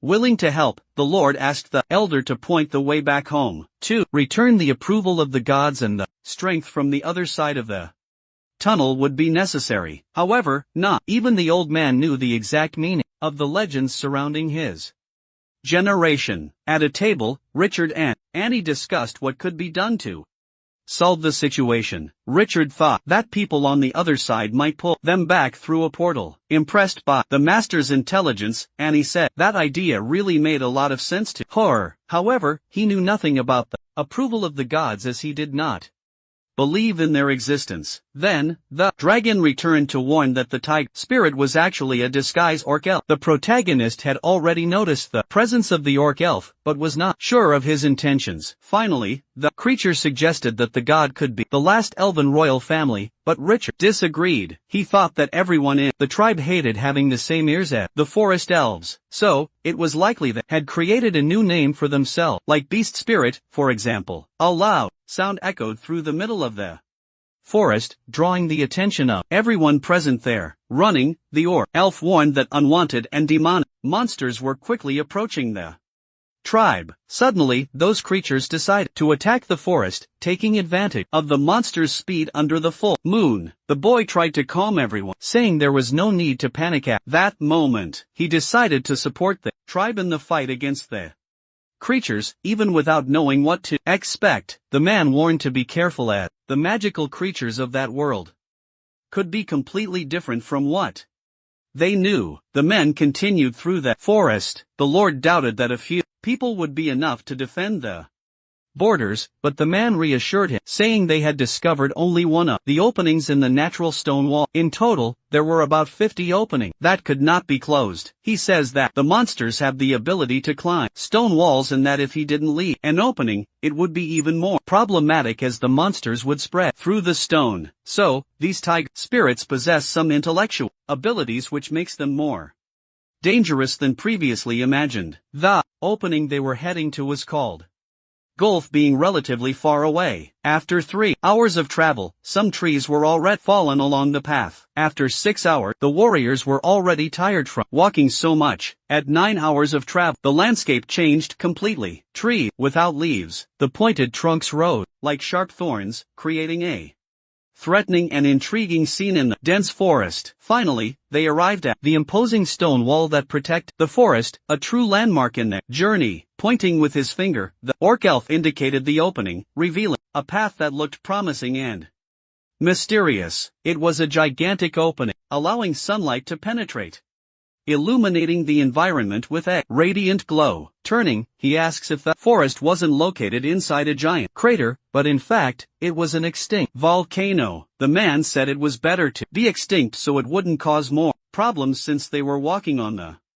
crust. Even so, they did not spot an undead, but they were very slow, so they probably weren't nearby. Richard asked about the giants, but they were asleep to conserve their energy, but they weren't titans, just iron giant, considered descendants. The protagonist was going to check outside the barrier to observe the monsters. They approached the edge, and upon climbing the rock, the red-haired man was extremely shocked by what he saw. It was all desert, just sand. They no longer believed in the existence of those walls outside the forest, since such an arid environment would be unable to support their survival, lacking even water to drink. Holding a skull in his hands, he brought the item to his master, eager to show the finding. He said there was something inside the skull, arousing the curiosity and expectation of everyone around. When picked up, a small animal with sharp teeth could be seen, surprising everyone. It was a low-level monster, but as scary as it looked, didn't pose great danger to them. Meanwhile, they wanted to know if Sennin's people had ever tried to explore those lands. He said his ancestors tamed a flying dragon and used it to explore the exterior, but found nothing. Suddenly, something began to move in the dense sand, drawing the attention of everyone present. There were the ministers approaching, fearsome creatures that seemed to threaten the group's safety. Huge spiders with gigantic legs emerged, creating an atmosphere of tension and fear among the adventurers. However, the attack would only begin when the moon was full. During the dark and silent night, a terrifying creature tried to reach them, moving quickly through the sand, increasing the sense of imminent danger. Apparently, they would launch a surprise attack, catching the group off guard and without time to react. But the protagonist was already prepared and, with his sword in hand, waited for the right moment to act. Impressed by that young man's strength, Xenodon was speechless, admiring the courage shown in battle. He ordered everyone to see what was so special about those insects. Heading into the fight, the creatures were enormous and disgusting, causing revulsion in all who saw them in the darkness of night. Their limbs revealed very soft meat similar to crab leg, sparking the curiosity of those present. The man said they were edible, just a bit of salt and rose hip to season them. He had noticed how those worms were able to approach silently, seeking help for their needy tribe, but it might not be a good idea, as they would arrive too late to help those in need. Watching the night, the characters fed on a bit of bread, trying to satisfy their growing hunger. Numerous insects began to approach. Afraid Motor already wanted to run away, but that was not going to happen. They would stay and fight with the people of the forest. As the creature drew closer, the army prepared for impact. Heter accepted the mission of managing wide-range sweeps to the end. If any monster crossed the battlefield, Xenodon would be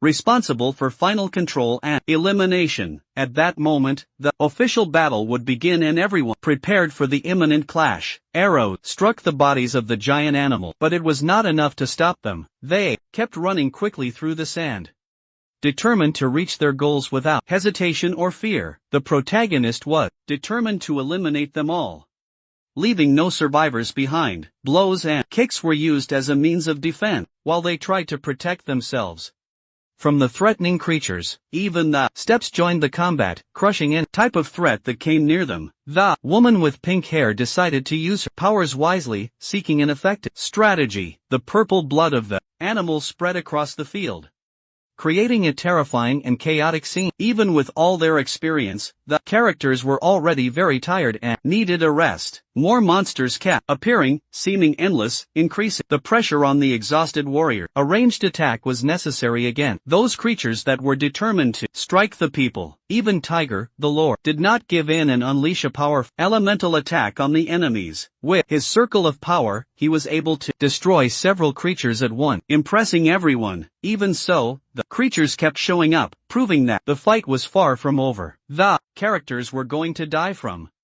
exhaustion if they didn't find a quick solution to the critical situation. Then, Checo had a brilliant idea that could change the course of the ongoing battle. He exchanged glances with his master, who understood him perfectly, feeling their bond grow stronger. Happy with that idea, Checo felt like an idiot for not thinking of it before the fight. Checo was the mage they had needed, bringing new hope to the weary group. At his command, the pet began to grow in size, surprising everyone around. In mere seconds, he became a huge creature with wings, ready to face the enemies. At that moment, the beasts froze, probably because they had never seen a flying creature before. But shortly after, the intense attack resumed and the beasts desperately tried to reach Chico. Piling on top of one another, they formed a wall with their bodies, blocking the path for the heroes. Blue light surrounded the creature, creating a visual spectacle that was both impressive and terrifying. Richard, prepared to show everything he had been practicing recently, determined to make a difference. Finally, he would say goodbye to those mysterious sand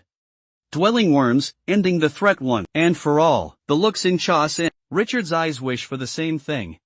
The complete destruction of the enemy. Ahead, flapping its wings, the creature began to unleash lightning bolts, striking all the creatures with tremendous intensity. On the sand, the protagonist prepared his sword for the final attack, focusing all his accumulated energy. He poured out all his fury, creating currents of energy that spread across the battlefield.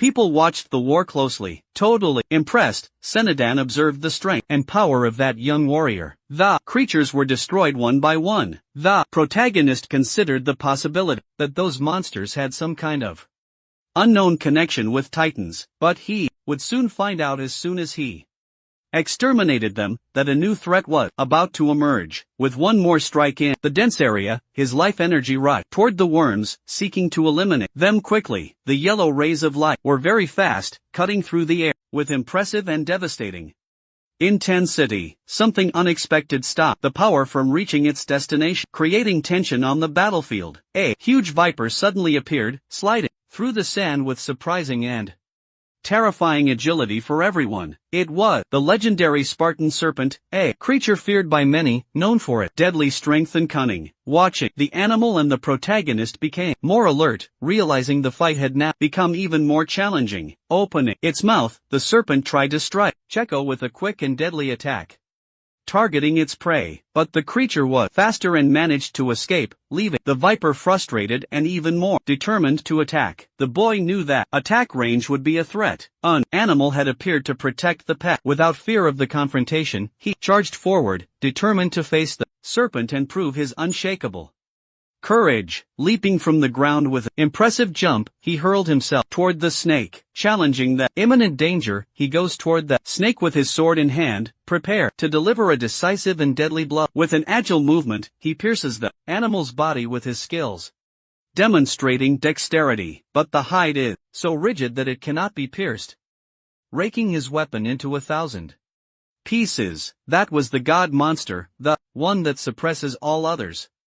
Meanwhile, Checo tried to deceive the animal by flying near its mouth, seeking an opportunity to attack. He prepares to unleash the power of lightning, concentrating all his energy into a single movement. As he positions himself, he aims to strike with precision, knowing that one mistake would be costly in battle. The lightning heads toward the serpent, illuminating the darkness with an intense and threatening light. The serpent closes its eyes and, fearing nothing, prepare to face the powerful attack. Opening its mouth, it receives the lightning power, absorbing the energy as if it were a challenge. Now the viper prepare it counterattack, determined to retaliate with all the strength it possessed. It fires Chico's lightning back at the creature, hitting it directly and causing an explosion of energy. Richard sees that his friend is about to be struck, unable to defend him and feel the urgency of the situation. He runs to catch him in his hands, determined to protect him at any cost without